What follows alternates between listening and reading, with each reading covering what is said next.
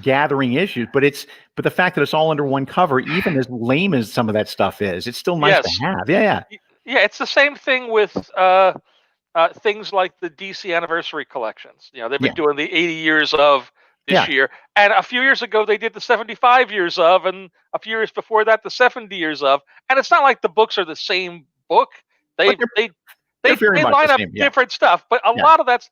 And every time I am a patsy, and every time I will go, yep, I want a collection of Robin stories. You bet. 80 years of Robin. I like Robin. I'm in. 80 years worth. Yep. I'm there. So what was your involvement with the Marvel Masterworks coming in? I mean, they had begun by the time you got there, right? Yes. As an intern, I worked as an intern in 3 editorial offices. There were 3 offices that were in a corner in the back of Marvel, and I ended up interning across all 3, one of which was the managing editor's office, and one of the things that they did was put the Masterworks together every year. So there's an early volume. It's Fantastic Four, I want to say 11 to 20. It's the one with Annual 1 in it, where I pasted the book up. Cool. All the stats came in, and I got them shot, and I did the mechanicals because I knew how to do that, or knew enough how to do that, and they didn't want to wait for the bullpen to do it, so they gave them to me and said, "Hey, could you put these all and do the and so I did stuff like that." But I think that's only Masterwork. It couldn't be 4 11, or 5. 11 or 12. Yeah. So it was within. I think it was the 3rd year they were doing them. Yeah. But it's nice to have it in the hands of somebody who really cares about the material. I mean, that's the DC. I started the DC Archives program. Yeah. I think which Paul Levitz had this idea of we should do something with the first 4 issues of Superman. What do we do? And it was Richard Bruning and I who sat down and sort of figured out how to handle it. And then it was up to me to figure out where to find the material, which was virtually impossible because back then we had no digital. Back then it was Greg Theakston literally taking cut up pages from Action Comics and Superman and bleaching them in the sun. Yeah. So that we could retrace them and restat them. And that was it's just painful to watch an issue of Superman 2 just sliced up with ribbons. But I tried to get around it because I found Bill Blackbeard had a huge collection of the Superman newspaper strips, which all these stories were taken from. Right. So my big idea was, okay, great, we'll just use stats of those and we can reassemble the book, but it didn't quite work out that way. Wow. On the other hand, I got a really good, nice set of Superman daily strips out of it. There's that. But yeah, it was the other. But the other memory I have of that was asking Steranko to do an intro. Yeah, he wrote that first intro. And he made I remember that. Perfect sense because you and I both worship at the altar of the history of comics. And it was such a gigantic intro that I turned it into an intro and an afterward. But it was a really nice piece. That's the only hiccup that caused, not the intro, but the way we handled the book was, in retrospect, we should have done the first dozen Action Comic stories or something. Right. Because now we are the Superman archives, but the first 3 issues of Superman are really mostly just reprints of Action Comic stuff. Yeah. So So by the time we get to the Action Comics archives, we'd already rerun that stuff. Right. Yeah, in the end, you made a bunch of choices and it worked out all right. But nobody knew. Nobody knew you were going to be doing Action Comics archives down the line, or that would be the thing. Superman archives and Batman archives. And the Batman archives was detective. So once it came time to reprint Batman, it had to be called something different. Else. Right. It had the all Flash problem. Yes. Well, the other trick was, and the Marvel Masterworks has really hung on to it nicely, is trying to come up with a design, like an actual graphic design for the jacket and the book and the look at the book itself that would last, that would not look dated after a while. Right. And I don't know whether it's because I'm just so used to the Marvel Masterworks trade dress, but it still looks fresh to me. It's a nice design, and it's held up largely just by the willpower of the people that want all their books to look the same. Yeah.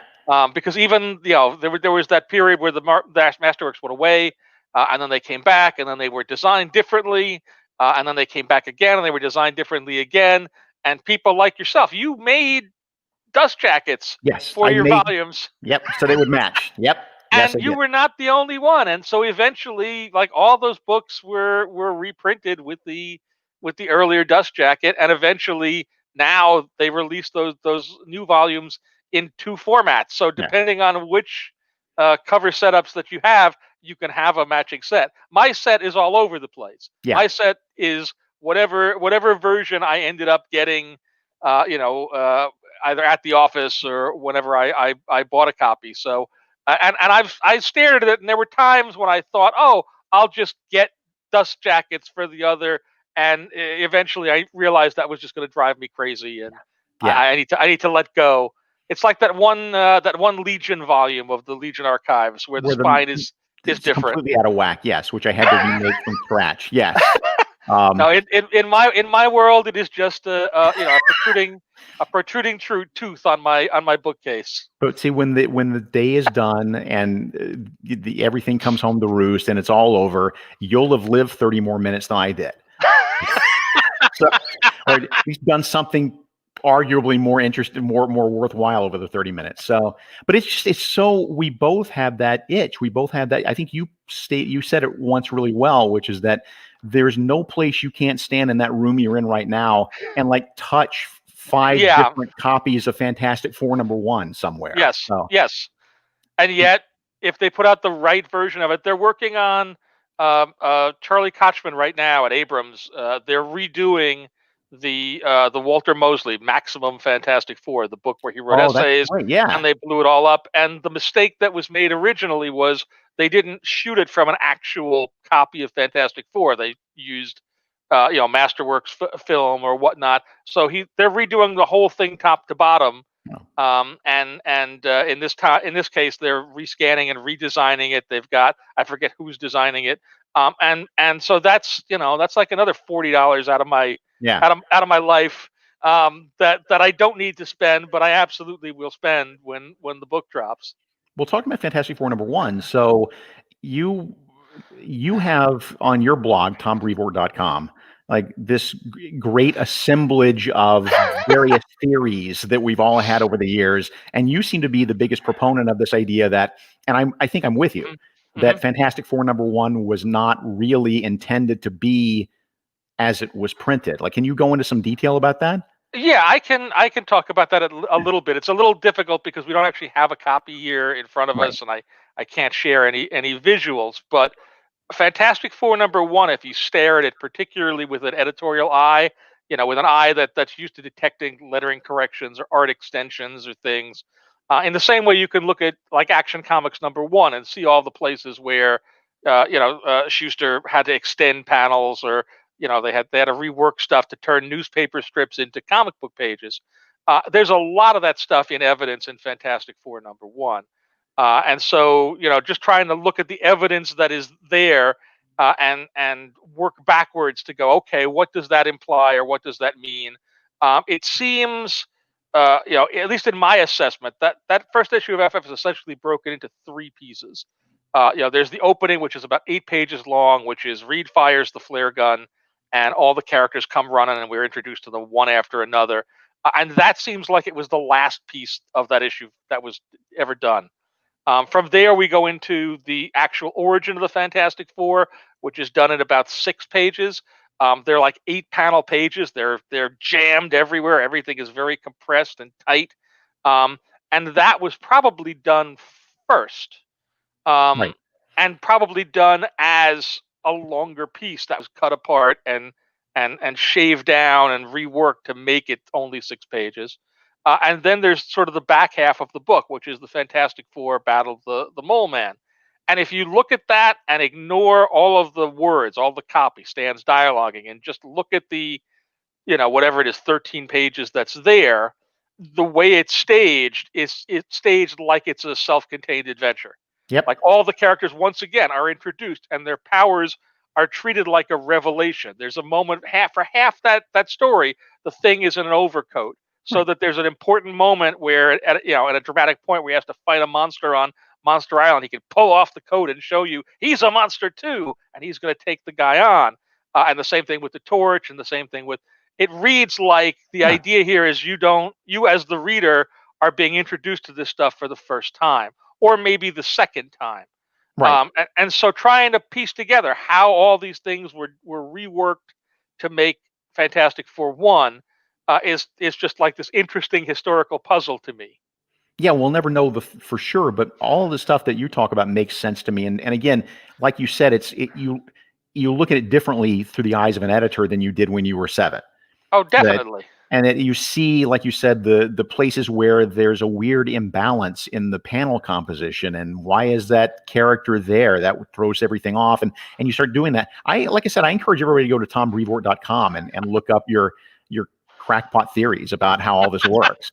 There's plenty of them, Yeah, and they change every time I go back and look at it. I yeah. find something else. So if nothing else, I've gotten a lot of value out of my dime for Fantastic Four number one. Yeah.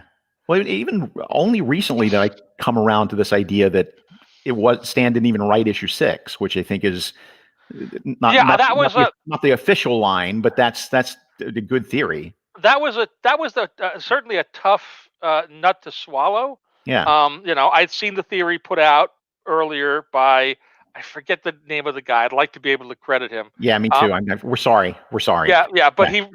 he wrote a piece that ran in the Jack Kirby Collector about Fantastic Four number 6, and he analyzed this. And I remember reading it at the time and thinking to myself, I don't know that I buy this. I've read Fantastic Four 6 a million times. Right. I don't feel like it sounds so much like Kirby's dialogue. It didn't stand out to me among the other issues. And then I went back. I had time, and I was writing these pieces, and I sat down and I went through it, and everything that he says is true and more. Like there's Yes. more evidence there even than he says. Enough so that I feel fairly confident in saying, yeah, I think Jack dialogued that job. Why he dialogued it, I don't know. Why just that one issue and none of the others? Because I immediately went and read 7, Yeah. thinking, And okay, and 7 is back to being Stan. It's yeah. very clearly Stan's voice, and for some reason 6 is not.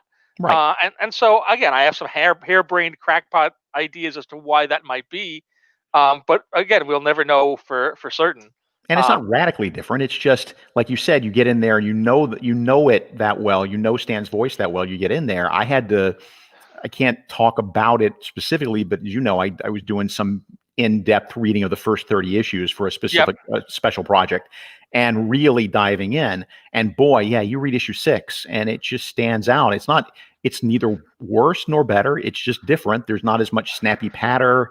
There's a little more anger in it. There's, Yeah, and there's yeah, even the the word choices, the cadence of the language, how it's how things are verbalized.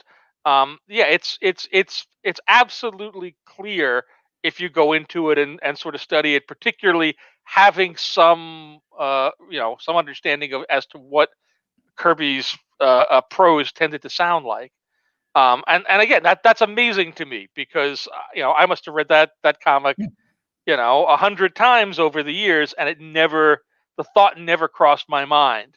No, Uh, it, and and there's and so that's all the stuff I like the best when I can the penny can drop, or somebody can drop the penny on my head and I have to go back and take a second look at these things. Yeah, there's nothing more fun, really, than learning something new about a story that you've read 40 years ago. You've been reading all your life. It's the those little tidbits, really nice. And yeah, we'll never know why Stan just kind of let Jack have his head, but because he didn't do it very often, he did it with the Inhuman stuff that was much later. Yeah. There's one Nick Fury story that Right. Jack dialogued, Yeah, that Stan went back and like sort of heavily edited after the fact, so it's not so obviously Jack.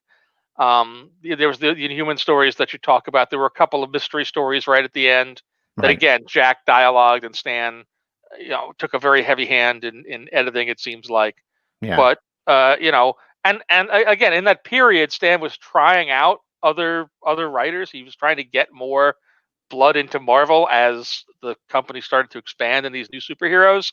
And Jerry Siegel did stories as Joe Carter, and Robert Bernstein did stories, and a bunch of guys who'd been around the industry were writing stuff, and none of them ever quite worked out long term. So I sort of assumed that letting Kirby do this one issue was the same kind of thing. Maybe Jack can do this, and Yeah. then it's one more thing that I don't have to do. Yeah. And it seems like, yeah, his answer at the end was, I don't think this is as smooth as I'd like it to be. I want to do it from now on.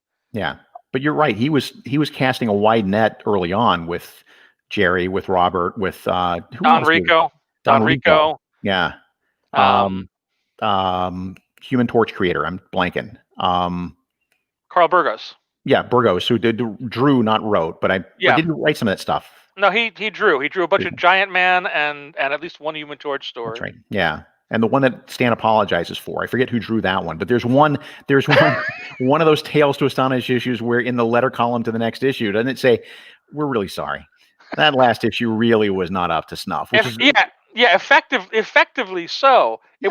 It was the Wrecker issue, and I'm Stan only tells, barely paraphrasing. Yeah. I know, and Stan tells a story that sounds like a cock and bull story about, well, we had another villain we were going to use, and it turned out he was too similar to somebody else, and so we had to rework the story at the last minute. And I think it just, like so many of these things, he would try out people, and the way he was doing comics was so counterintuitive in those days, Yeah. that if you had a Kirby or you had a Ditko, and then later had a Ramita or a Buscema, or guys that were skilled in that, or who wanted to either tell the story themselves, or wanted to have a lot of latitude, they would just go and they would fill in the blanks essentially, Yeah. because Stan was giving in a lot of cases so little to people to do. And in the cases of a Kirby or Ditko, he may not have been giving much at all. They may have been coming in and giving to him. Stan, Yeah. I got this idea for this guy. They're gonna fight this guy.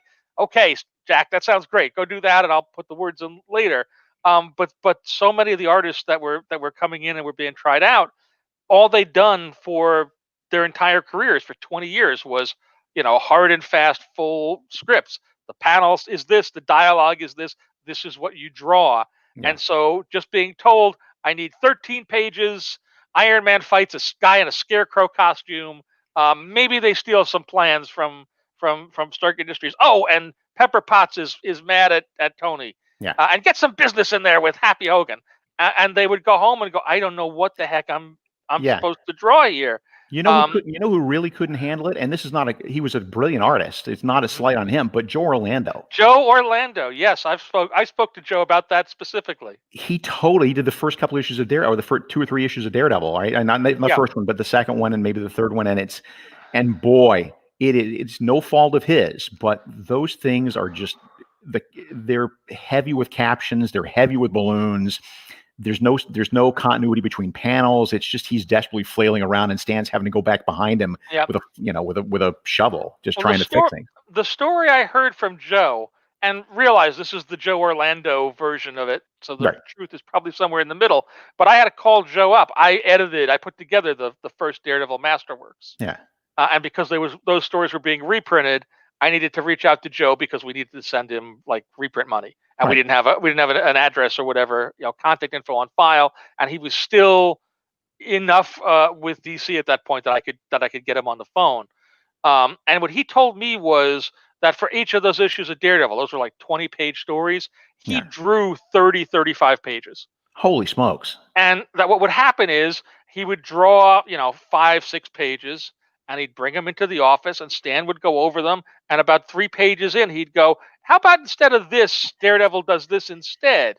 He wouldn't be happy with whatever Joe had come up with, and so Joe would go back home, 3 of those pages tossed to the side, and he'd draw 5 more pages and come in, and Stan would go, "Here on this 4th page, what if instead of this happened?"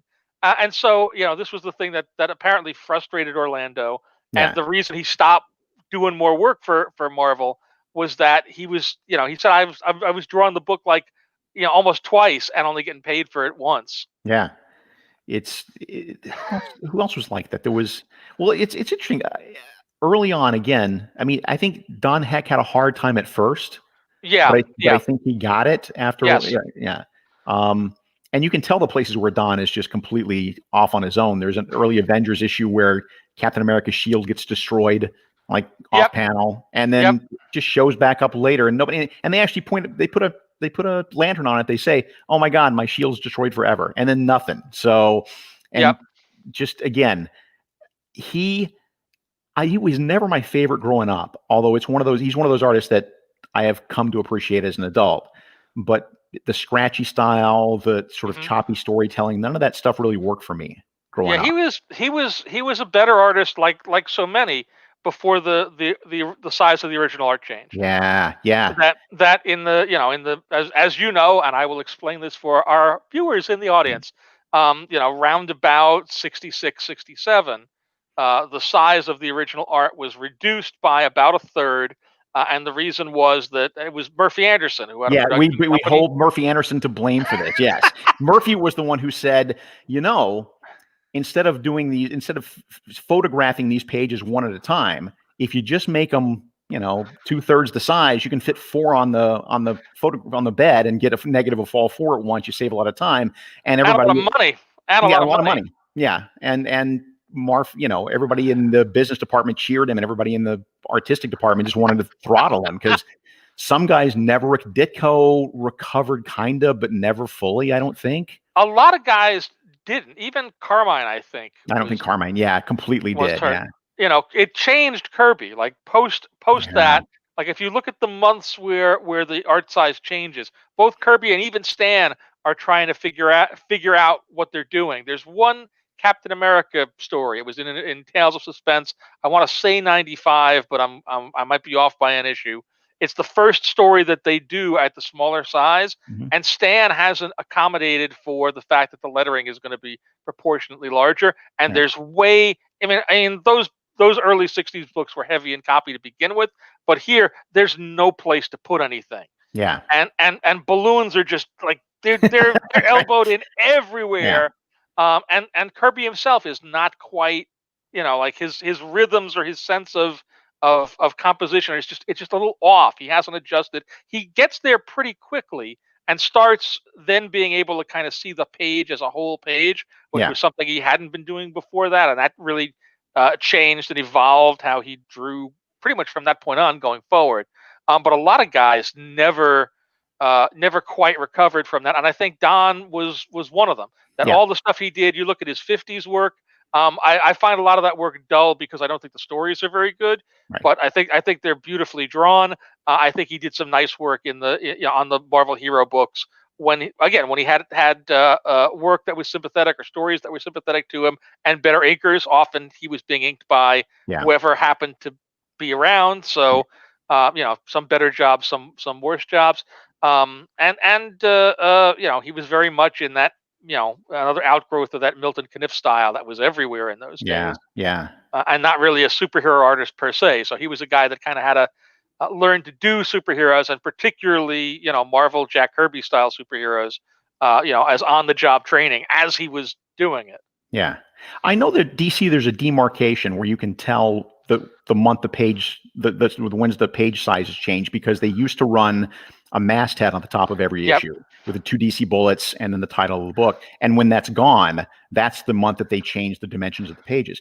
So that's easy to find in the DC books. I don't remember. Is there any sort of tip for the Marvel stuff? You just kind of have to eyeball it and know.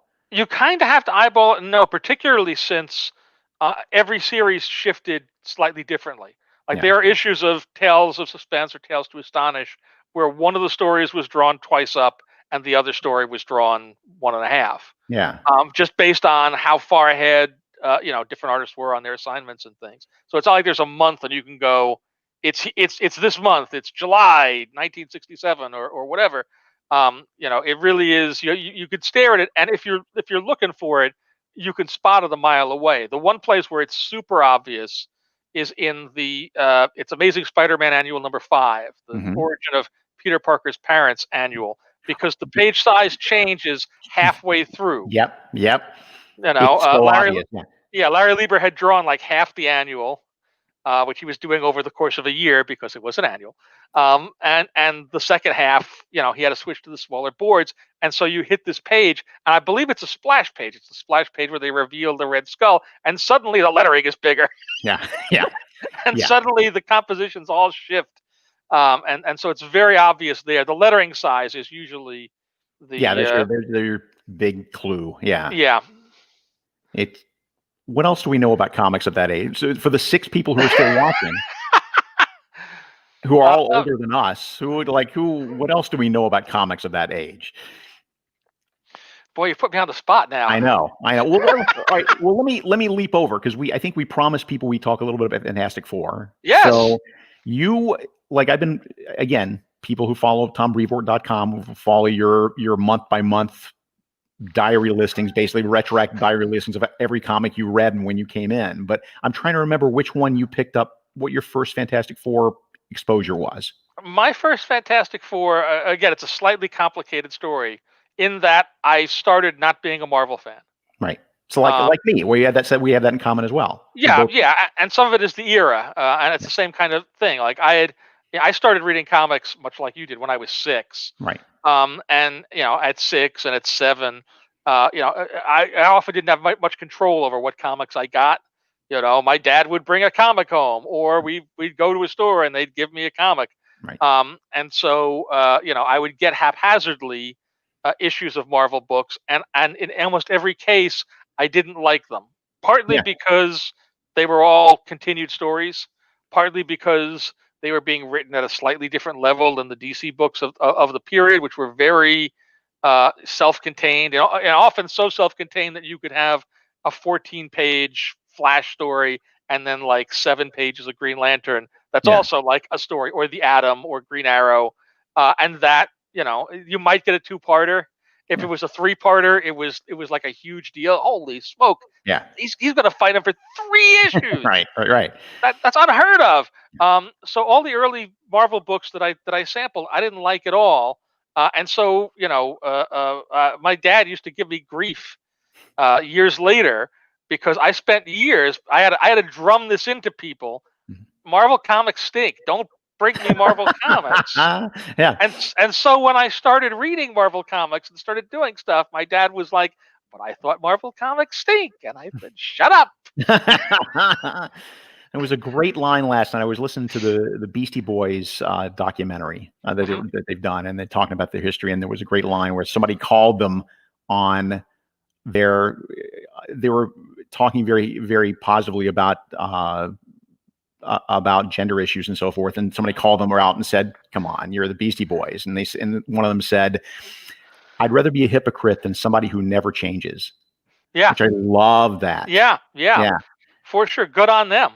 Yeah. So exactly. So what was the first FF then? So again, to make this slightly more complicated, there were very few books on the history of comics in those days, or the early to mid 70s. Right. And so I had a copy of Jules Pfeiffer's Greatest Comic Book Heroes, and I had a copy of Stranko's History of Comics that you mentioned earlier.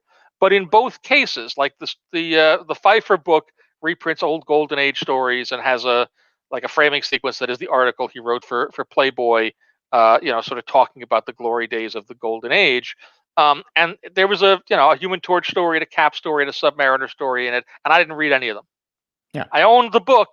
I had it for months. I didn't read any of them because Marvel comics are bad and I don't like them. I get and why would I read this?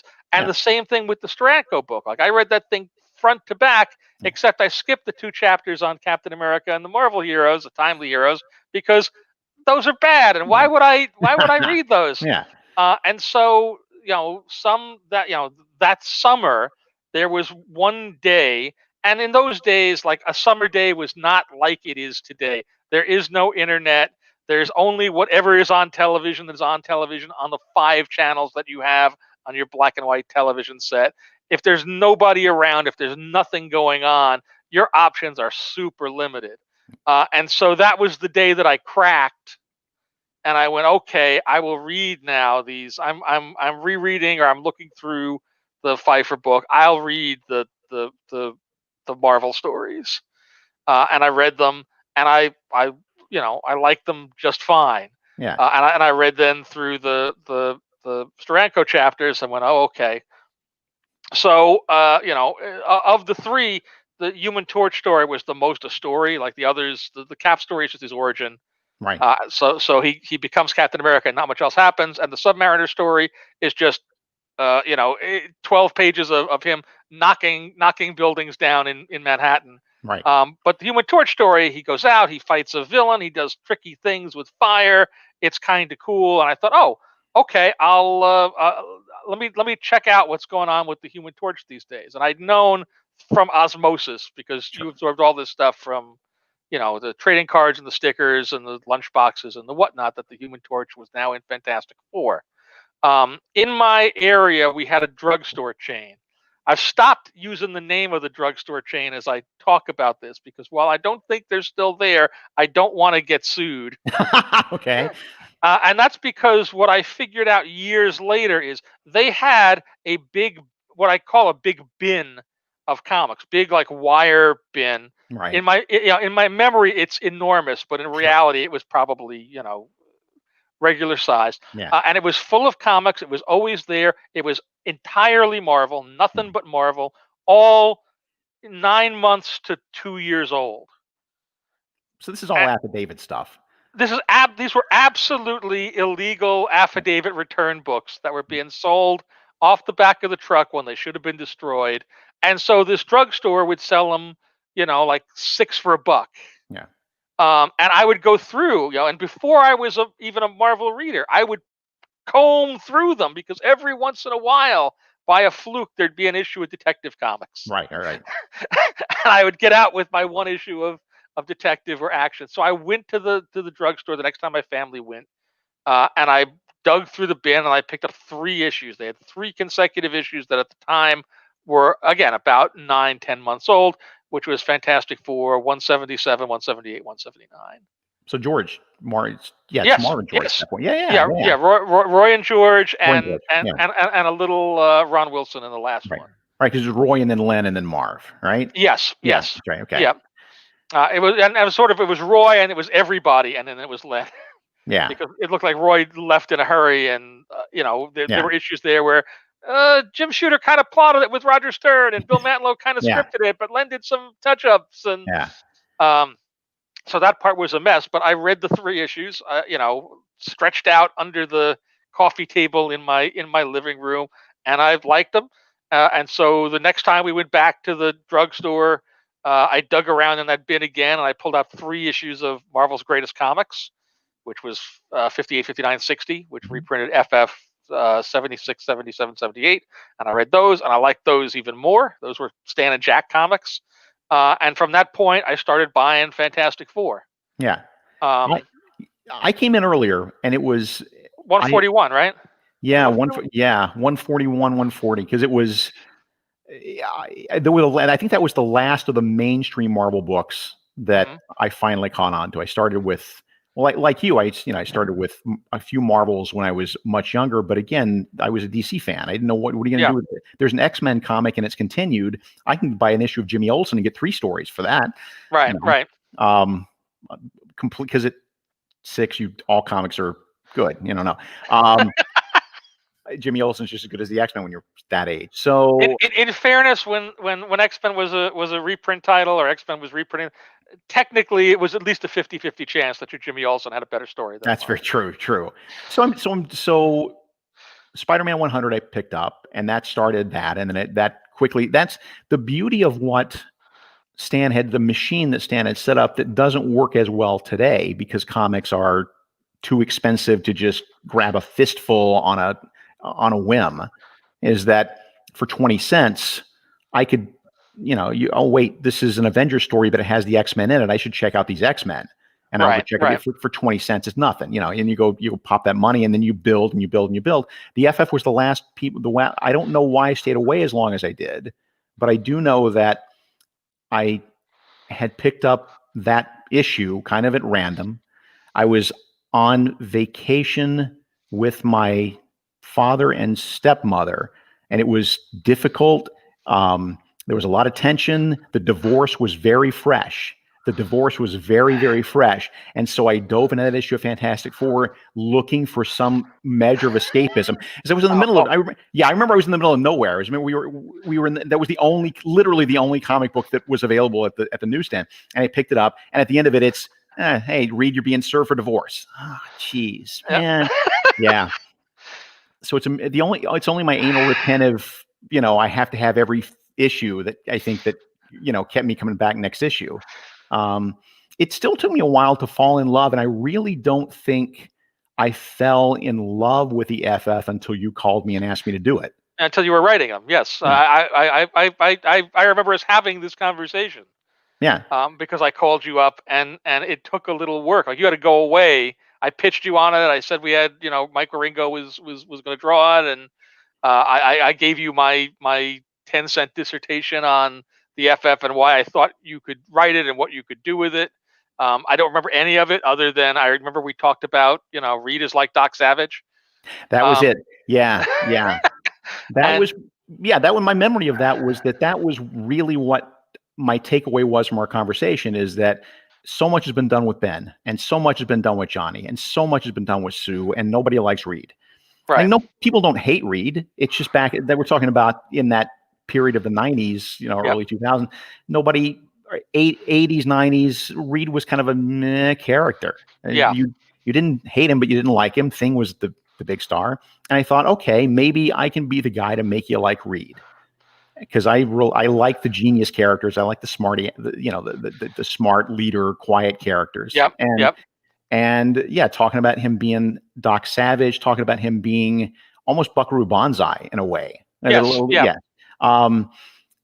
Without the weird quirkiness, but still the weird affectations that Reed would have, and the sort of off-putting of his think that his personality had an sort of off-putting nature to it sometimes, because he's always somewhere else. So yeah, I think, and I didn't know about your like your X-Men character is Cyclops. You connected with Cyclops. I feel the same way. And if I had known that, I absolutely would have used that in my pitch. Because Reed is also the Cyclops character in FF. It's just he's also the Professor X character. He's both. Yeah, you're right. That thing.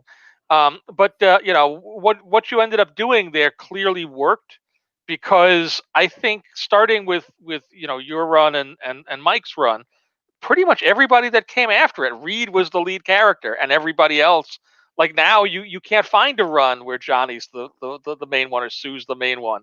Right. It was all Mark Miller, Reed, JMS, Reed, John Hickman, Reed, like down the line. Matt Fraction, Reed, so that made a very strong impact on the audience. It seems like.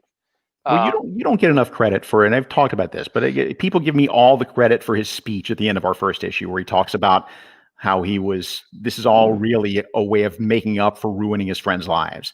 And the words are mine, but the idea of that mostly came from you in our conversations, and I'm very grateful for that. I always have been. Well, I appreciate that. Again, I've forgotten all of that. Oh, then it's all me. Then I forget everything I just said. It should as it should be. That's the compact. Job.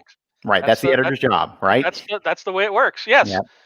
So I believe that, and I try to you do it and live by it. And it wouldn't, regardless of how good or bad whatever nonsense that I said was, it would not have worked if you and Mike didn't make it work on the actual page. Yeah. So I've tossed off a lot of ideas. You and I, when we were trying to figure out that first issue of FF, there was a story. There was a version of it that I pitched to you. It was about like a Latvian holiday, and Reed is summoned to the Latvian embassy. Yeah. And it's Doom and Reed, and they're having this dinner. But what's really going on is that it's an elaborate, like, sort of mental chess game that, during this day, Reed, Doom is not permitted to kill Reed because of reasons. But he set a bunch of things into motion, and Reed, guessing that he would do that, has Sue and Ben and Johnny in different places to counter those things, and it becomes this whole dynamic. And we didn't do any of it. We didn't use it at all. And like 5 or 6 years later, I called Dwayne McDuffie up because we needed an FF special, and I pitched it. I threw the same. I think I even pulled the email out and said, "Yeah, I had this idea years ago with Mark, and I sent it to him."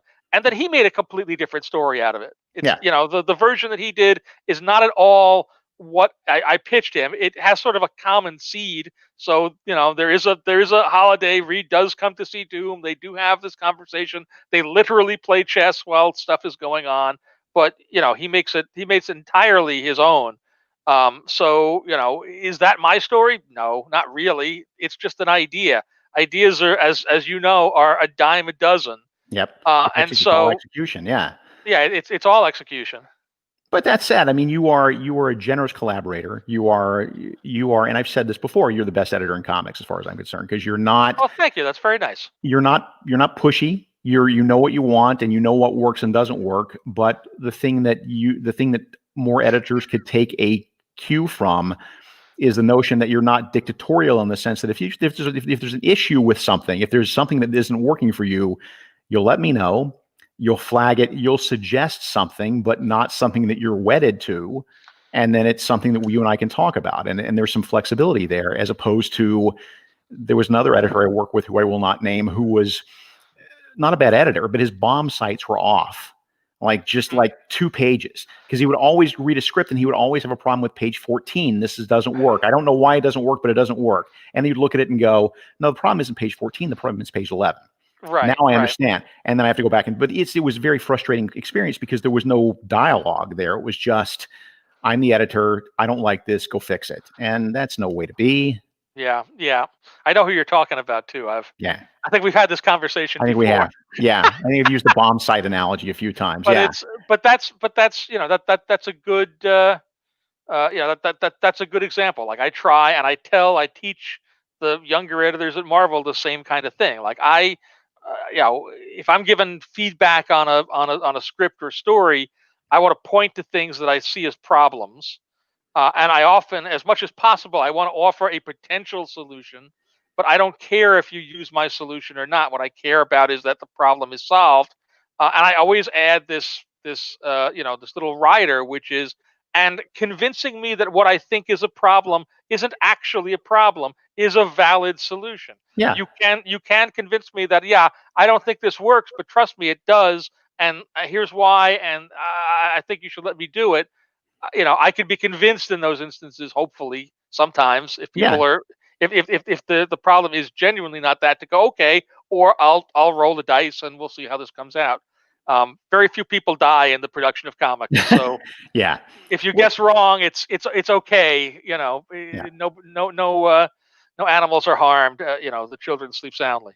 Well, there's another thing that you and I have in common about editorial, which is that we both, at the end of the day, while obviously you want to be editing the script when it comes in, you really don't get into the editorial mode until you got the whole page in front of you. Like, you're like editing on the page. Yes, I think again, it's not like I don't look at art as it comes in. It's not like I don't read scripts and dialogue passes.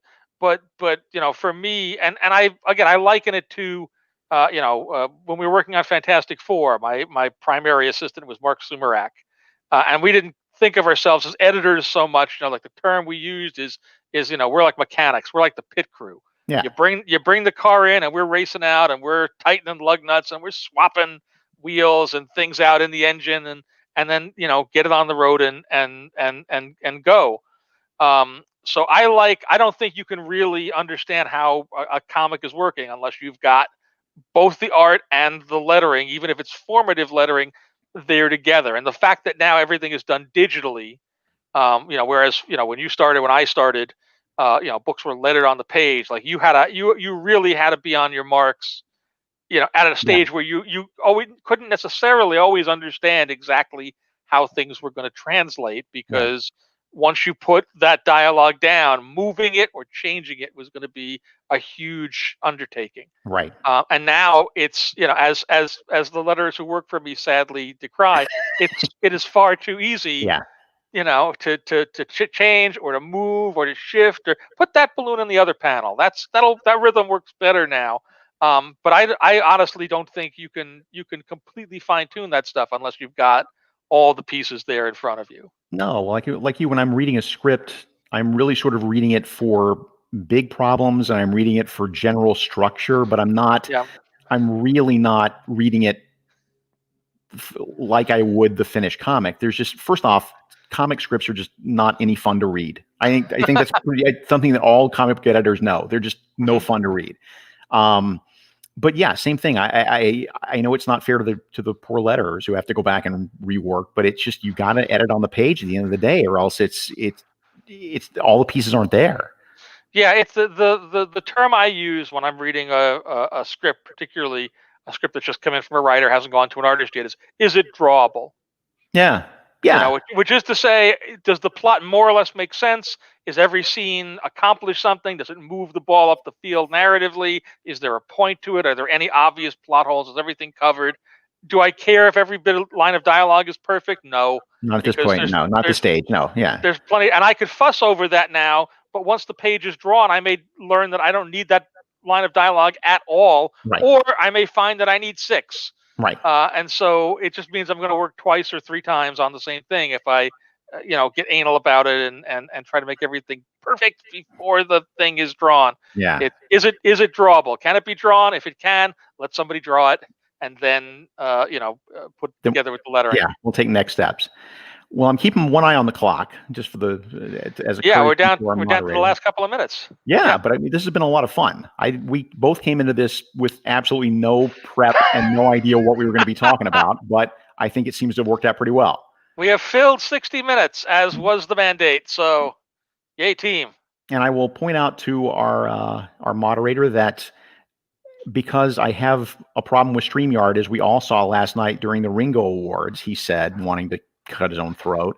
What happened?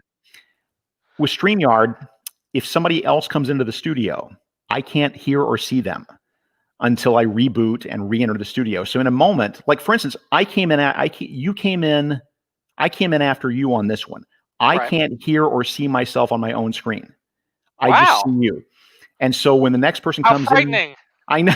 So it'll all be blank. The next person, and then I have to sign back on, sign in, sign back out. And this is the world we're living in now, and we will solve this eventually. But I just wanted to throw that out to Chuck, whoever is listening in, and just be aware that when you come back in, I ain't going to be able to hear you. So I'll just bow out when you come in. And there you go. He's probably there. He is right there. I'll come back in. How's everybody doing? Let's make sure. No, Chuck, you're just a name and a blank screen. So I think I will bow out, and I will be talking to Susan Eisenberg and George Newbern in a couple of hours, in an hour, I guess, at the 7 o'clock California, 10 o'clock Eastern time panel, where the actors from the DCU cartoons are going to be acting out scenes from Kingdom Come. That's going to be amazing. We get the actual voices of Superman Thanks and so much, Wonder Tom. Woman. I really appreciate it. No, thank you, Mark. Always a pleasure. All right, tapping out. All right, guys, we're going to take about a 1-minute break. Tom, thank you. And Mark, obviously, who can't hear me, thank you guys so much. This was one of the most informative and fun panels we've done all weekend. Well, again, happy to be a part of it. Hope everybody enjoys the rest of the convention, and we'll hopefully see everybody next year. Oh, yeah. Well, Tom, thank you so much. We're going to take about a 1-minute break, about a 60-second break as we queue up the next panel, and we are going to do a deep dive into the dark, scary rooftops of Gotham City. And we're going to talk to all the creators of all the amazing DC Batman books that are out there right now. So, guys, stick around. We'll be back in just 1 sec.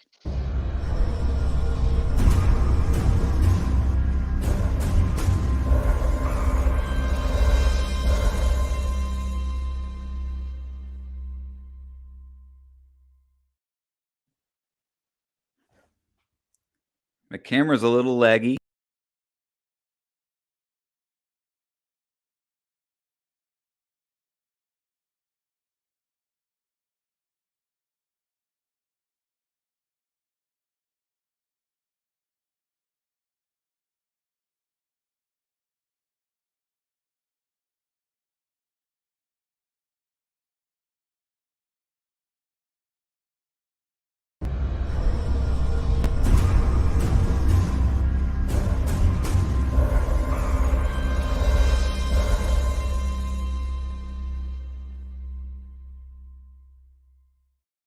Hey guys, welcome back to Baltimore Comic-Con Live. I hope my camera isn't a little as laggy as it looks, but that's okay. It's digital. We're in a Zoom culture right now. We're used to laggy laggy video. I am so excited to get into this next panel. We're doing a deep dive. We are hopping the rooftops of Gotham City, and to help us hop said rooftops is a face and a voice and just the most lovely person I know on the planet. Is Miss Amy Dallin. She's over there just cracking up. Like, I have never seen you frown in your entire life, Amy.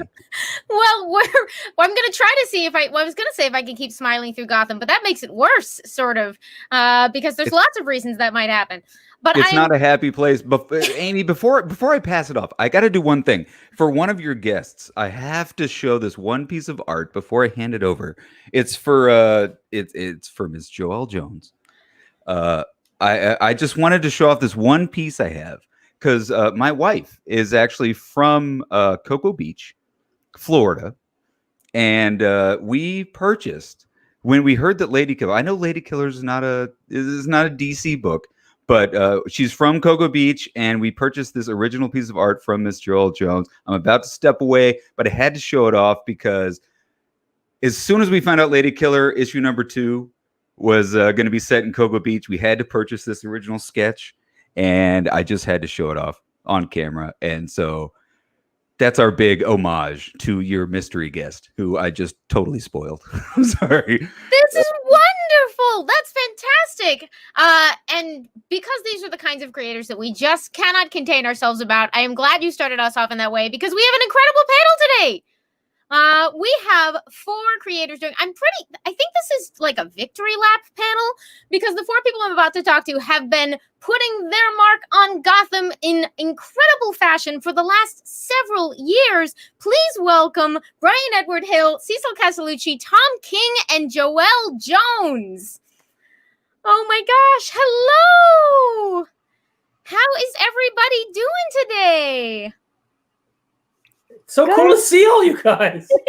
I miss you. Where are you? Why? Oh my goodness.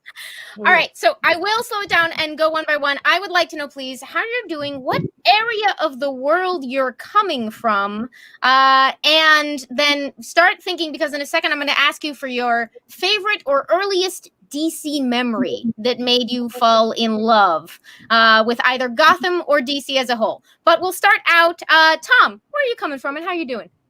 I'm relatively well for the midst of the plague and all that. I'm in downtown DC, right near the Supreme Court, and it just got cold here. And yeah, I'm here with my 3 children. Are always home with me. It's a new world. Aww. Joelle, how are you doing, and where are you speaking to us from? There we go. I am in Portland, and it's freezing here too. I'm in LA, so I have to imagine what it's like to have cold anywhere. Yeah. Bryan, what about you? Where are you coming to us from? Yo, it's your boy Bryan Hill. I am broadcasting from downtown Los Angeles. Excellent. And finally, do we have... What's the puppy dog's name? First of all, yeah, dog's name. Oh, this is Bogey. He's a tough guy. Hi! I could tell. Oh. So perfect for our primarily panel. Cecil, may I put you on the spot? May I say, what day is it? Is it a special day of some kind? Is it someone's birthday on the panel right now? This is my party in Gotham. What can possibly go wrong? Where are you zooming to us from, or whatever technology we're using? Los Angeles, California. Oh, top row, LA. I do think that makes Tom our official winner of closest to actually at Baltimore Comic-Con, though. Woohoo! Yeah, that means I'm king of the band. But I grew up in LA, so Joelle's really the one out here. Oh, I just moved back from LA. That's right. there we go. I am so excited you all could join me for this panel, and I cannot wait to get into all of your contributions to Gotham. But I want to make sure that folks watching this know that once we're done with all my selfish questions, you all need to send some questions because I can't wait to throw them to these folks on the panel. So get ready. If you want to put your question in chat with the word question so it's easy to find, our excellent moderators will be on it, and we will be picking all the best ones in the back half of the panel. So first off, though, before we get into the dark and the gritty and all of it, I would love to know, do you remember a moment that you fell in love either with the Batman mythos or with DC in general? Bryan, do you have one? Yeah, like the first joint, right? It was probably this Batman and Robin book that had a cassette with it. And I don't remember what they were doing. Like they were probably going after the Joker or something. But it was like you play the cassette and you turn the page and the whole thing. And that was probably my first like real DC memory. That's fantastic. What about you, Cecil? Well, I've told this story before. For me, I fell in love with Adam West, Batman, and I invited him to my 4th birthday party, and my mom made a costume for my dad. I sent him an invitation, Batman in the Batcave.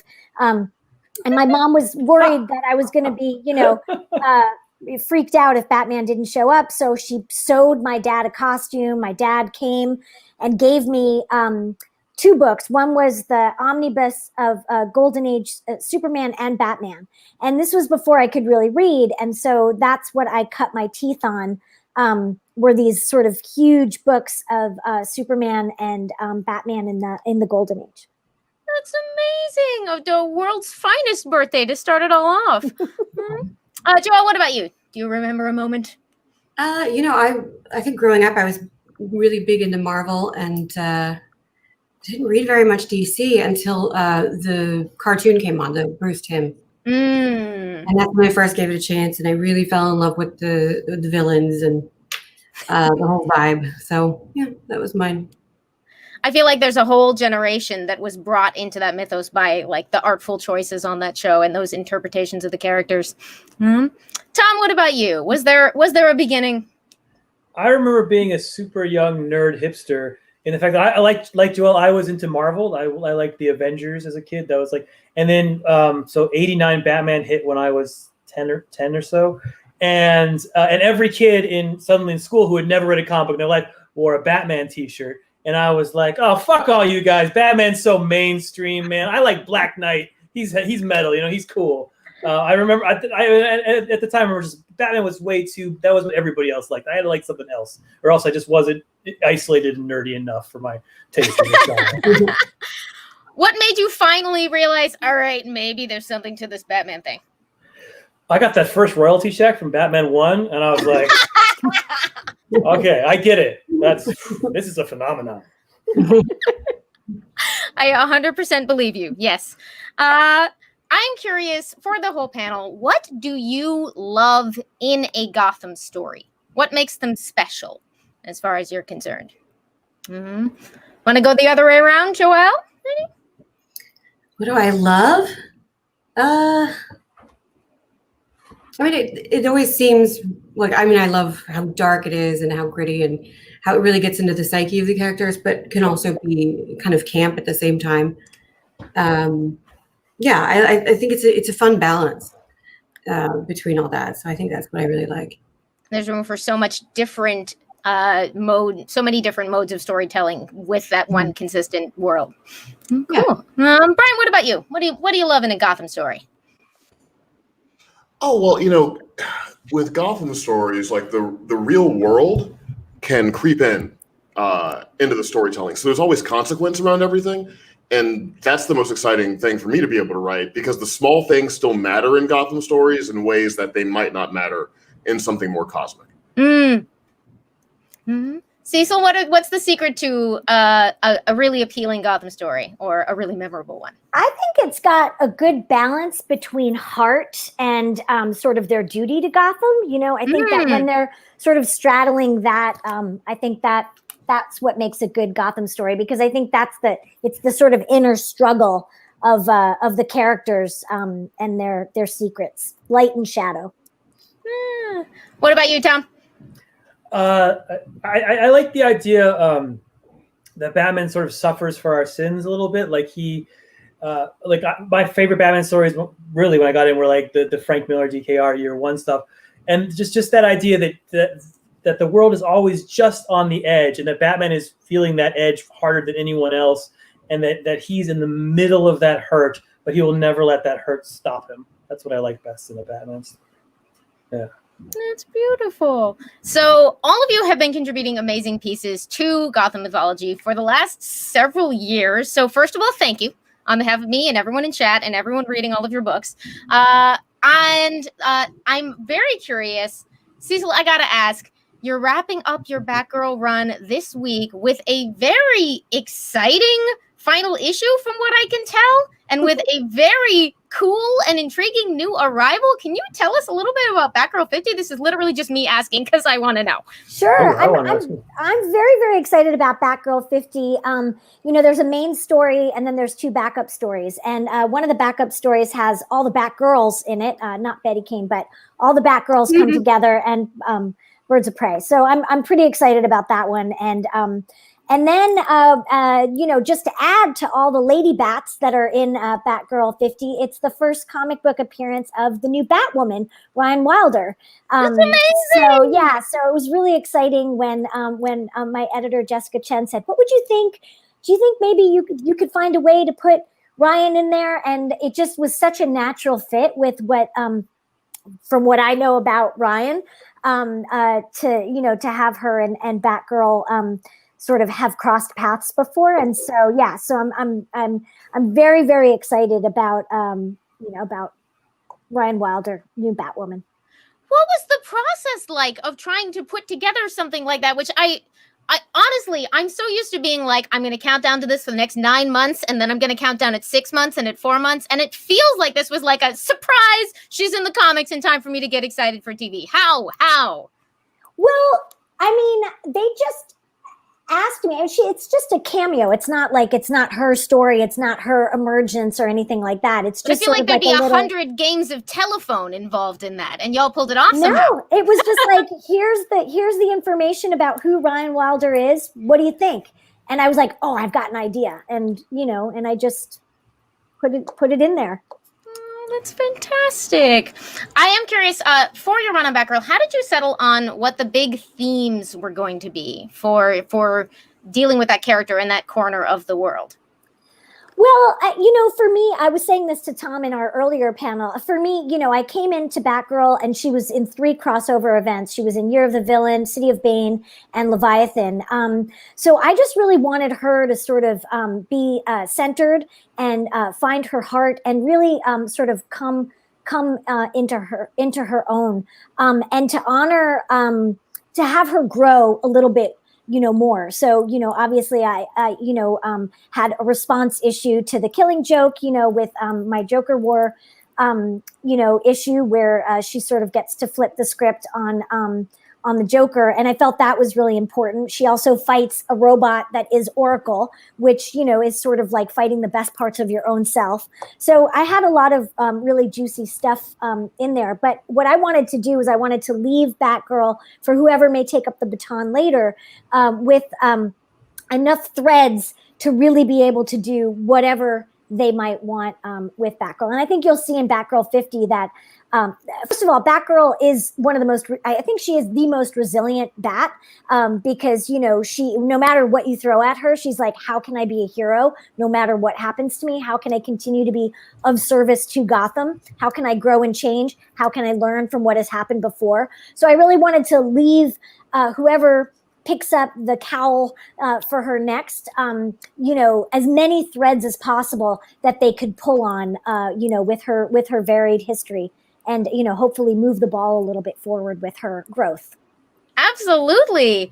Bryan, in your now, I think, over 2 years that you have spent with Black Lightning and what would eventually become the Outsiders, between Detective and Batman and the Outsiders, you spent a lot of time dealing with the questions of what the best way to sort of do service to Gotham is, right? A lot of internal disagreements in really interesting ways. I would love to know, how did you go about deciding who your team was on that? Because that's one of the things that really, I think, stands out from your book, is this incredible chemistry between all of the folks that you assembled for that. Well, it kind of stemmed out of that little run I did in Detective Comics, right? And, conversations with me and editor Chris Conroy, who's like a really good friend of mine. So, he asked me, like, okay, so you have Black Lightning, you have Batman, who else would you really want, like, in an Outsiders thing? And so I was like, well, Duke and Katana. And so we just kind of, sort of put our heads together and figured out what team would work best for the story I wanted to tell, right? So the reason why you don't get characters like Metamorpho and, you know, and all that is I wanted to be a little more kind of intimate with the characters, you know? And honestly, a lot of the work I've done on Batman and the Outsiders was really inspired by the work Tom was doing in Batman. Because like it had gotten to the point where, well, yeah, man, I mean, it just got to the point where I didn't feel like there was anything I could really bring new to it. Like it felt like I could sort of carry the ball like 10 more yards to hand to somebody else.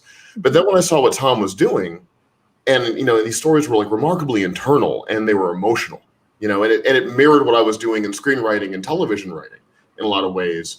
That showed me that like, oh, okay, there's a way I can approach this where it doesn't just feel like I'm babysitting another Bat book on a shelf, but I can do something that has hopefully a little richness in terms of emotion and emotional consequence. And so that was really my way into all that.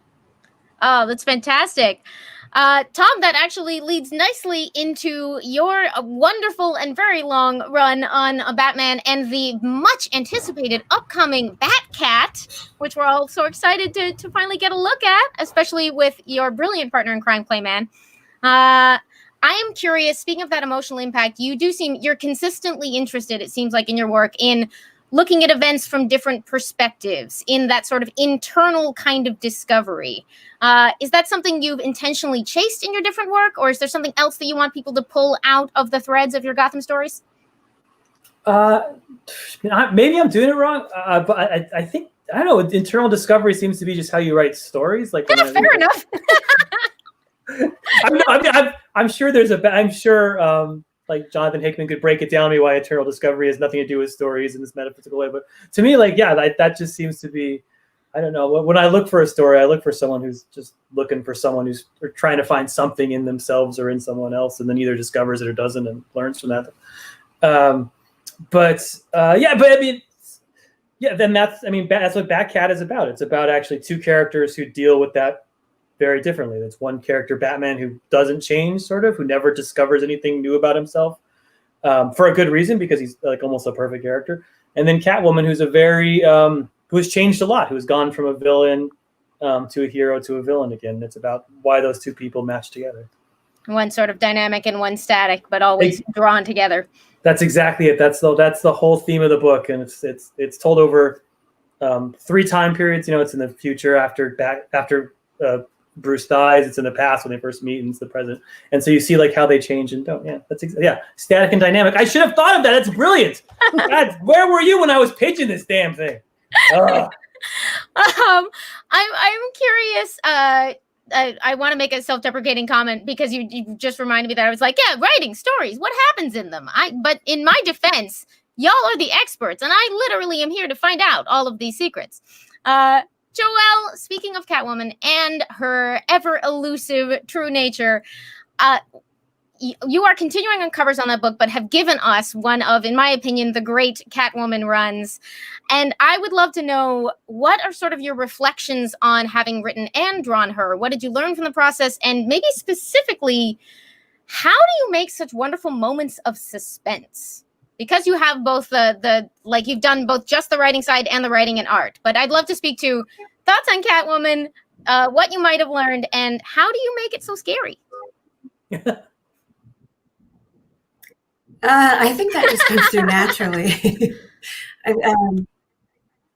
I don't think I meant to make it scary, but I try to take an approach like I find writing to be tedious and boring, and I don't really enjoy it that much. But I don't like being told what to do either, so I have to write it myself. So I just try to entertain myself, try to make it interesting, and usually that involves taking a break from drawing really pretty people to drawing really ugly people is a fun thing. And normally, if I get caught up in a situation, I'll just ask myself, what do you want to draw? So if it's a talking head scene, it gets really boring for me. And I don't like doing dialogue anyway. So I'll just think of a really cool location, and that can influence the story and where it might go next, and add another layer. of interest to whatever's going on.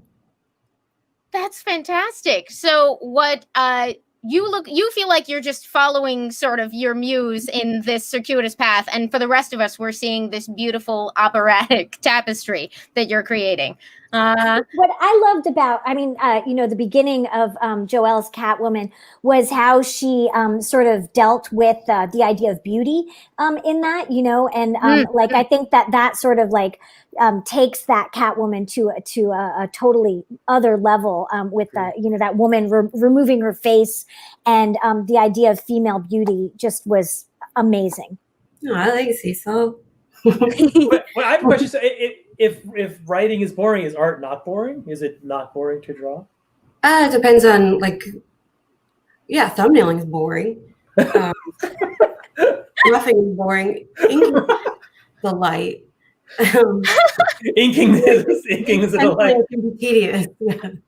Maybe writers should start thinking like that too. Like, what do I want to draw, even though I don't draw? Like, maybe because sometimes, I agree. Writing is sometimes it's hard. It's boring.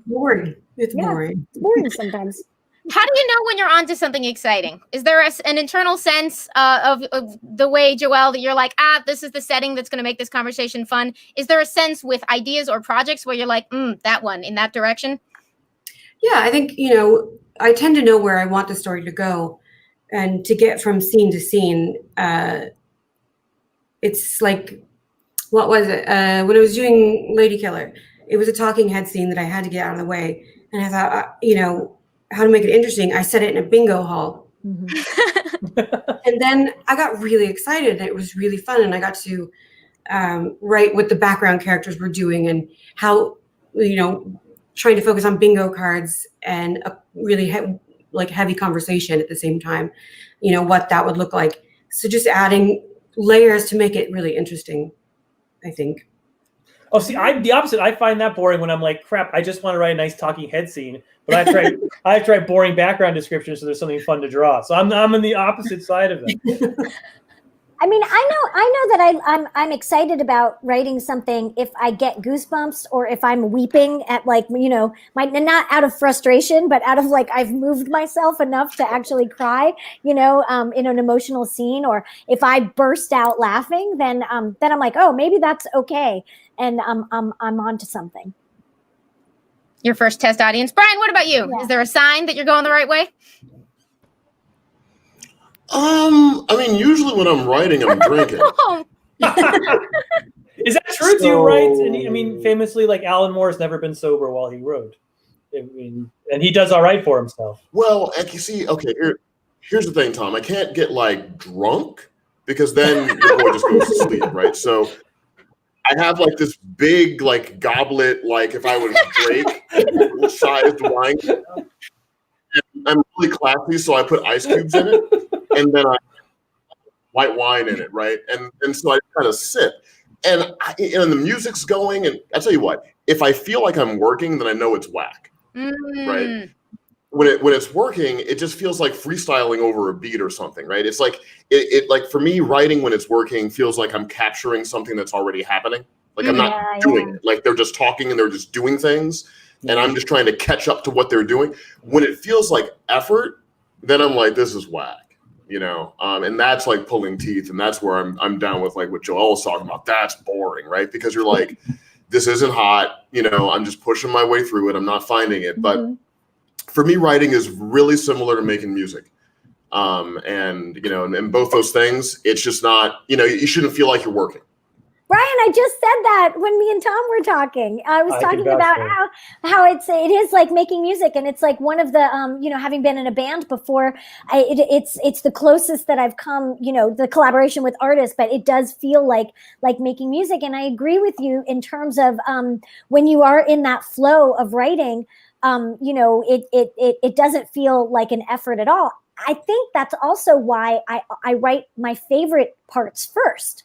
The parts that I'm excited about writing, I write those parts first. And then sometimes I discover that I don't need the boring parts that I thought I might need. So it's not quite an outline, but it's just sort of what am I really excited about writing? And I'll write that.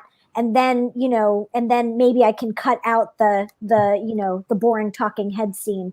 Although I love plays, so I love a good talking head. Well, the talking head stuff is kind of like, those are the verses, right? Yeah. So, like, when I'm writing a script, I know what the chorus is.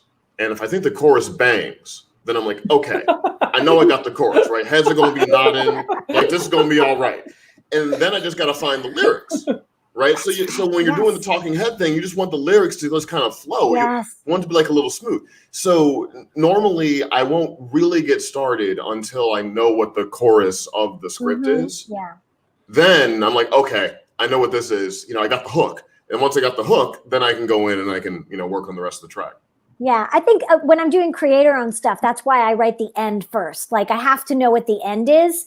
And once I usually write the last paragraph of a novel or the last sentence or the last part of a image of a comic book. And then I go back, because then it's like, okay, I know what key this is in or whatever. Okay, but let me ask you though, like when you do that, does that end hold the entire time, or does it change by the time you get to it? So I would say that it pretty much holds. Every once in a while, it's like just to, like, let's say that's the mountain. Sometimes it's just to the right of the mountain or just to the left of the mountain, but it definitely, it's like, that's been my star to sail by, and it pretty much stays on point. Right on. That's amazing. So this is making me very happy, because I am never happier than when it seems like something might turn into a musical at any possible moment. But that's my personal bias showing up to this conversation. I will ask, though, because my other favorite form is comics, and those of you who've talked to me before know that this is my favorite question. What's so great about comics? What is it that makes it the form you chose, or one of the forms you chose, and what do you enjoy about it? Joelle? I think, just speaking for myself, what I really love is that it feels really personal. Like taking the book, I decide what the pace is going to be like. I turn the page. I decide if I want in my peripheral vision to look ahead, or, it feels super interactive and it feels really personal. And, I feel like I get to know the characters really intimately, as opposed to like in film or in novels. Tom, what's so great about comics? I mean, it's hard to say, but I think because it started out as such a disposable medium and still has sort of that sense of itself.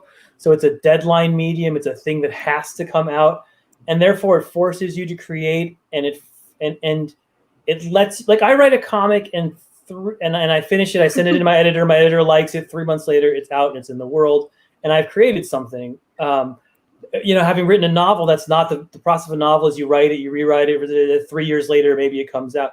And the process of a movie or a TV show, you write it and then it never comes out. So, like, they send it to the moon, and then maybe it eventually, yeah. Yeah. So it's like Joelle said, because of sort of that aspect of it, that it's like, get this out the door. You worry about it less, and so you're more yourself, and so it's a more cut to the bone medium. It's a way to. It's the most personal of all mediums, I think, at least that I ever played with. Shauna Lindsay's right. That's a great answer. Thank you, by the way, for the comments we've been seeing throughout. We are going to be getting to those questions soon, so get ready. Cecil, what's so great about comics? I've said this before. I'll say it again. What I think is amazing about comics is the capacity for silence. That you can't quite get with any other medium. The way that you can rest on a page, the way that it can be so loud with no words at all. I'm always trying to figure out how I can throw words out, although I do like words a lot. But once you get that art in from the amazing collaborator that you're working with, often the first thing is like, how can I make this more quiet, in some way. Nice. Bryan, what's so great about comics? When I was growing up, I was broke. Right, like I was growing up in St. Louis. I mean, this is long before my Neo Tokyo synthwave nonsense I'm broadcasting from right now. Fantastic, by the way. So, like, comics, that was like the first entertainment medium that I could actually afford. I could buy it with my own money. Right, I go to 7-Eleven, I mowed some lawns, I get a Slurpee, and I get a couple Batman comics, and kind of get down like that. So, I think for me, I always first felt ownership in entertainment. Like this was mine. I bought this. You know, I could collect these, and that really kind of bonded me to the medium. You know, and then still to this day, nothing makes little explosions go off in my imagination like a comic book. You know, not even though I work in TV, film, whatever. Like there's something that happens with the way sequential art plus words bonds with your imagination. You know, it's like that magical combination of it's shown to you, but you could still invent around it. And it's just so unique as an art form. We have a hello from some Okie dude and some love for Postal both coming out of chat. Oh, we love you back. Those are fabulous answers, and this is probably a good time. I still have a couple I'm going to throw at you, but officially the floor is open. If you have some questions for these amazing creators from the various streets and neighborhoods of Gotham, the floor is now open for your questions. In the meantime, I would love to know what, before I get sidetracked and forget to ask, what are you working on right now that you are excited about, or what do you hope people will look out for? And I'm going to cheat and pick Joelle first because I am very, very excited for January and February. And I think you maybe have some Wonder Woman stuff coming our way. Yeah, I'm part of the Future State. So I think they're taking it over for 2 months. And then I'm doing a new Brazilian Wonder Woman, which has been so fun. I got 2 pages to go on this issue. So that's super exciting. How did that come about? I think, it was originally part of 5G. I think they tasked me with the idea of it.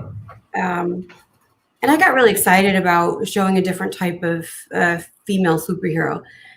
And I think I didn't have any work to do during the quarantine, so I just did tons of research and design, and it was fun. It was fun to just like chill out in my imagination and not have to turn in stuff for a while.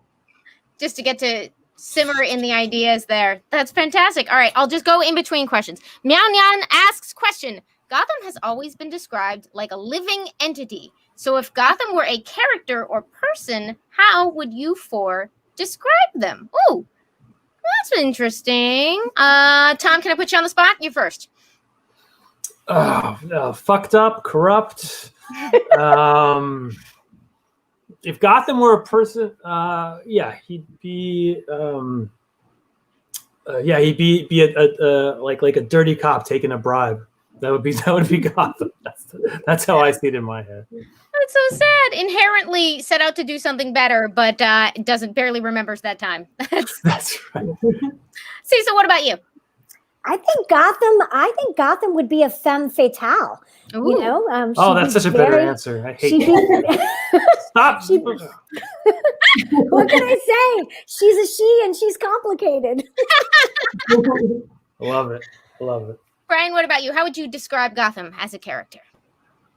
Yeah, I'm down with Cece. Like Gotham is like, Gotham reminds me of a specific person that I won't name, who is it me? Was fine. Oh, it's and definitely me. Crazy, and like it took me years to set myself free of it because you knew that even though that night was fun, morning was going to be hell, but you did it anyway, right? And so that's like Gotham for me, right? That's who Gotham is. Gotham is the kind of thing where you hang out with Gotham for a weekend, and then you can probably do a whole R&B album the next month because you've been put through it. That is so Gotham. It's true. Joelle, what about you? Who is Gotham? Everybody gave really good answers. I don't know. Like a frenemy, somebody that you can hang out and stuff. And then when you go back and you realize like, oh, that was really dark and really prickly. I don't like that. That's a very specifically terrifying way to go with it, actually. This sort of, those were bad feelings.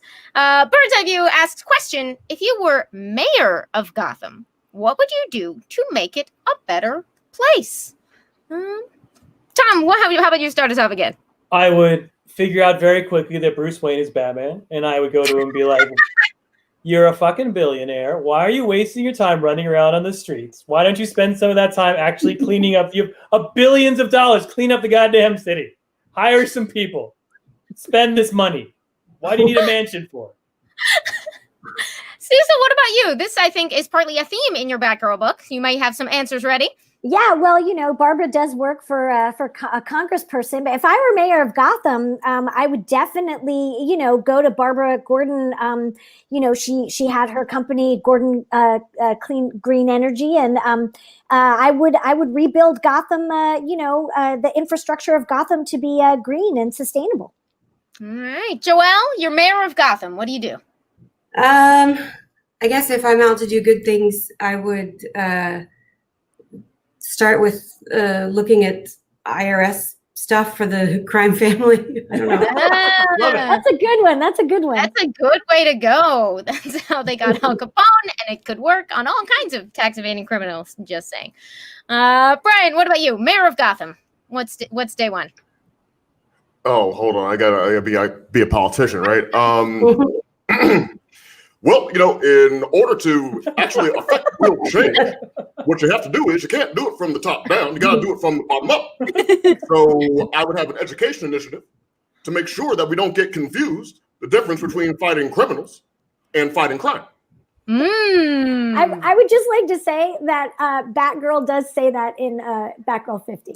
Oh, heck yeah. Go from the bottom up. Yep. I So, love Bryan, I agree with you. Bryan, you did the voice, but you also had like a legit good answer buried in it. I like that. So you're sneaking the message in. That's because I'm going to be president one day. Okay, sure. Honestly, very down.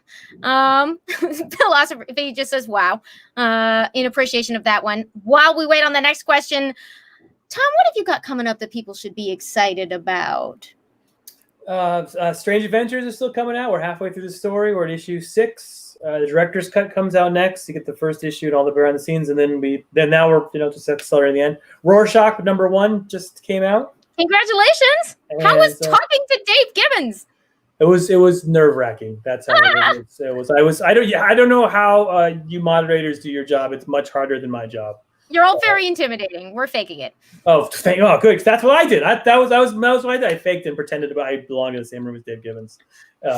He saw through it and kicked me out, but it was a nice 5 minutes before I left. So I have Rorschach is now coming in those issues. Well, once we're on issue 7, I think, in the can now. So Jorge Fornes is killing it on the art. It's the most beautiful book.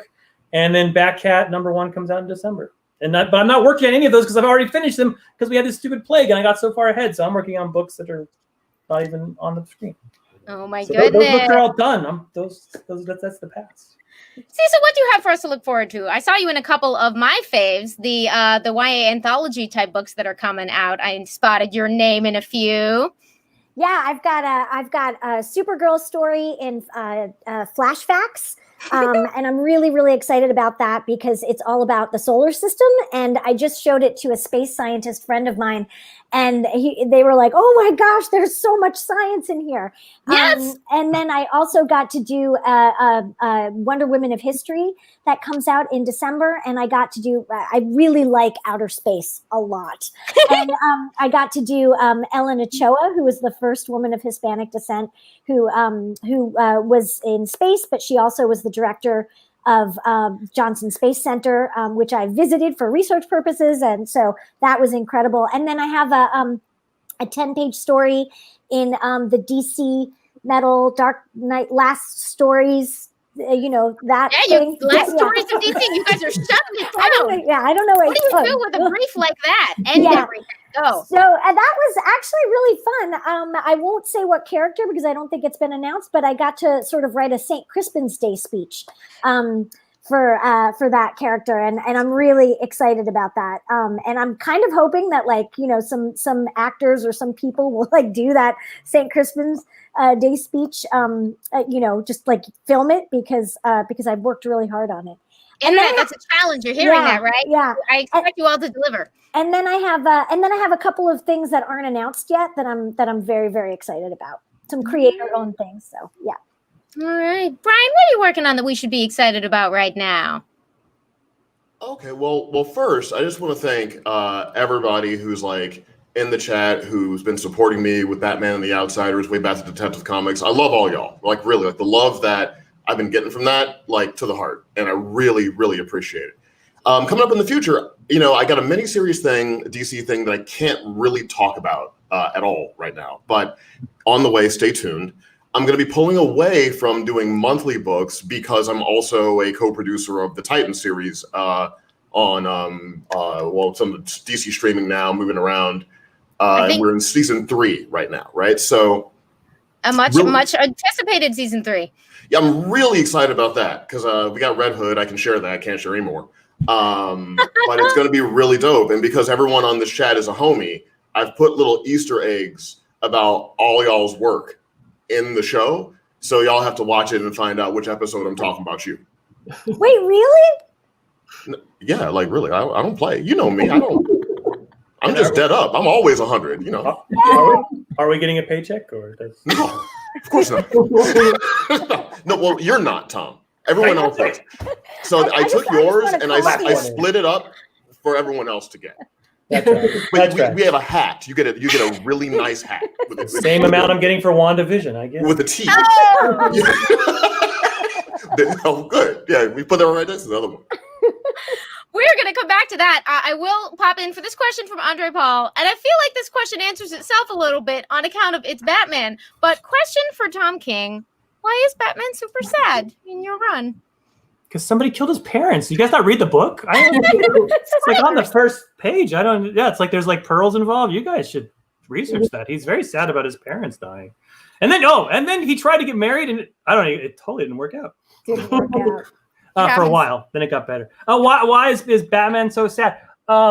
I think Batman is so sad because Superman is so happy. Honestly, I think that is probably the reason. I think when Schuster when they created Superman back in the day, they created this sort of ideal Midwest. These were 2 kids from Cleveland, Midwestern version of a guy who sort of represented the optimism of America and the best of America. And then sort of the response to that was from two guys. One, a guy who died, an alcoholic, and the other one, a con man of the most American vein, and very sort of gritty urban people. And their response was, no, the world in America isn't like that. The America is dark and sad. And so I think the two of them are sort of play with these 2 different versions of America and these visions of these their creators. I've never heard anyone link it to the creators in that specific way. That's really interesting. Erwin Rosales, by the way, says they're very much looking forward to Joelle's Wonder Woman.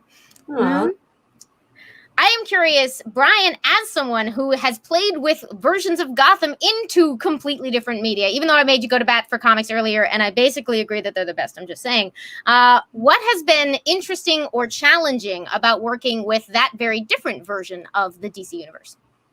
Oh, well, when you're working on a television show, you're part of a larger group, right? So for people who aren't really familiar how TV works, it really is a collaborative thing. And your job as a television writer, if you're not running the show, which I'm not, I'm just a co-producer on the show, is to facilitate the vision of the people above you, right? Which is very different than when you're writing a comic book because you have more control, kind of how you're going to present things. I mean, there's editorial and all of that, but you get more of like a kind of straight to my imagination vision of it. So I think the most challenging aspect is to not have my kind of preset ideas about what should and should not be, and to be open to what is organically happening in the story we're trying to tell, because you can have all these notions of like, well, this character shouldn't do that and that shouldn't happen and that shouldn't happen. But ultimately that's not great for collaborative storytelling. So for the first season, I had to kind of unlearn that karate and learn like what the show was kind of all about. And then sort of shift to how can I, with all my years of reading comics and my years of writing comics and my love of these characters, how can I contribute to what is happening rather than just being like, that character on The Simpsons who's like, well, that is impossible because Dick Grayson is actually 6'1" and he would not make that jump that way and that is invalid and therefore worth nothing. So I can't be that guy. I think it's a coincidence that Meow Nouns, oh my God, I can hear it, just showed up. But you are doing a spot on comic book guy. Thank you so much, by the way, for the questions that are coming in chat. Please keep them coming. I do think it's very funny that what you've said unintentionally maybe lines up with what Joelle said about the fun of writing your own material as an artist because no one is telling you what to do. Wait a second. I wrote things for Joelle. Oh, in fact, I think I wrote the last things before you decided not to work with any writers anymore. I get it. Sorry. No, that tracks. I'm curious just because we've been talking about Batman a lot, but we also on this panel have representatives of other areas of Gotham. This is just my very long segue to say, let's talk about Catwoman. What makes her special? And we'll make Joelle go first so you all don't have to audition your answers first. I mean, I always really like that she's sort of in a gray area. She's not a villain. She's not a hero. She's, complicated, and she's a really complicated femme fatale, which is kind of rare, I think. I like that she kind of skirts around both things and can look at a situation from different angles than the other heroes. Tom, what makes Catwoman special? God, I love that character. I just wrote the Batcat Annual, which is John Paul Leon is drawing it. Oh wow! And I got to write. The idea was I wanted to tell like her whole life story from like literally the day she was born to the day she died, and it was just amazing just to look at like pieces of her life and how she changed. I mean, she's someone who's like she's been in Arkham Asylum, she's been friends with the Joker, she's married Batman. She's not so many characters that I work with are just they're stuck in sort of either the first dimension, I'm a superhero for being a superhero, or the second dimension, I'm a superhero because my uncle died. And I have to, but she's actually three-dimensional. She actually doesn't make sense the way regular human beings don't make sense. She changes her mind. She becomes new people. She takes on new identities. And to me, she's just the most real of all the characters in the Gotham universe in that way. That's beautiful. Cecil and Bryan, if you have ideas on Catwoman, you can. Or if you want, maybe just tell me who do you think is an underrated element of the Gotham crew and what you love about them. Now, I want to talk about Catwoman. What I love about Catwoman, just to jump off of what Tom was saying, when you think about when Catwoman arrived on the scene, women were in a different place. Now we have more sort of agency, but she had agency. She couldn't have a credit card. She exactly, but right from the get-go, Catwoman was Batman's equal. Selina, she was his equal. And she was living as a woman on her own terms. And I think she continues to do that no matter what era she's in. And I think that that makes her very extraordinary. And I think that lends itself to her complete complexity.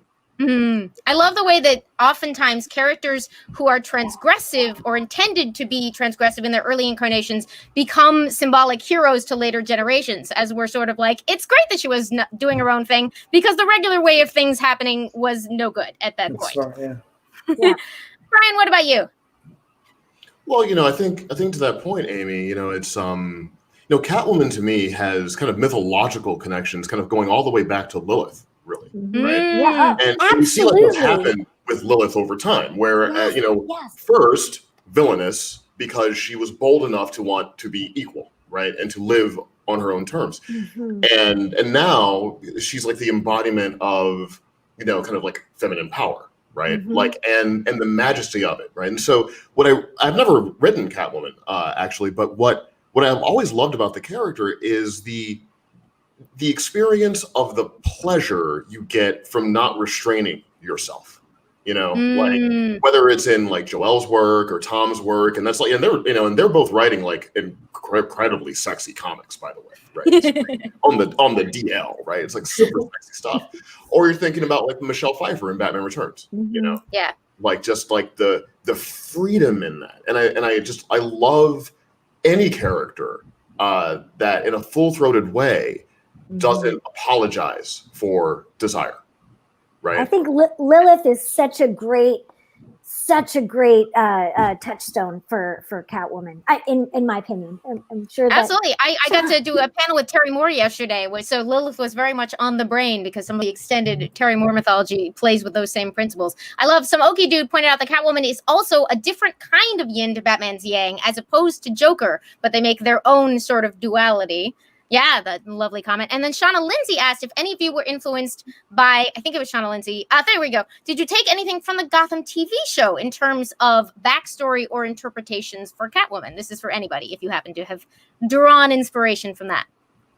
I've never seen it. I know y'all are very busy making the comics that we love, so we don't actually expect you to have seen every possible interpretation of them. But I will be interested over time to see if all of these other media representations of the characters inevitably play a part in the way that we fall in love with versions of Gotham. Bryan, are you ready for a generation raised on Titans to tell you that you think that is the way it should be? I mean, they've been telling me everything. So, it's really crazy. Like, working on Titans is the first time that in like my Hollywood career that I worked on something that everyone kind of had a strong opinion about one way or another. And that's been really awesome, just to kind of be in the center of that fan energy like that, and I guess, like people fall in love with the one they fall in love with, I mean, like I grew up on Frank Miller and Tim Burton, right? And those incarnations of Gotham City have a special place in my heart. Batman the Cult is probably one of the most formative kind of works when it comes to. Yes, we had some love for that in chat earlier, I think, popped by the screen. Didn't have a chance to call it out, but I would love it. Gotham Treasures, just as we continue, if anyone has any particular favorite visions, I would love to throw that out just because I love to expose people to more stuff that they might need to read. Bryan, I'll let you finish. Sorry about that. Oh, no, I was done. You saved me from the lack of thought I had. What are some underrated classics from the Gotham mythos that you think people would enjoy tuning into if they haven't, for example, checked out The Cult or Norm Brayfogle or whoever might have brought something to the mythos that is underappreciated? I mean, I'll always sing the plays. The Marshall Rogers detective run, I think, is the second best Batman. It's from the late 70s. It's the Steve Englehart writing. And I think it's like 8 issues. You can get it collected in various trades, but it's to me it almost was the rebirth of the character in a way. It was like Neil Adams had sort of hinted at what Rogers did. Like he's like, Neil Adams didn't quite escape the camp, and that was the first time when it totally escaped the camp and it became the dark detective that it was today. So the Englehart Rogers run detective. Excellent, great pull. I think I love the fact that Barbara Gordon was a congresswoman back in the Bronze Age. Yes. That those are fun comics. Yeah, that she and like the original like Bronze Age Batgirl, where like she's like doing internet dating in the 70s and like computer dating and like like one of her villains. It's like about a wig that like it's squeezing people's heads.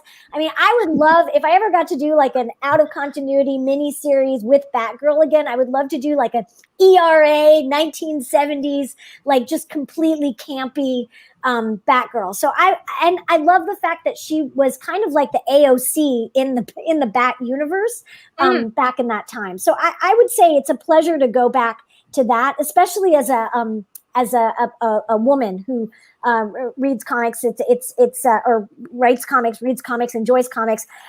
It's just such a pleasure to look at the sort of like this feminism that's in there, and how they were trying to bring that forth.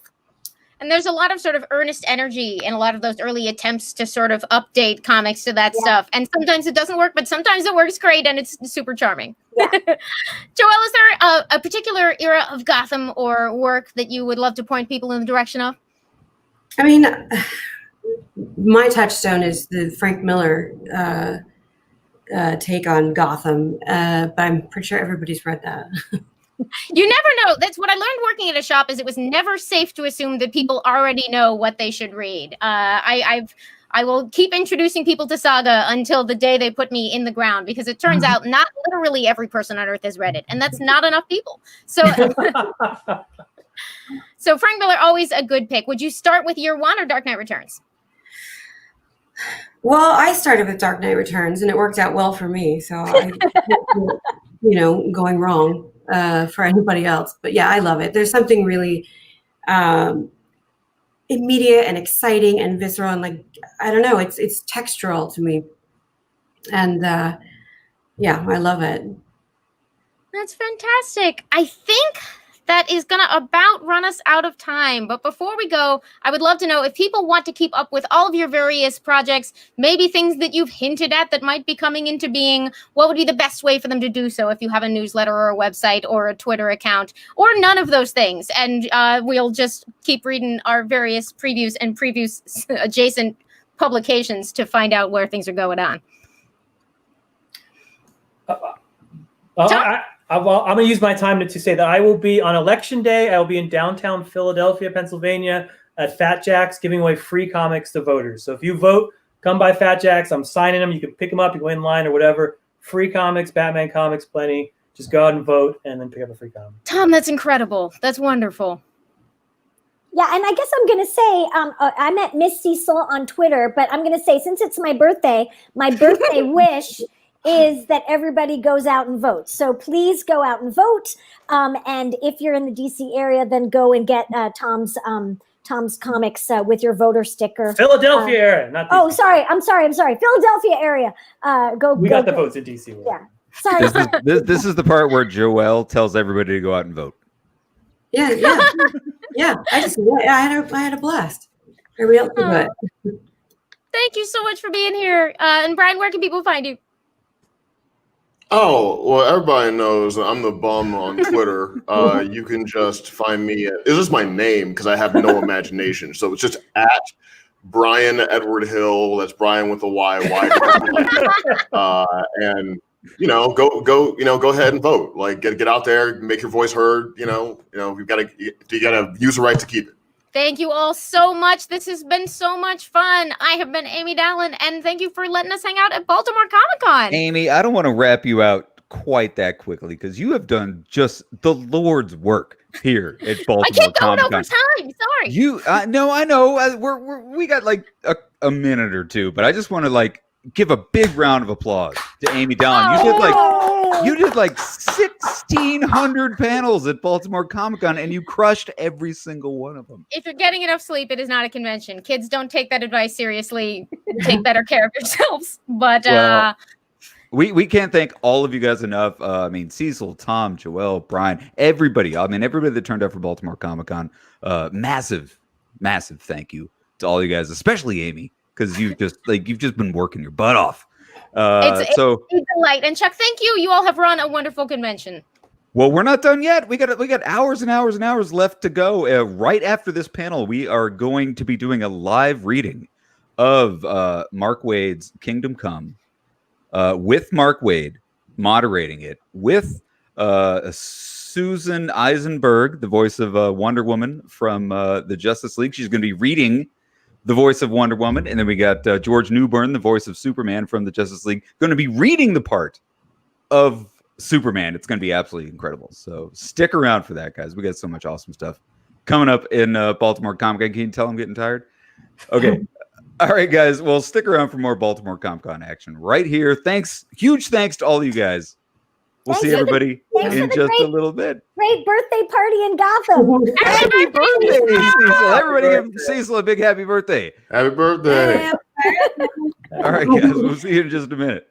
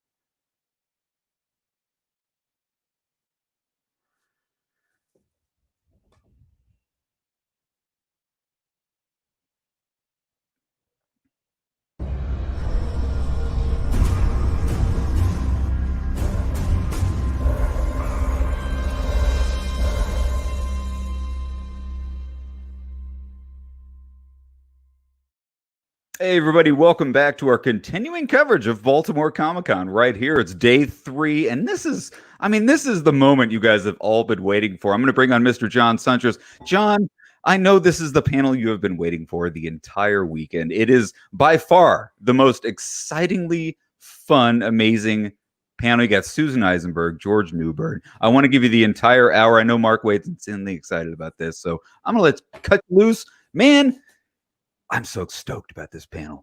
So you go at it, man. I'll see you in a little bit. I understand. Poor Chuck is wiped, and that's all right. I luckily I got a nap in. It's good to see everybody. John Such is here from Word Balloon, and as Chuck said, we're all very excited to present Kingdom Come, Voiceover Playhouse, a very special presentation of the epic story that will be celebrating its 25th anniversary next year. I want to start off and bring in the writer of this incredible book. He and Alex Ross made an amazing graphic novel. And let's welcome Mark Waid, everybody. Good to see you, Mark. Good evening, John. How are you? I'm doing great. Congratulations. Tremendous conversation with Tom Brevoort. Oh, that was a lot of fun. Yeah. Really, really great stuff. Let's also bring in the person that I brainstormed with and said, we got to get a good Superman, Wonder Woman scene. What can we do? And we're like, Kingdom Come. And that was Wonder Woman herself, the animated Amazon. It's Susan Eisenberg. Welcome, Susan. Hello. Good to see you. And last but certainly not least, it's the man of tomorrow himself, Krypton's favorite son, George Newbern. Everybody say hello to George. Hello, everybody. My name is George. Sorry, that's it. I was going to say, it looked like, there's Mark. Mark's back. Thought I'd give you a little I liked it, man. That's fantastic. I liked it. Yeah, so, good. And guys, thanks again. You were at the last Mainframe Comic-Con event with the rest of the Justice League, and Andrea Romano gave us a high-powered read of some classic scenes. And now we visit some incredibly classic graphic novel scenes, courtesy of Mark Waid and Alex Ross. Hey, Mark. Yeah, good evening. I'm very flattered and very honored that the two of you have joined on here. Of course. Before we start, Mark, Before we start, Mark, a little background on this story, both behind the scenes and also framing what we're about to hear. So where I know that it started with Alex writing a treatment. Right. Basically, for those who don't know, Kingdom Come graphic novel from we've hit our 30th anniversary now, haven't we, John? 25 next year. Yeah, 1996 is when it came out. Time has no meaning anymore, and it's the story of what happens when Superman retires, and 10 years later he's had to be brought back out of retirement because the young heroes who have come along after him without his inspiration, without his guidance, have just turned the whole world into a big WWE wrestling match, and it's just chaos everywhere. And Superman has to get together with his old comrades and sort of put the world back together before it just goes completely off the rails. And that was Alex's basic idea. Alex Ross, the painter, and he came to DC with a basic treatment and a lot of sketches, a lot of neat notions, but he wasn't a writer by his own admission. So who do you got who knows absolutely everything about DC Comics ever? Well, there's only one guy. It's Mark Waid, is what I was told. So I got dragged in, and I was unsure. I didn't know what I could bring to the table. But as we sat there at lunch with Archie Goodwin, who is the initial editor, and Dan Raspler, who is the other editor, it sort of came together. Alex and I started, feeling a bond with each other. We're about 10 years apart in age, but we still grew up reading and loving the same sort of stuff, the 1970s DC Comics, and that's our era. And we're such big fans of it that, as I have said many times, Alex and I are the only two people in the world who are going to have a 45-minute argument about the Martian Manhunter. That's why we love reading your guys' books. Absolutely, both of you, Ross and Waid. Absolutely, man. So putting it all together was, it was about a 2-year trip, I guess. It took us about, a few months up front just to get the story locked in, and then Alex paints with a stern pace of 10 pages a month. So 180 pages, 18 months, right down, and I will never forget. Everything was going swimmingly with the scripting. Everything was going great for the first, second, third issue, because nobody had seen it yet. And before I got the chance to write the fourth one, the first one had come out, and it was mostly because of Alex, a gigantic sensation. It was just a huge thing. And suddenly I sat down at the keyboard and, the figurative, I open my mouth and a feather comes out. There's nothing there. I got stage fright. And it took me, with Alex's help, as long to write that fourth one as it did to write everything else because of the stage fright. But I think in the end, it came together pretty well. Absolutely, man. And the great thing is we literally are taking scenes from, I believe, all 4 chapters. I believe all 4, yeah. Yeah, and that's what's great. And we really kept the heavy drama. You won't see a happy ending in this table read. Not to spoil for those who don't know. Exactly. Yeah. But it really, and especially George, Susan, for you to play these characters at such a great time and give us so many seasons of these characters. First of all, you didn't get a lot of scenes together as Wonder Woman and Superman, correct? No, and not where we could actually just chat, like where it was more than just a line here and a line there. I mean, anytime you had a conversation with somebody, it was a treat. So this, beyond. I told you privately that when I was trying to immerse myself in this world, in this universe, when I started talking more with the fans and trying to educate myself about DC and this world, the one thing I was told over and over again was you have to read Kingdom Come. And that's where you start. Everything else follows after that. And so to be able to, and I wrote this to Mark, and to be able to read his words and say his words and give voice to his words is such an honor. And I'm just giddy. I'm nervous, but I'm giddy. You were incredibly kind, as are the people you spoke to. I will also say, at the risk of this sounding like a mutual flattery session, as someone who has lived with these characters since he was about 5 years old, both of you are exemplary. I mean, both of you really do a nice job of embodying what the characters sound like to me, what they feel like to me. And I think I'm a fan of both your work on this stuff. Thank you so much. Thank you. Sure. Thank you. For sure. And truly excited John, to we're a see. fan of yours too. Thank you, John. John, we adore you. Yeah, too. John. Yeah, we love you, John. Yeah. Well, you're very kind. That's very lovely. And we've assembled the league. It looks like we've got a good audience. Shall we start, everybody? Let's do it. All right. Yeah. You'll forgive me. I am in the union, I'd like to point out, but I will take care of the reporter. You will be the reporter comments. Oh, Okay. you're going to be the Yes. reporter. Okay, reporter being played by John. Well, okay, good. I was a CBS News reporter for several years here in Chicago, so I'm no Clark Kent. No, But, John. you know. John and I have our radio background. Yep. So, All right. yeah, if we're ready, by all means, let's begin. Let's raise the curtain. Okay. Scene 1: the Kent farm in Smallville, Kansas. A tentative Wonder Woman approaches a non-costumed, graying Superman. He is out of uniform, in overalls, lifting a tractor with one hand and carrying wood in the other. He hasn't been in costume in 10 years. Hello, Clark. Ugh. Hello, Cal. Diana, haven't seen you in months. What brings you to the farm? The vain hope that you're not still here. These are my roots. You can't live forever in solitude, I'm Superman. I can do anything. except apparently face your fear. I'm not afraid of him. I didn't mean him. I meant Cal. You've lost so much since I first met you. Earthlings die, Diana. You know that. Please, Cal. They were your parents and she was your wife. Don't call them earthlings. I have work to do, Diana. Here, things grow. Listen to me, damn it.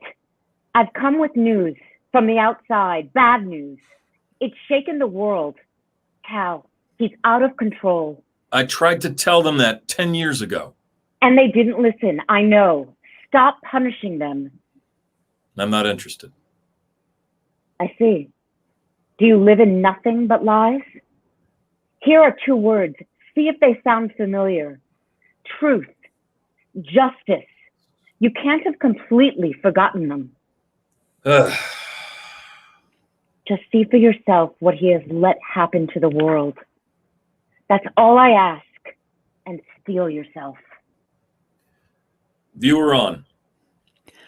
Out of thin air, multiple screens appear with news flashes depicting a nuclear disaster in the Midwest, one caused by the Justice Battalion led by the him Wonder Woman was referring to, anti-hero Magog. Viewer off. Cal, please. Our generation takes its lead from you. We always have.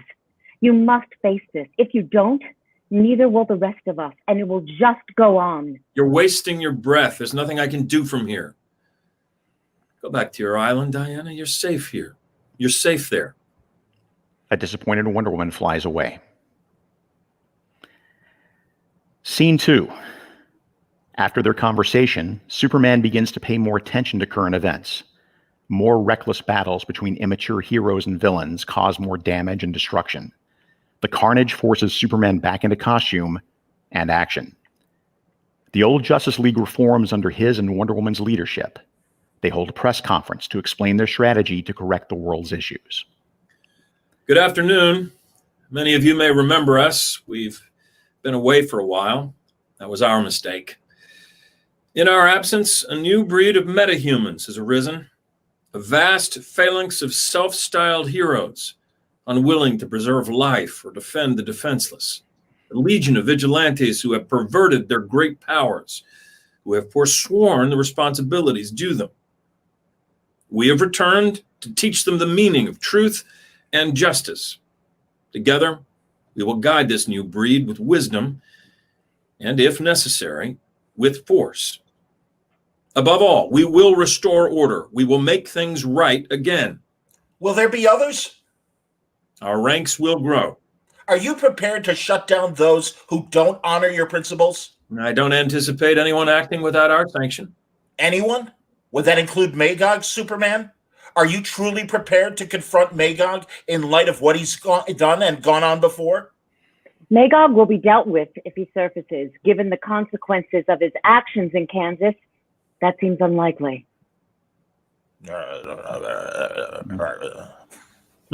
Thank you. Thank you for coming. That is all. The Justice League flies away, leaving in their wake more questions than answers, and a mumbly reporter. All right. Ready? Scene 3. The Justice League Watchtower on the moon. Superman and Wonder Woman sit amidst the vacuum of space. They look down on the earth, as only gods can, and talk about the past. So then I flew him up to about here, and I said, "Do you see that beautiful blue marble, Brainiac? That's my world. Return it now." Did he hear you? Actually, not in airless space, no. But believe me, he got the message. NORAD was back online within 5 minutes. So did you destroy him? Just short of it. Buried some of his circuitry on Saturn, some on Argo, and the rest inside a Pulitzer in Clark's apartment. Okay, that's great. You never told me that story before. Gods, those were better days. Easier days, anyway. Diana, what's this about being ousted by your own people? When did this happen? Shortly after you went into seclusion. For years, I had been the Amazon's ambassador to the outside world. My mission was to spread a message of peace and order. As the world continued to darken, there was some doubt as to how well I had done my job. My Amazon sisters, my own mother, came to suggest that perhaps I had failed. They actually put me on trial. I pled my case, but in the end, they decreed that I had indeed not changed man's world, that it had changed me. They stripped me of my royalty and my heritage. There may have been some justice to their decision. Do you believe that? The Amazons believe in peace through strength. Too often I relied on an olive branch and not a cestus. I always admired your gentility. It didn't get the job done. You did your best. Then why isn't the world better? There are degrees. How many degrees were you interested in hearing about when you retired? You said it yourself, Cal. We are warriors. We have an obligation to wage combat. Given who we are, Diana, given the power we possess, we have a greater obligation to keep the peace. Only the weak succumb to brutality. Clark flies away, leaving Diana to contemplate his words and wonder why they didn't see things the same way. Scene 4. The situation on Earth has erupted in chaos. There are riots in the streets. Supervillains once captured by the Justice League have seized control over their warders. Wonder Woman has seen enough and, against Superman's wishes, is mobilizing the elder Justice Leaguers to war. She is donning Amazonian armor, complete with a shield and a sword. Yet another side of you I am not comfortable with. Get used to this one. A soldier unprepared has no business calling herself a soldier. More Amazonian wisdom? Isn't it possible that we've already won the big fight? Once we calm the rioters down, we can instill... Ow! Clark cuts his finger on the sharp blade of Diana's magic sword. You always were a bit vulnerable to magic. Be careful. The sword has a gift. The sword was a gift from Artemis. It can carve the electrons off an atom. And you expect to use it? I expect to be a soldier. I will not sanction lethal force against the rioters. I'm uneasy with the blade. Not all of us have heat vision. There are lines we do not cross. We have rules. And the prisoners don't. That's why they're prisoners. And if they don't remain prisoners, your big blue marble teeters on the brink. You made the decision to incarcerate them for the good of mankind, remember? Maybe that was my mistake. Maybe I shouldn't have let the humans decide. No. Your world finally turned completely topsy-turvy. How do we handle this? I don't know. Then I do. We're going to confront the prisoners and give them an ultimatum. They must surrender. And if they refuse? Then it's war. But can you have a war without people dying? A disgusted Diana glares at Clark, then approaches him. Her lips brush his with the sound of marble scraping steel. It is a kiss utterly devoid of passion. It is a last farewell. The League flies off to their final battle without Superman. And there you go. Spoilers. Wait a minute. He shows up. Yeah, he shows up. Well done. Well done, guys. Fun.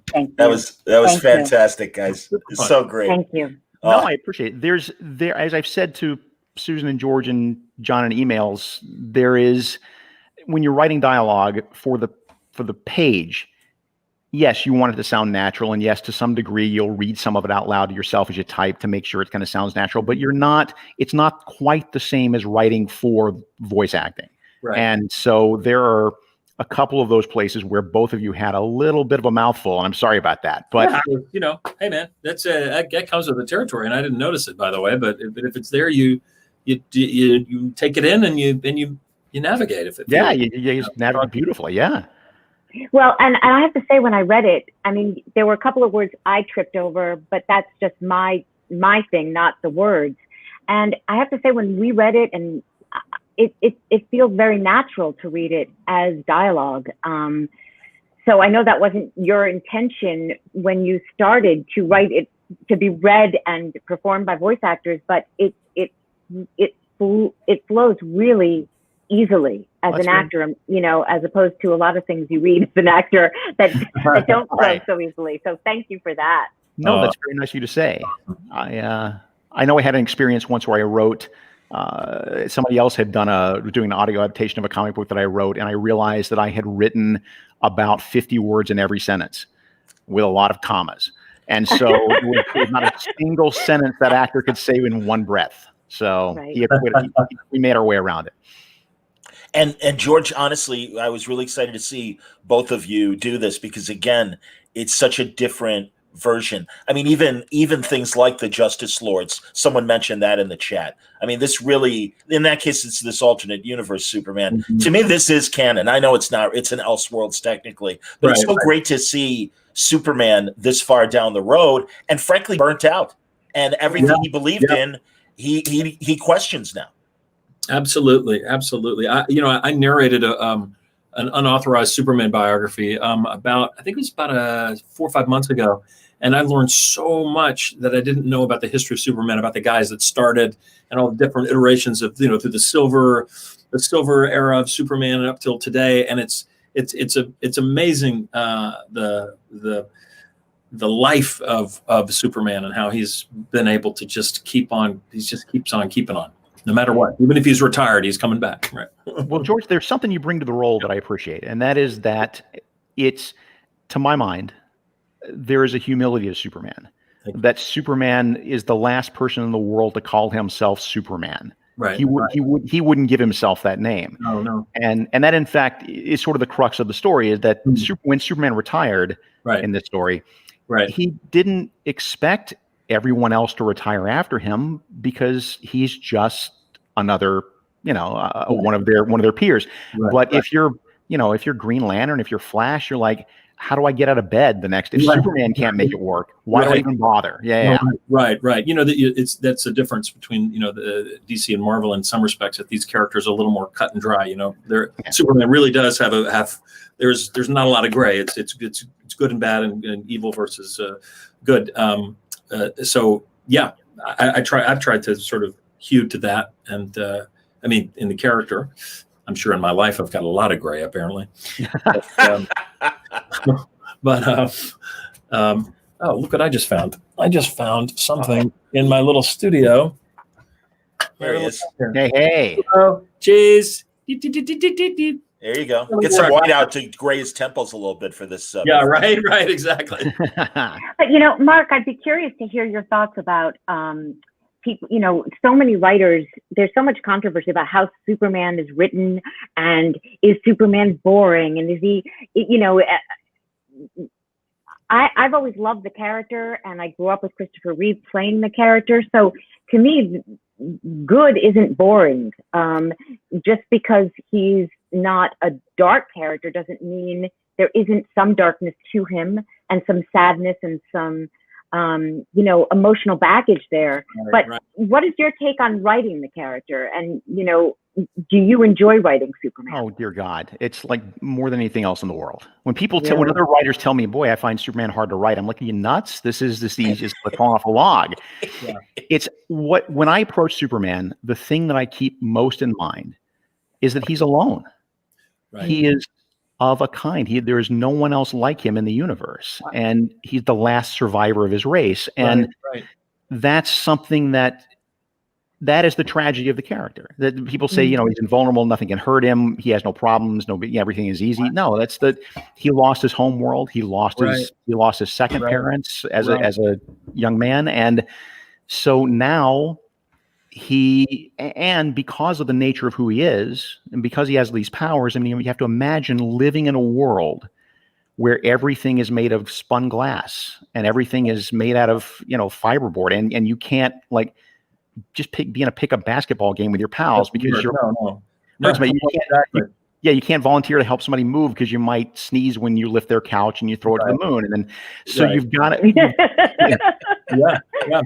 right. So you've always got to, that's what these are for. I always thought that he, I don't want to be too sort of, serious about it, but he really is sort of a Christ figure in the sense that he's fully man, fully God, and conflicted. Why did you put me in this position? You know what I mean? This was thrust upon him, and he's happy to do it, but at the same time, he is conflicted. I believe that the Christ figure was, So yeah, but that's a perfect thing that you mentioned that, because in Kingdom Come there is so much. I mean, there's religion. I mean, there is a religious element of that to it. For sure. There's and that's mostly Alex, to tell you the truth. I am not a spiritual person. I was raised in the deep South with snake handlers and tent revivals and all that nonsense. So when I left the church, I left the church. But Alex's father is a minister. Yeah. And he, in fact, was the model for the main character, the narrator that we see most of the story through, Norman. And we started talking about religion. We started talking about what the touchstones were. And again, not a terribly spiritual religious man, but I remember when I was a kid reading a book that was basically a YA adaptation of the Book of Revelation. Right. And like 13, 14, it scared the hell out of me. I remember that it was terrifying.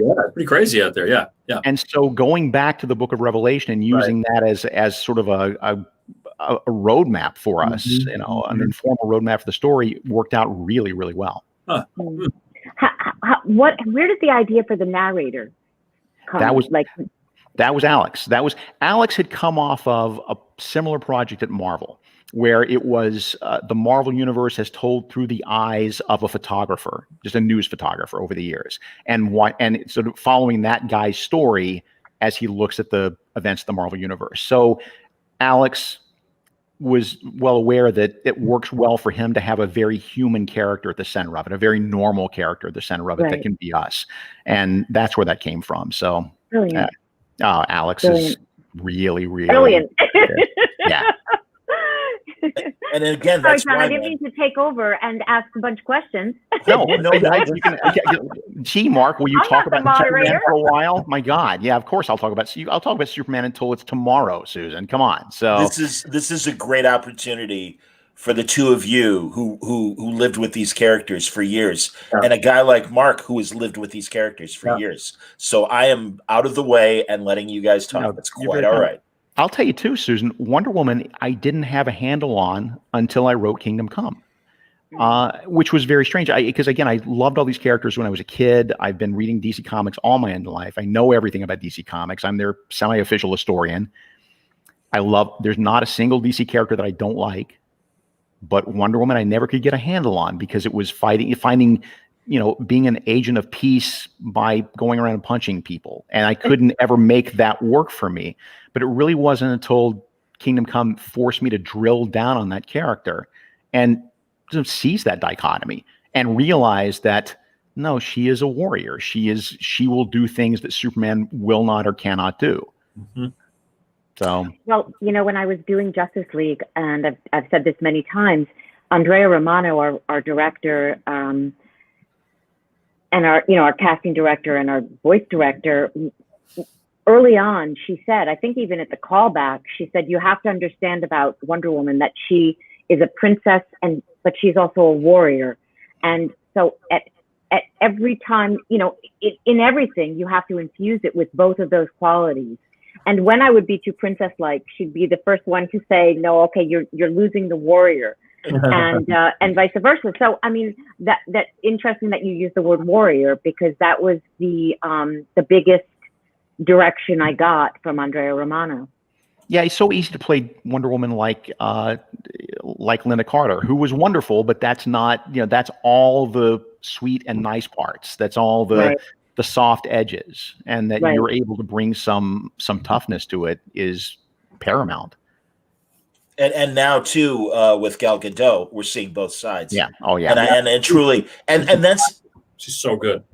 God, yes. And also, Mark, really, I mean, this is 25 years ago. And I think the agency you gave Wonder Woman in this story and the necessary bounce, because these are the two guardians of good. Yeah. But at this crucial time, the Amazonian in Wonder Woman comes forth and it's like, no, this order, you know, we're pretending that, God, it's very prescient today in today's society. We think there's order, but there isn't. What do we do? Actually, not what do we do? Diana knows what to do. Right. Clark is the one that's like, I don't know. Yeah. And that's fascinating. Yeah. So, Oh, you know, all right, a couple questions, and I'm, God, truly, I'm so, and also, isn't it fascinating? Because it took Mark and Alex 4 books, for prestige format comics. I don't even remember how many pages, Mark, 48 pages? So 180 pages altogether. There you go. I was told there'd be no math today, but excellent. But yet, we blew through those scenes in 10 minutes. Yeah. And truly, that's been the fascinating thing watching these adaptations. And I know when they went to Azzarello to adapt The Killing Joke, and he did the script for the cartoon that they produced. And it was, a one-shot graphic novel, and the real essence of The Killing Joke could only be half of a 70-minute movie. And he really had to invent kind of this first act of the film to complement what was there in the original text from Alan Moore. So that's what takes up a lot of real estate in comics does not take a lot of real estate on the stage. And Yeah, it's. So many people today, when they knew we were going to do this, asked about an adaptation, asked about a film, done of the book, of the novel. I mean, you must have been approached a gazillion times about doing an adaptation for this. Here's a true story. So right after this came out about 25 years ago, DC, in fact, contracted with an audiobook company to do an audio adaptation of the book. And as part of the participation, they didn't have to do this, but it was nice. They sent Alex and I all the audition tapes. Wow. And rank the actors as you see them, like 1 through 5. And Alex and I both did this dutifully. We sent them all back. And then it turns out that every single actor that we rated as a 5, they cast as a 1. And it was a nightmare. It was well-intended people, but holy smokes, it just sounded like a golden book. It sounded like a child's book, and it was cringeworthy. So I'll gently disagree, but okay, Mark, you're the author. God bless you, man. It was just too many cooks in the kitchen, man. That happens a lot. It was tough. Yeah. God, that's so the audiobook is there, but what about a film? Oh my God, I'd love to. I mean, but here's the thing. I mean, for the longest time, you couldn't do it because certain studios had options on this character, certain studios had options on this characters. Sure. So now that it's all back under the DC umbrella, then the next question is, can you do it animated? Well, you can't. You still can't figure out a way to do it exactly like it looks enough like Alex. Has been what we've been told over the years, that every year technology gets us closer and closer to where we can do something in animation that has that style or comes close to it. But we're not quite there yet. And then in terms of a film, oh my God, I would love that. But again, that's a $500 million film. So I didn't realize it's so interesting you said that about the animation. Of course, like it has to look. It has to look like that. It's not just enough to have the words there. You have to make it. And so there isn't the technology to adapt that and create that? As I have been told, unless people are just, stiff arming me and saying, go away, kid. I think that, or likely too expensive to kind of, replicate Alex's style. I mean, Alex has that great, for people, and of course the audience knows this, but it's that great paperback cover romance novel or high science fiction style. Well, Alex works off photographs. I mean, he actually has, and this is true, he had costumes made for these characters and hired friends he knew or, part-time actors to come in and do poses. And he worked off of that. That's why the work is so photorealistic. But again, like we've been saying, that's hard to pull off in the animated. I know too, in the collected versions of Kingdom Come, there's so much back matter that shows Alex's sketching and character designs and a lot of those photographs. And certainly we weren't able to present him from a voiceover standpoint in this session, but Alex's art rep, Sal Abenati, another great Chicagoan, plays Captain Marvel, Shazam. And it's great because really the way Alex was able to see Captain Marvel's face in Sal's face. Right. I would never think of that. But now that and literally you see Sal smiling in that way, in that superior way that Marvel is portrayed, or I suppose Billy Batson is portrayed. Spoilers. 25 years. I don't worry about spoilers. I got to be honest with you. But truly, and it's amazing to see these actors that he found for you two, and also again, Batman and all the major characters. Fascinating. Yeah. And it's in the book. So I'm looking here here's a question for Mark. What can you say about Michael Rosenbaum's Wally West Flash? Oh, that's great. And folks, truly, any questions for George or Susan or Mark, anything they work on is fair game. Yeah, so it doesn't have to be Kingdom Come stuff. So great question, please. Rosenbaum, bang on. Fan of his since Smallville. Fan of his since, and here's another true story. John, you know John Cassaday, yes? Absolutely. Probably the most handsome man in comics. True. To the irritation of all of us. And we were at a party not long after Smallville had premiered. We were at a big, convention party, and music's going and everybody's holding drinks and stuff. And Rosenbaum walks in the room, and it's like tossing a magnet into a box of iron filings. Every woman in the place just zoomed in on him. And I had the presence of mind to look at John and say, now you know how we feel when you walk in the room. So, but got a chance to talk to him a few times. Smart, funny, and sure. really great attitude. Yeah. He's a dream. And, it's funny because when I said to him once, your manager has the easiest job in the world because you just have so much charm and so much talent. You're the easiest actor to sell because, he just has something so special. And, he does. And he is Flash. I mean, amazing. And they never. I know I wasn't asked, but I'm still giving my opinion about Michael. No, but they never technically distinguish if it is Barry or Wally, but we all know it's Wally. We all know it's Wally. it's Yeah, Wally. it sounds like Wally. Yeah, it sounds like Wally. Yeah. And he's the junior member of the team, and just So I love truly. Again, that's why I think all of you Justice Leaguers have this tremendous respect from all of us. Because unlike Mark's point about the Kingdom Come audiobook casting, really, Andrea really nailed it with all of you. Yeah, and George, I want to ask you, because, Tim Daly had his run on the solo Superman animated thing. Right. Did you look at that? Did you study his style at all? I got to be honest. Actors are notoriously myopic. I just went to the audition. I wasn't even aware of Tim Daly's involvement in it or lack of. It just was an audition, and I went, and I got there. Oh, this is for Superman and the Justice League. Okay, and I didn't hear anything that I was replacing him because he was too busy. I didn't hear any of that. I just went and did it, and then I went home, and then I had another audition for something else, and you got it, and then I went, oh, okay, wow, this is cool. This is a big deal. This could be a big deal. And then I'd done a TV movie with Tim Daly about 15 years ago. So we know each other, but and then I saw him in another TV show and I said, hey man, thanks for being busy. I love this job. I think if Tim had to do it all over again, he would have made room in his schedule. Oh, I know. Had he known, he would have never. Yeah, he really would have. Yeah. George, can you tell your Christopher Reeve story? Which one? I've got several, but one that's like really heartfelt and when you work together. Yes, I did it. My second movie in Los Angeles was a movie called Switching Channels, and it was a remake of His Girl Friday. The old movie from the 50s or 40s, I believe it was. 40s, absolutely. Cary Grant and Rosalind Russell, yeah. It was a sort of a not a great movie, but for me, I had a good part. I was in it all the way. I played Burt Reynolds' assistant, and I was working with Kathleen Turner and Burt Reynolds and Chris Reeve, Henry Gibson for 3 months in Canada, and I was 22, 23.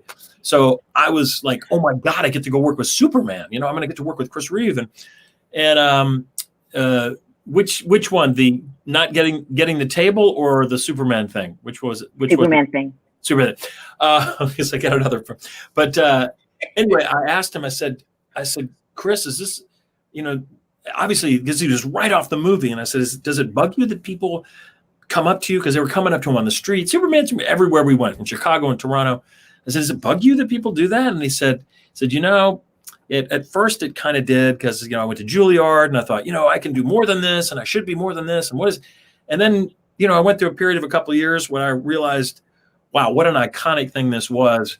And if I do nothing else, it's an amazing thing to be known for something this classic, and I just remember being, oh, wow, that was a great thing. And I feel the same way. It's just so odd that he died before we got to cross paths again and talk about this, but it's kind of surreal and surreal for me to get to do this. So no, that's awesome, man. There's a great question for all of you. Chris asks, who do you believe is the most underutilized member of the main Justice League roster? Martian Manhunter, I think. Yeah, Martian Manhunter. That's what I was thinking too. That jumped out at me. Yeah. And the thing is that Carl, he just you talk about perfect casting. My God. And we all feel that way about him. That's the thing. He is the kindest, dearest man you will ever meet. And he's so soulful. And, we all just love him so much. Yeah. And he was. I mean, he had a few moments, right, to shine, but I'd say he was the most underused. Yeah. In terms of story. Yeah. Well, and it's The tough when you character. have is seven members, right? Yeah, And then my God. and then unlimited. And then Unlimited, where they all had the guest stars. Stuff, you know. Yeah. Huh? Absolutely. No. And truly, so many wonderful writers that you guys had. You know, Mark DeMatteis, J.M. DeMatteis. The adaptation of another great story, For the Man Who Has Everything. You know, God, that amazing Alan Moore, Dave Gibbons comic that you guys, again, I mean, it was just, it was so great to see that come to life. And of course, the late, great Dwayne McDuffie, who we continue to honor each year. And even just watching the show, I was watching some old episodes today because I just wanted to, you know, get in the mode, get in there, get the mojo. And, you know, I mean, I just love all the expressions they gave us. I love all the comedy that got played, not in the line readings, but in the look of the characters. And it's just brilliant. I mean, you know, we get a lot of attention as the actors, but boy, I mean, you know, bravo to the writing team and to the directors in that, because that really, I mean, that made it. Bruce Timm was he was really fine tuning everything. I remember the first time we saw that. We did the first season, and then we came. I think it's toward the end of the first season. We were at Warner Brothers studio in the studios, and they had some TV set up, and we watched an episode, and it was the first time we saw the opening credits, where they're sort of walking in slow motion toward the camera with that music. I was like, oh my God, that's really cool. I mean, dynamic partner. I've done a lot of different things in my life. TV, movies, did it, lots of little things. But when you see a cartoon and you're the guy in the middle walking in slow motion, don't you remember at Warner Brothers, George? Don't you remember the huge poster when you went into the Warner Brothers animation studio where we recorded, and it was just this gigantic poster. Crazy, you know, crazy. I mean, talk about heady. I mean, you just feel like, you know, like I'm really part of something so special. Yeah, and I'll go into an audition and they're like, "Hey, you know, I'm on the outside of this building, don't you?" Exactly. You better give me it never worked, actually. But I was going to say, if we were that popular, we would have had a reunion. The great thing was the original Batman animated series was a big leap forward in animation, both in acting and design. And exactly, George, as you're describing that opening montage, we knew we were in for an event. And I mean, I said this during the Justice League table read the last time you guys were here for Mainframe. And truly, one of my best friends grew up as a comic book fan, got out of the habit, started watching the show, and his wife caught us watching the show together. And she's like, "Why are you watching a cartoon?" She's like, "You don't understand. This is like finally what I read for years on the screen. That's so this great. is real acting. This is real storytelling. That's so cool. I don't want to apologize for watching so this." Cool. That's so cool. Yeah, we were very lucky. They're very lucky. Very. Absolutely. My God. You know, I wanted to go back to an episode that is kind of synonymous to Kingdom Come, although again, it's the alternate universe version, that Justice Lords thing. And George, I mean, you know, that was obviously, that's the Superman that did cross the line. And also got in that great cold opening before we get to the credits and stuff, that smile on his face where he's finally gotten rid of Luthor. And it's like, actually, I feel pretty good right now. It's like, wow. Very few times that he really gets to have that moment. It's usually on to the next thing. There's never taken a breath, honestly. So was that fun? I mean, is that great to be able to play that flavor of the character and everything? Always the best. Always the best. It's every actor will tell you it's best to play a villain, or not a villain, but something dark with a smile, or vice versa. It's always easier to play. Have you seen Scandal? Did you see Scandal? Oh yeah. I played an assassin who got to actually have fun, which was and make jokes. Right. Absolutely, man. No, you were fantastic, and really, it's so great to. Yeah, go ahead. I was just going to say to go from Father of the Bride to, and also a lot of those roles that you had through the 90s and stuff. I know, I'm either like the best guy or the worst guy. Right. Absolutely, that's the worst. Yeah. That's outstanding, man. All right, Jimmy, the animated series was great for diversity as well, because my first experience with an African-American superhero ever was John Stewart Green Lantern. So much so that and again, much like when the Spider-Man movies were happening. But when the Ryan Reynolds Green Lantern movie happened, everyone's like, where's Jon Stewart? Because millions knew Jon Stewart. And I would say generationally, Mark, you'd likely agree, as us old comic book readers and stuff, as much as we love Hal Jordan and all the other ones, television, John is the guy for millions. Who's Green Lantern. It's been great to watch that. To you and me, it was Hal Jordan all our lives growing up, and then Jon Stewart. The fact that so many African American kids had someone that looked like them who was a superhero on the screen. That was so awesome. And I Hal, great. Hal, you stand over there. This is John's moment. Yeah. Well, you guys are much more history buffs about all this stuff. Was that more prevalent in comics, in animation before the other media forms, with African Americans and other minorities being able to be seen as lead characters in these things? Or was that first? Comic in your film? Kind of. Jon Stewart had shown up a few times in the 70s, just sort of passing through, just a supporting character they check in with every once in a while. I mean, you got to remember, the audience for funny books in America in the 60s, 70s, 80s was white kids. Predominantly, white boys. Yeah, Black Panther was kind of the first of the 60s that really broke through and made a mark, and certainly his involvement with the Fantastic Four and the Avengers certainly helped. But yeah, Jon Stewart was a backup Green Lantern. Yeah, and also the second, or no, was Guy first or John?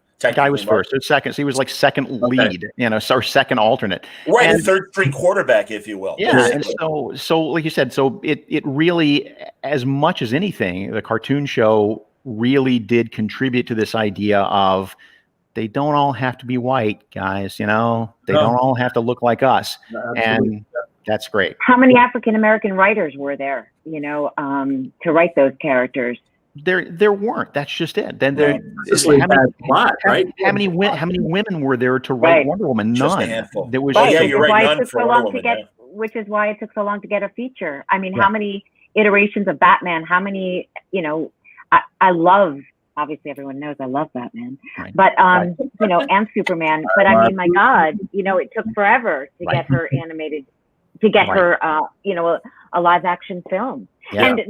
And the other Trinity members, some of those movies were good and some of them weren't good, but they were given another chance. Yeah. Whereas I don't know if Wonder Woman had not succeeded and hadn't been as extraordinary as it was, I don't know how long it would have taken to get another movie out of that. No, I don't think there would have been a Justice League movie. I don't think there would have been anything past that. I think that would have been the Ryan Reynolds Green Lantern curse, and that would have just kind of slammed the lid down on that coffin. Yeah. Yeah. And I believe there is something brewing in the GL universe eventually. I'm not exactly sure what it is. Oh, I'll tell you, it's they're HBO Max. They're doing like an ongoing miniseries or whatever. Wow. So it's with cinematic values, with it's done by a lot of the movie people and so forth. It's going to be done big budget, but it's like a 10 episode, like Watchmen was. This is what it's all going to be. I don't think many people are going to the movies anymore. I think it's just all going to. I think this pandemic has really changed stuff. I think Here's a sad question for you. What's the last movie you saw in a movie theater? I'm trying to think. Someone asked me that, and I swear I can't remember. I know that in the last year I have, but it's not. Right. Not much. Like maybe. No.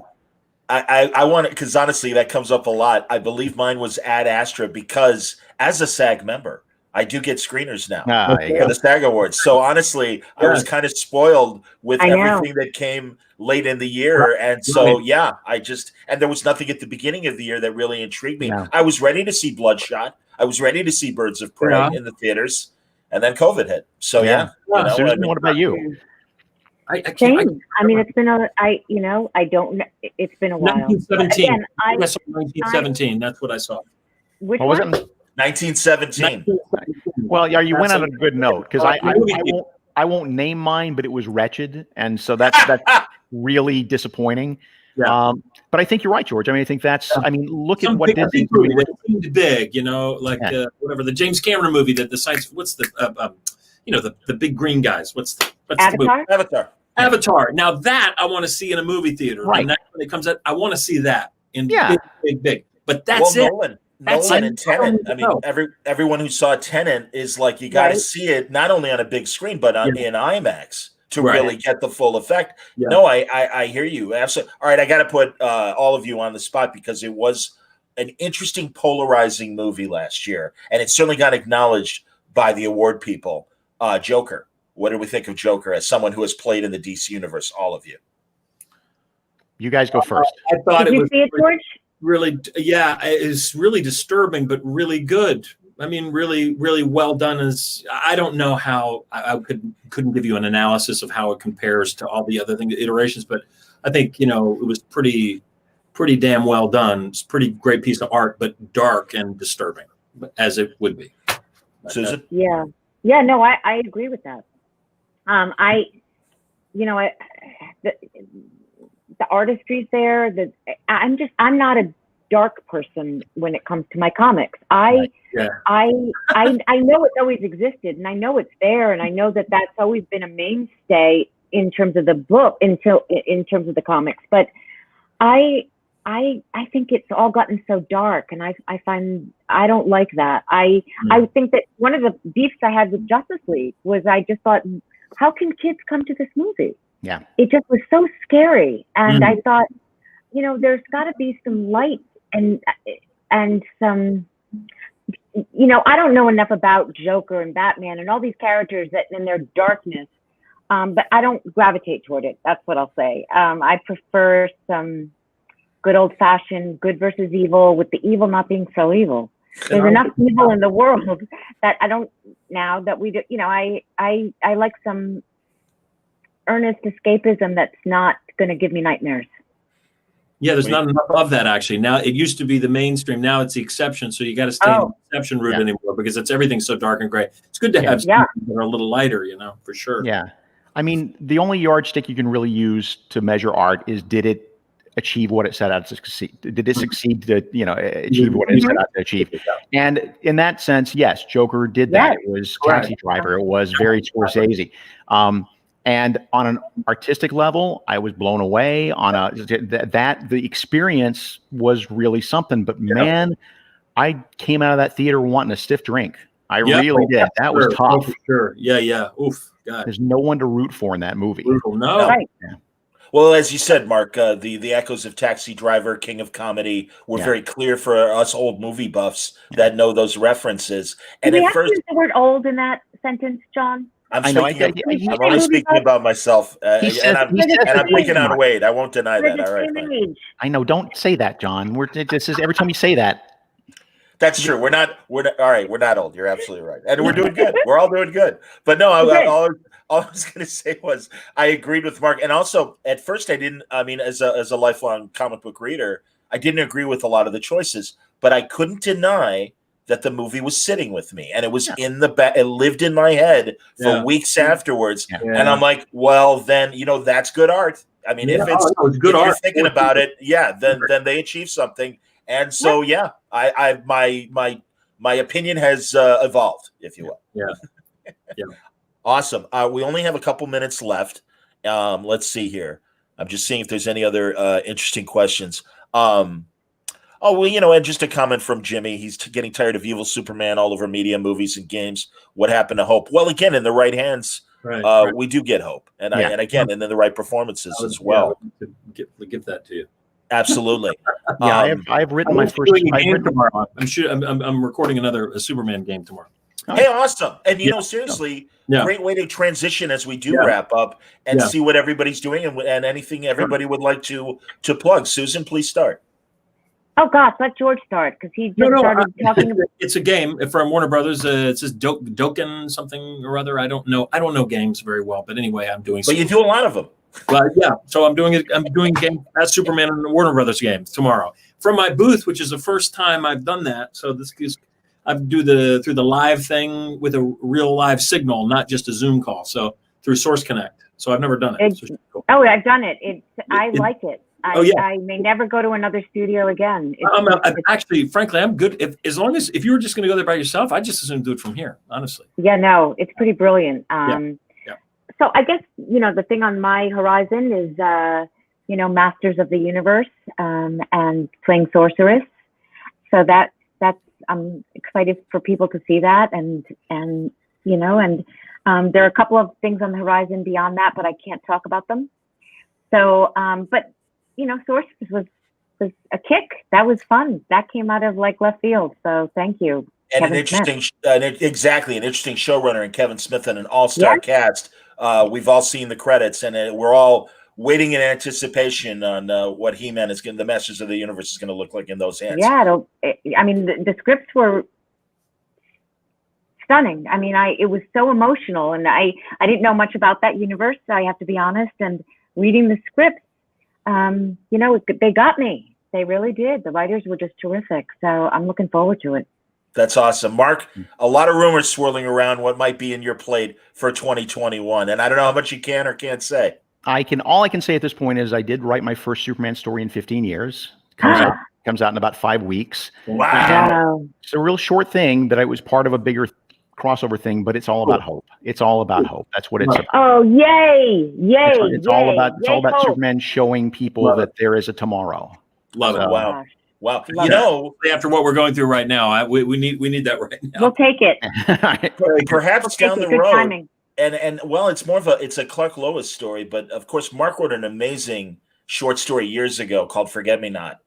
That I absolutely, man, my God, and it really does capture an interesting Superman. If everyone should look up the paperback, "The Further Adventures of Superman." You can find it on Amazon used. It's absolutely worth getting, and there are incredible short stories in there. And Mark's "Forget Me Not" is really one of the highlights of the book. Absolutely, you're very kind. Thank you. Absolutely. All right, kids, we got to run, but honestly, thank you, guys. Great delight. Excellent questions, everybody. I'm sorry we couldn't get to more of them, but this was incredible. Yeah. And truly, you're all, and forgive me for, I don't mean to obligate you, but would love to have you all solo on Word Balloon to talk more about your amazing careers. Susan and Mark have had a lot of conversations. George, if you got time, I could think of a lot of IMDb things on there that I'd love to talk to you about. So that would be great. Right. Well, thank you guys. Have a good. Is it Sunday? What is today? Sunday. Yeah, time with no meaning. Yeah, it's a but yeah. Yeah, exactly. Absolutely. And you know, folks, I'll tell you what. We'll just take a little brief break. Maybe I'll refill my glass because we're about to have an amazing top of the hour conversation celebrating Power's 20th anniversary. An incredible book that came out of Image years ago and really blew us all away, and I think really set the tone in a lot of ways for a lot of stories that followed that. And the creators of Powers, Brian Bendis and Mike Oming, will join me. Right. All right. So, guys, thanks again. You. It was lovely. Thank you. And Susan, George, thank you so much. Nice to meet you, Mark. We'll hopefully see you in person. Hope so. Okay. All right, take care, guys. everybody. Thank you very much, and stick around, folks. More Mainframe Comic-Con coming up.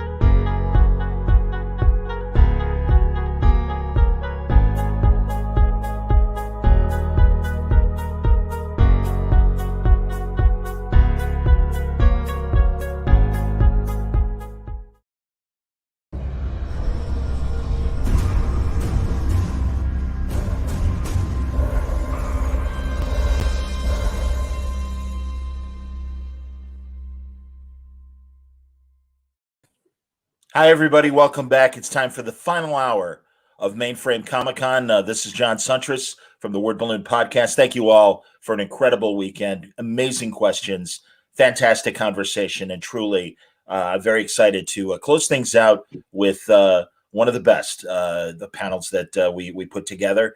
It was 10 years ago that we celebrated the 10th anniversary of Powers at Baltimore Comic-Con.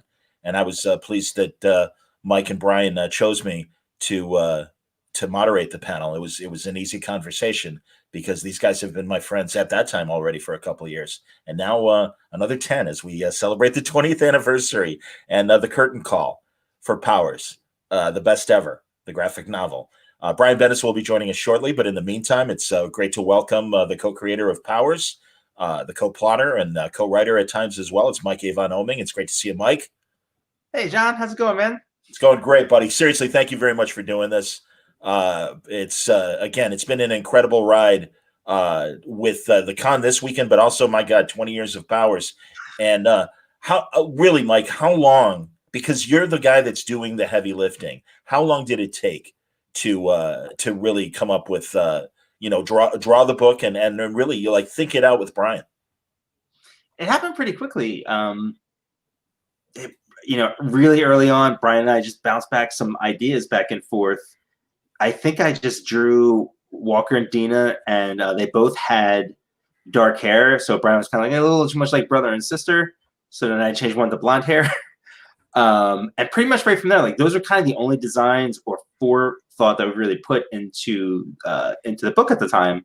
So we just went right into the script. But we kind of had a warm up thing with there was the Comic Shop News paper where we had Powers running in a short sort of prequel story in that newspaper as like an ad kind of thing, right? So that was sort of our practice story, and then we did the first issue. Okay, and welcome Brian Bendis to the conversation. Good to see you, buddy. I don't know why it took me 45 minutes to log into this damn thing. It took 2 seconds yesterday, so I apologize. I've been sitting here arguing with Facebook. Hi. No problem. Good to see you, man. Absolutely. And you must be exhausted. You have been broadcasting like Jerry Lewis at the NBA telethon. Oh yeah. Really, like my feed is just full of notices of you. So what were the highlights? Well, I was dabbling in and out. I didn't get to see everything. Well, the last hour we had the Kingdom Come voiceover theater with George. Which you were excited about. And Susan. I know. I talked your ear off about it, and it delivered. All these great, and truly, Bryan, you were part of it as well, doing it on Friday. These great creator-to-creator conversations. I love those. I every time you guys were thanking me, I was like, no, it's my favorite thing to do. It is. I feel the best use of us, and it reminds me of when Interview Magazine, I think Andy Warhol was the first person to just put people together and have them interview each other to see if what would come out, and it felt like that to me. I love it. Well, and that's again, I was really inspired by the live programming that Baltimore has done for years, where you really would just see creator to creator, and also things like San Diego. I mean, God, I remember Waid interviewing Russ Heath. And just being blown away. But my favorite, and it was at my first San Diego, was seeing Arnold Drake interview Jose Luis Garcia Lopez.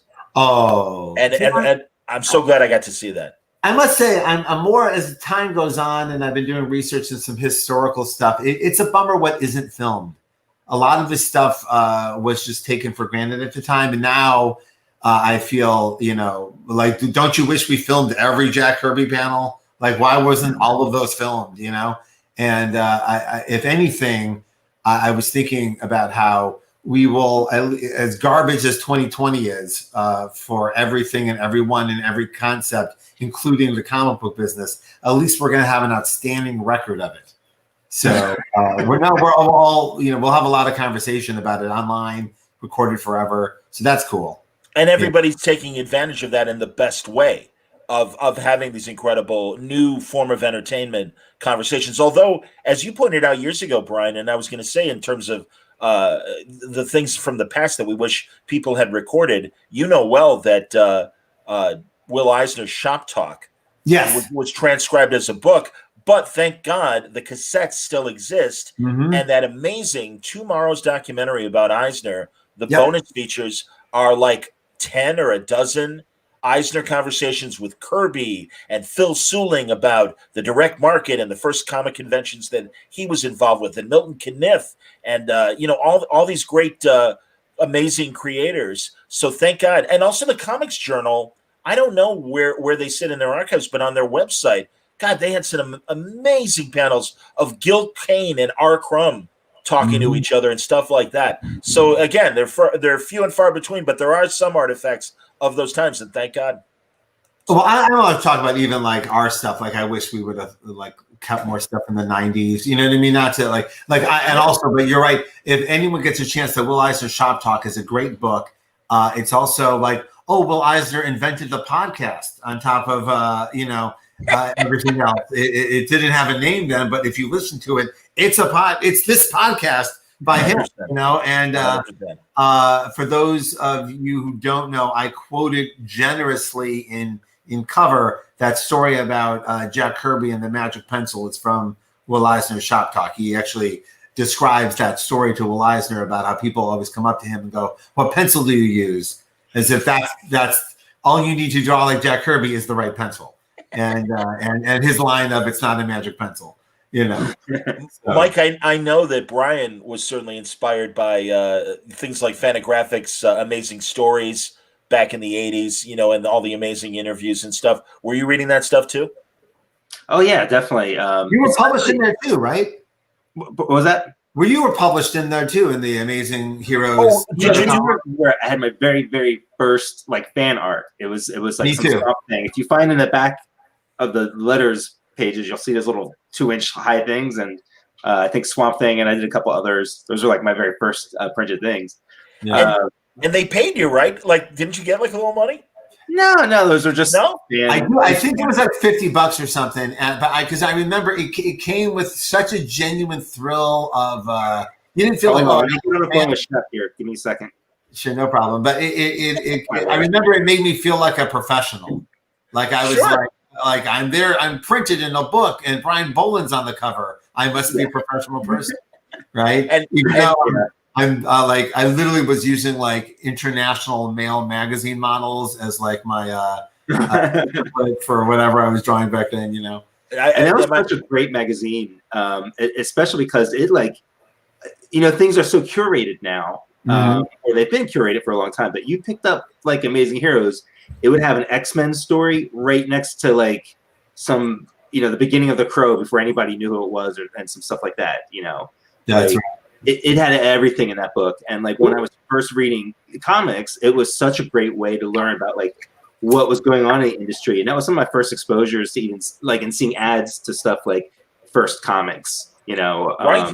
All the other stuff I wasn't seeing, it was this window into everything else. That was an awesome magazine for sure. It had more content than most. It was just right in the middle of Buyer's Guide and Comics Journal was right in the middle there. Right, from a sensibility standpoint, absolutely, and also, it was. I mean, these great in-depth interviews of what was going on in the creators' heads at the moment while they were making these books. Incredible looks at Dark Knight and Watchmen, but everything, and truly one of the inspirations for my show, Word Balloon, was loving those magazines and Rolling Stone interviews and Playboy interviews and the great music magazine Musician that would have really great in-depth stuff of how songs and albums were made. So that's kind of where my inspiration for doing what I do for my show and doing panels like this. Yeah, but a lot of us got our first published work in Amazing Heroes letter column. It's all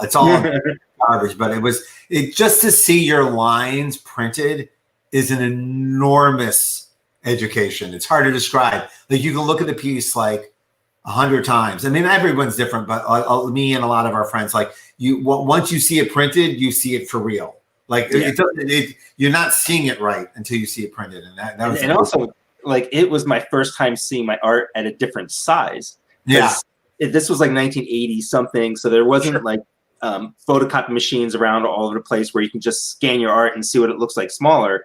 You just saw it at the size you drew it. Especially living in a small town, there was no thing. There was no place to go. You know what I mean? There was no resources for any of that stuff. So like, yeah, that was the first time you saw lines like, oh, and you see everything disappear, and you know how lines hold up and they don't hold up and stuff. And yeah, you feel like you're in the real world suddenly. There's two kinds of people listening to this right now. Some people going, yeah, I know exactly what you're talking about, and people going, man, they are way older than we thought. Man, 80s. You should like my kids sometimes gather around me when I start talking about the 90s, like it's like the Great Depression or something. It's hilarious. I mean, honestly, man, it's and I've told you guys this before. Like, I'll see a band that I loved from the '80s, and they'll put out something new. Like Bryan, you were showing me, the Go-Go's little Zoom reunion while they're singing "We Got the Beat." And as I was telling Bryan, I'm like, yeah, I saw them open for the Police in 1982. And it's like, oh my God, that was 38 years ago. And I'm like, literally, I remember my father being the same way in the 80s, like, oh yeah, when I saw Benny Goodman in the 40s, that was amazing. And it's like, oh my God, I'm my father. What happened? But Belinda Carlisle is 62 years old. She looks amazing. Oh my God. I'm like, wait a second, I'm not young. And she's older than me. How old? Yeah. It was amazing. And incredible. You know, the Go-Go's documentary on Showtime is what we're talking about. It's a brand new documentary. It's actually better than the Beastie Boys documentary as far as content goes, because the Beastie Boys one's very good, and I'm very grateful that it exists in the world. But Spike Jonze, who was there for every second of it, directed it, so he's like, it's too in, right? Whereas the Go-Go's had a big breakup, and they got back together, which is very rare. And so because they're at that place, they were able to discuss them more honestly, and I loved it. It was filled with stuff I didn't know. Well, and they lived that rock and roll lifestyle. I mean, again, when the videos were coming out, we thought they were, the precursor to the Spice Girls. And just, aren't they cute? They're having fun. And it's like, they're having rock and roll fun, everybody. Everything you thought Leonard Skinner and Van Halen were doing, the Go-Go's were doing it as well. That's right. No, but my favorite part of that documentary is when one of them goes to get their check, and they saw the bass guitarist's check was 90 times bigger than her check. And they go, why is her check bigger than my check? She wrote the song. And that was it. That broke up the band. That was it. That all went to hell. Yeah. Oh, man. Spoiler. Yeah. All right. Sorry. So, and truly, I mentioned the Spice Girls. I mean, that's kind of the moment where Powers kind of hit the atmosphere. And the great thing, influence, a big influence on us in the Spice Girls.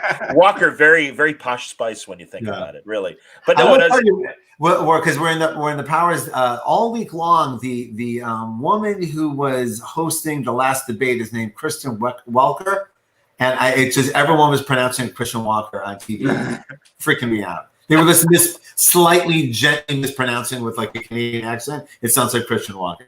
So that's hilarious. That's fantastic. So I appreciate all the promotion.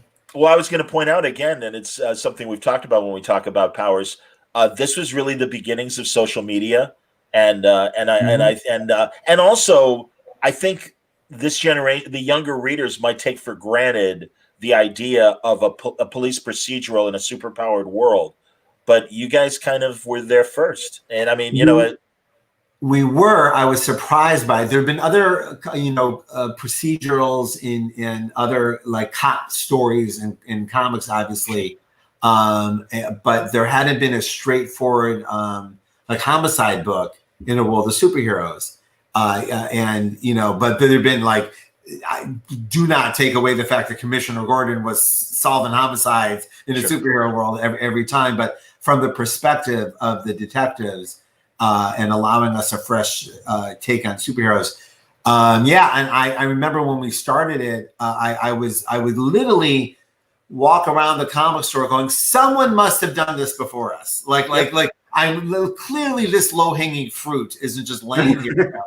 But it was, and also I'm a big crime comic fan, so I just went back in to make sure that I wasn't like remembering someone else's idea, And then while we were in production, Alan Moore had announced top 10, and remember, and that's Alan Moore post Watchmen, and I'm like, oh, that's it, we're done, we're out. We're smushed, and that's fine. That's the way it should be, but. Was so grateful when the book came out. It was nothing like it was not at all what Powers is, and I was like, "Oh, great! We get to be like a compare and contrast kind of thing. Yeah. And then about a year later, and we had pitched Powers to DC. They didn't want it.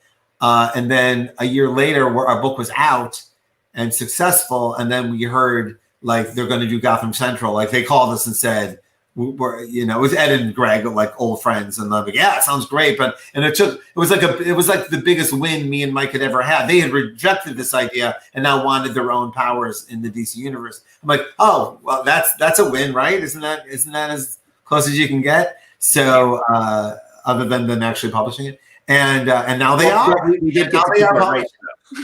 Yeah, you did get to do what, buddy? We did get to keep our rights, though. Yes, we did. And so yeah, we were just very, very lucky. And after also Powers came out in an X-Files was big at the time too. So there were a lot of like books like X-Files that would come out afterwards. They were like, you know, X-Files of superheroes and stuff like that. But we were grateful we had found our place in the comic book sphere. Very grateful, actually. Sure. And also, again, you guys represented that second wave of Image. You know, there was the original guys, but it was like, you know, you guys were part, like I said, you guys and you know, a couple of years later, Kirkman with Walking Dead, but it really did seem like, yeah, like I said, the second wave. And again, as you say, that it's a creator-owned book, it gave you guys opportunities beyond the DC universe to tell different stories, to break some eggs along the way and get really gritty with the indulgences potentially of having superpowers. It wouldn't have worked as a DC book. It would have been interesting. It would have had its moments, but what people like about Powers would not have been. There would have been no mythology building. The hard R would not have been there. You know, even if it was for adults, it wouldn't have gone as, you know. We there were years there where you can tell me and Mike was like, how far can we push this? And that's yeah, still my greatest memory is I think the only argument we've ever had over Powers was the size of the devil's schlong. And, it was the amount of schlong, I think, because he drew us. I wrote.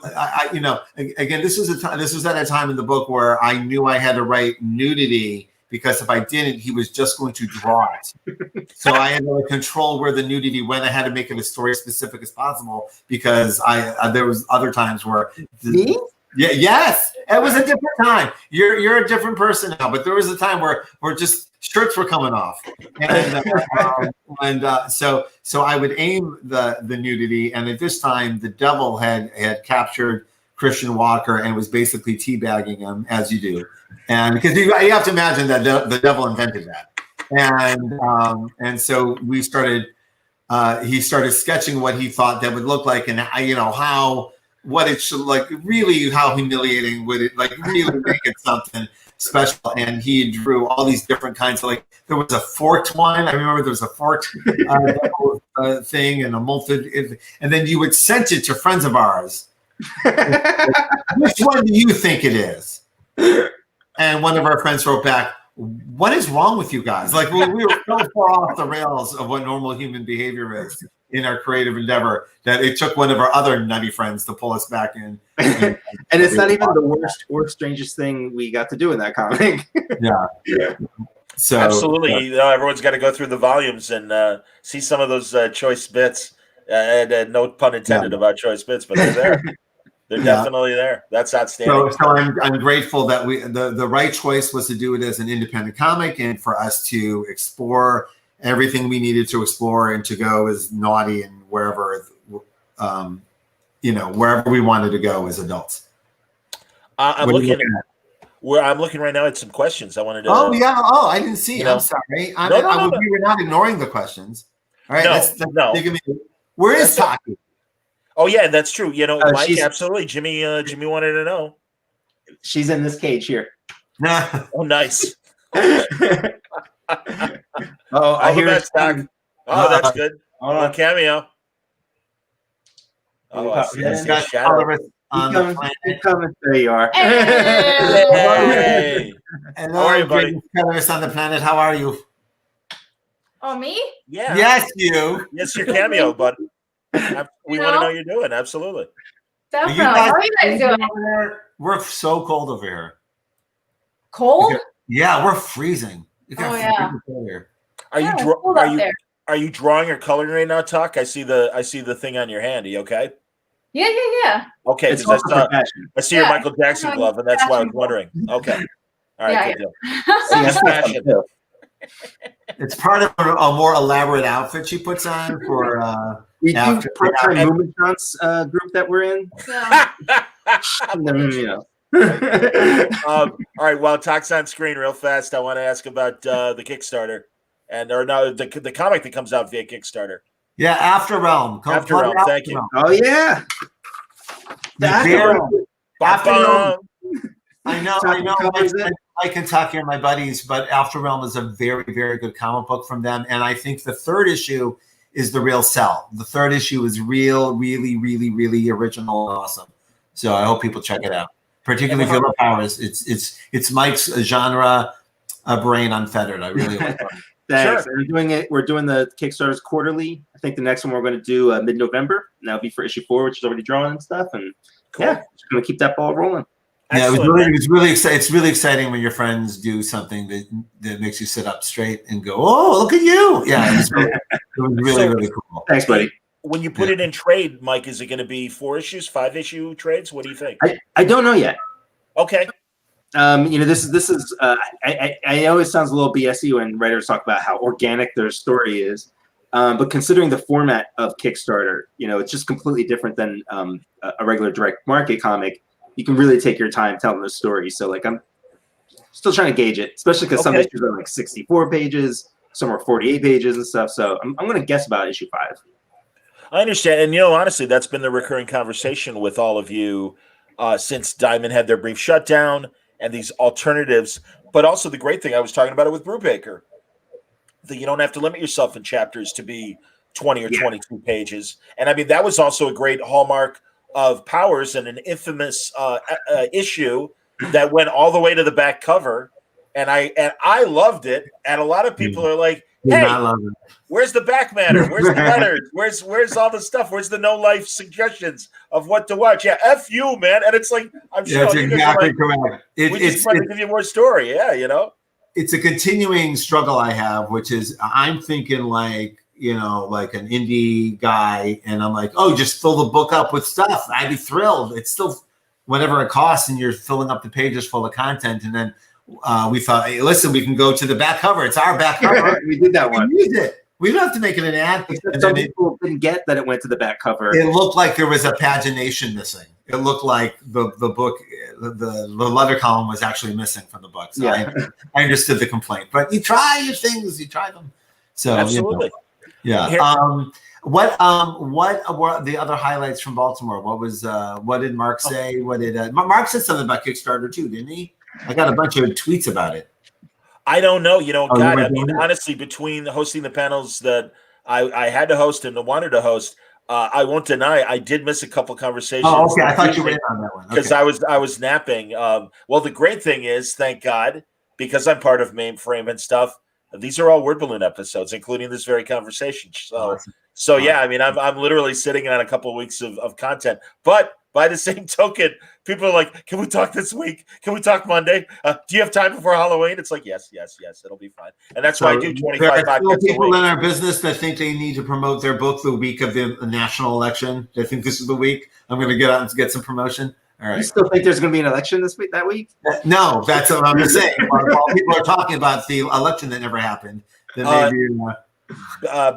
Bryan knows. I was at his house last summer, and he's like, "I'm telling you, this guy's not going to want to leave office, and there's going to be a brouhaha." And I'm like, maybe. And here we are, and it's like, again, the sorry kids, don't mean to get political. We can move on, but yeah, it's not political. He looked in the camera and said, "I'm not leaving." He said it a year ago. He said it 2 years ago. He said it 3 years ago. So, yeah. Yikes. Yeah. All right, a couple questions to get back to our. Yes, our let's get back into the fun parts of the world. It's me, Ryan. Dialogue is such a hard thing to write and draw. Bryan, who do you draw from to write your dialogue? And Mike, when you read what Bryan wrote, how do you visualize your characters talking? Interesting question for both of you.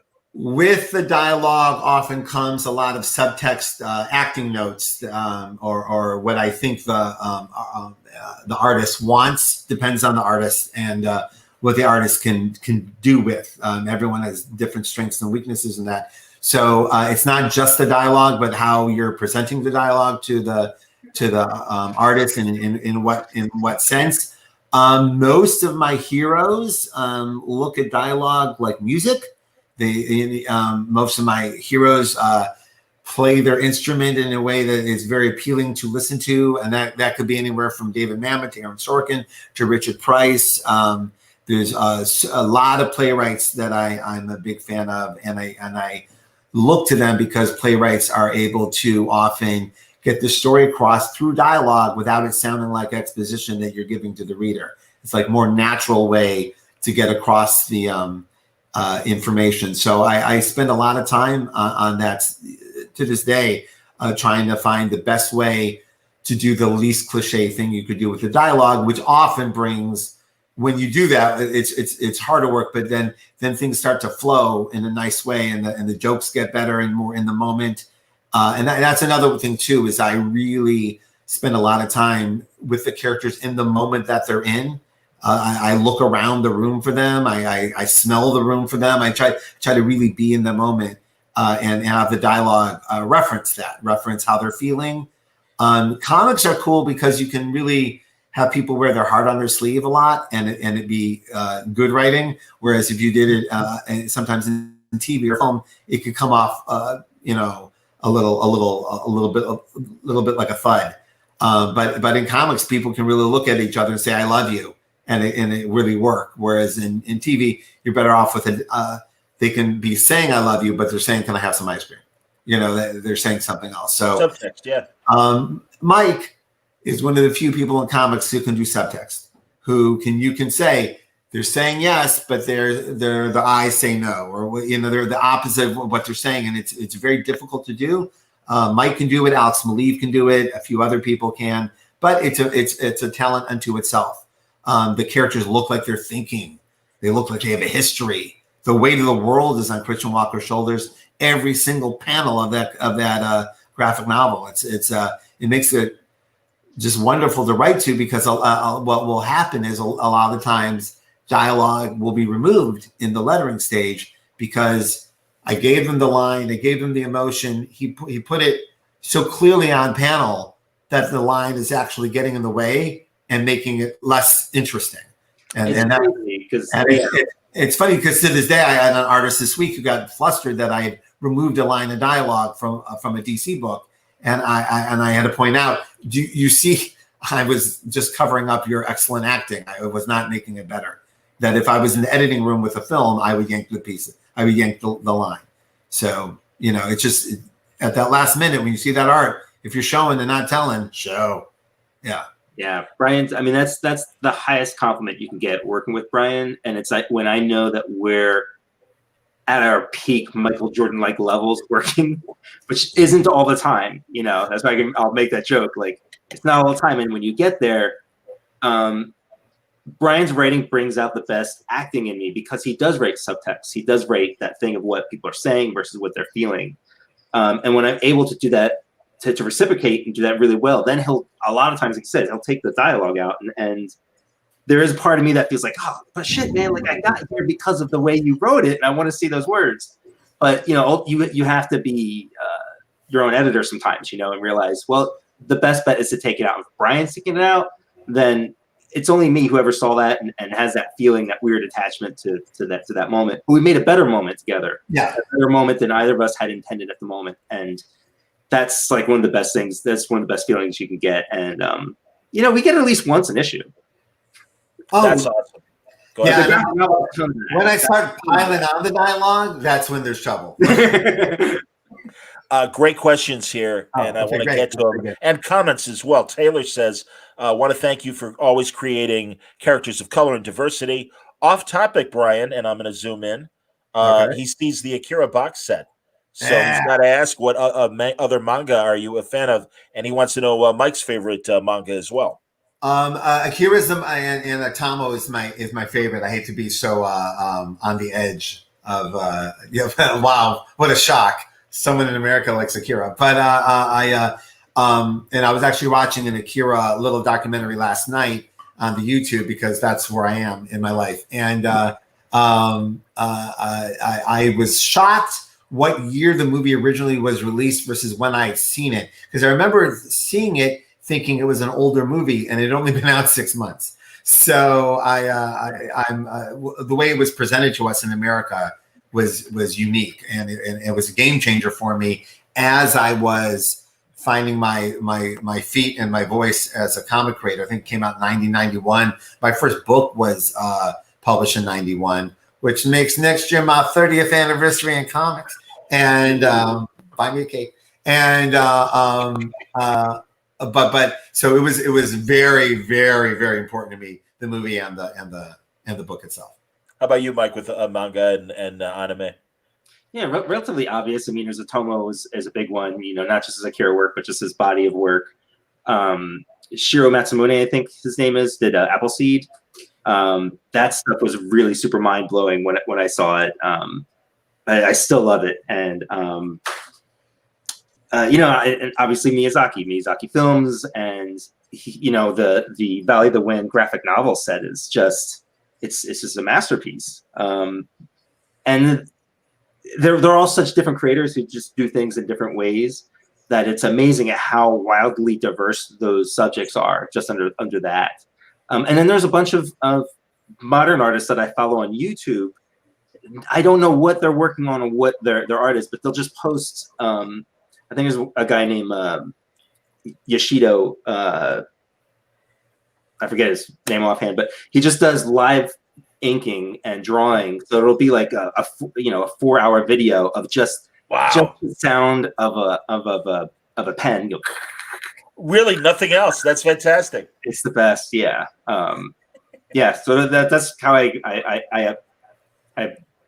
absorb it now. That's awesome. Let's see here. Hey, a couple of people were saying nice things about Power is the best ever graphic novel. Last time we had all gone together, the book was just shipping, so we were talking about it more in the abstract. And now it's been out, and I just wanted to say we got a lot of email and posts about the graphic novel. I have some kind of pandemic brain. I didn't I was just putting books out in the middle of this. Like, no one's going to see this. And I was so delighted and just thank you for buying the book. Thank you, however it is that you got the book. Thank you so much. First of all, thank you for sticking with us all these years, and then thank you for going out of your way to get the book this summer. That was very, very cool. I just wanted to say that to everybody. Absolutely. Yeah. I wish I was more sort of verbal about it or social media about it when we came out, but we tend to have these moments with Powers, these really big moments that we've been spared of too much excitement or happening too quickly, too fast. Like the television show happened after 10 years of movie deals that didn't quite happen, and then a pilot that didn't quite happen. So by the time we actually made the show, we weren't like, oh my God, losing our mind, right? And then with the end of Powers coming about, it was a very, very long process for a lot of reasons we could talk about.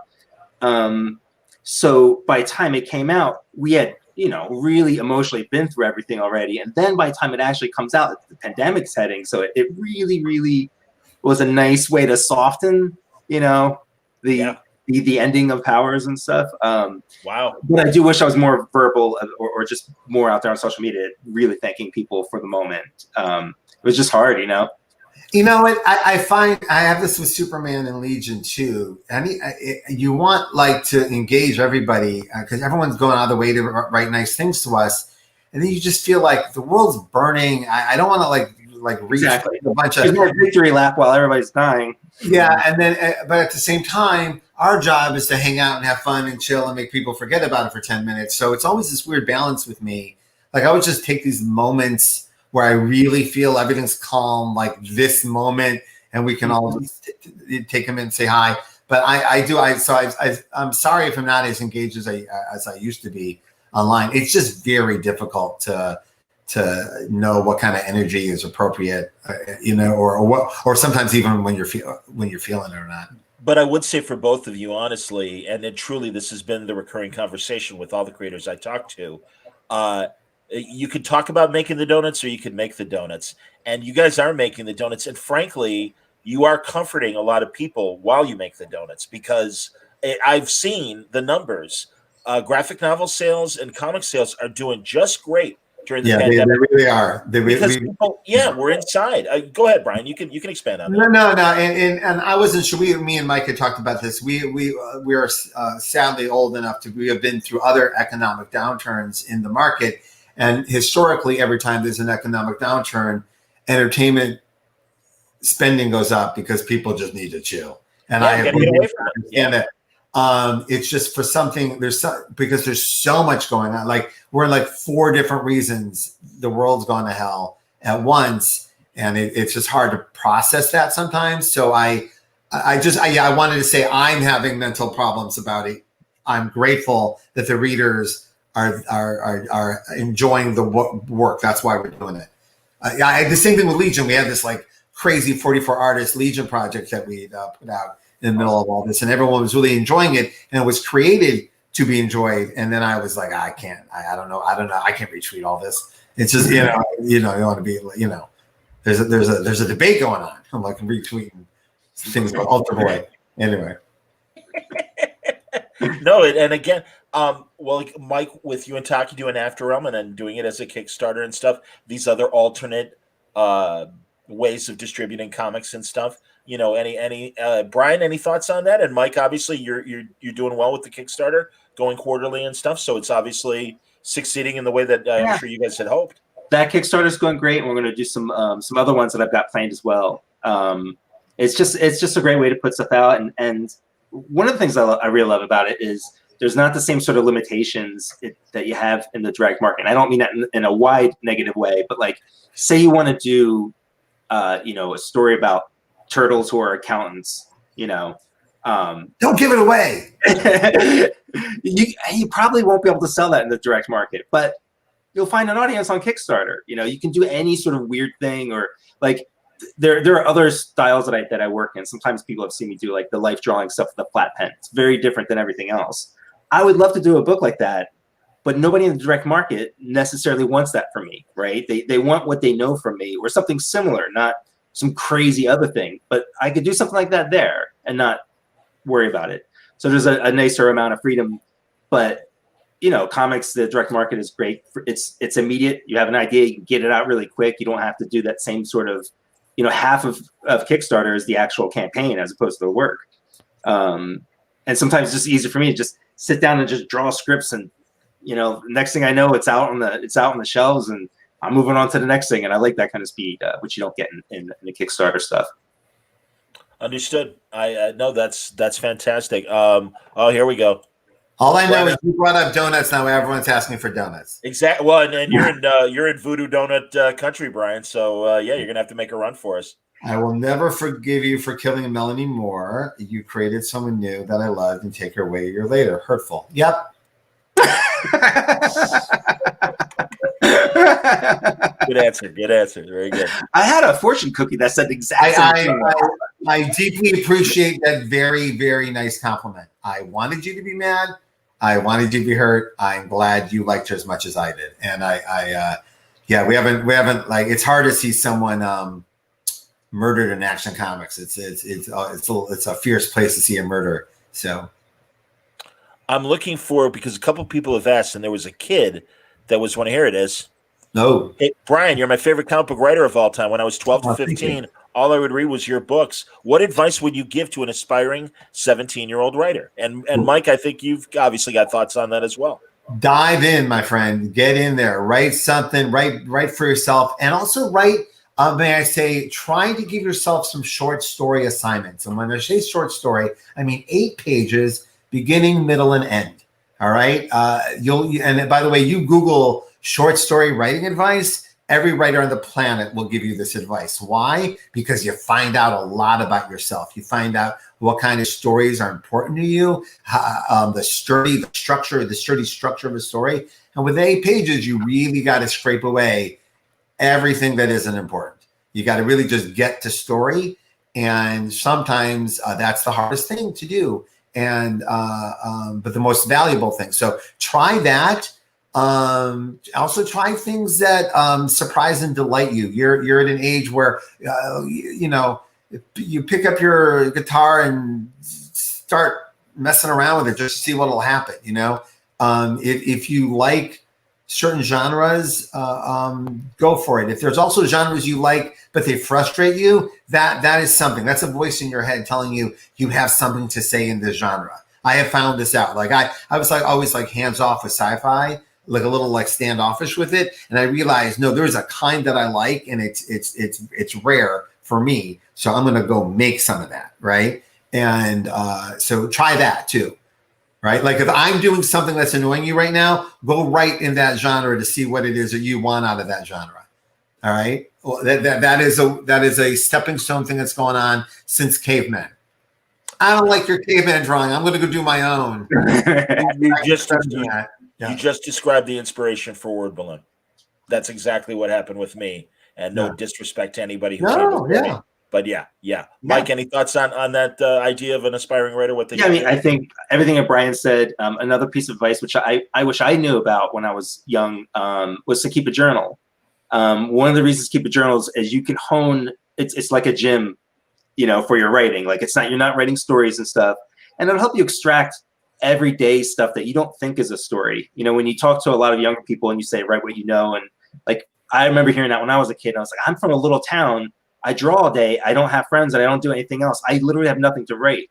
Meanwhile, all this stuff was going on in my house and around my head and stuff that I didn't recognize was going on, and how that would serve me as a writer later if I paid attention to any of it. You know, when you realize, how do you write about a boring day? Well, there's a great Mad Men episode, right? Just this episode where they just got up late and they were drinking in the middle of the afternoon, and then they realized it was 8 o'clock and they hadn't fed the kids anything. And it was just this great episode about having a lazy day because the writers understood how to extract that. And I think like a journal is a really good tool for that. That's outstanding. Absolutely. Also, you're young, so now is the time where if you're serious about your craft, you have to make it part of your lifestyle. So you're someone that eats, drinks, sleeps, and writes. So you have to demand from yourself a certain amount of time a day. And also the writing thing is the thing that's the easiest to forgive. I don't have time today, not today, but you have to make yourself, just like you wouldn't skip a meal, don't skip your writing time, which is your personal also meditation time. It's such a good time for yourself. You're younger, you probably don't care that much about it, but you will, as you get older, realize this time with yourself is very important to your creative journey. So take it. Could not agree more. All right, interesting question. And you've talked a little bit about this, but Welverin asks, early on in Powers, Bryan, you mentioned you know how it would end. How much of this did you have planned? Was it just a general idea, or did you have a good idea of the overall arc of the series? Yeah, I will tell you, it was hard to, at the beginning of the series, perceive its success and its longevity. So I did not have a 20-year plan for Powers, as I did not have a 20-year plan for anything.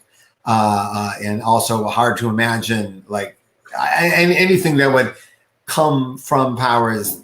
None of it, I couldn't imagine any of it. Hope for all of it, but you can't imagine it. So we had vague ideas. We had like a terrible idea that we held on to for a couple of years, where eventually Walker was going to reveal that he always had powers, and fuck you guys. I just wanted to see what it was like. What a terrible idea that is. What a terrible late 90s alt rock idea that is. And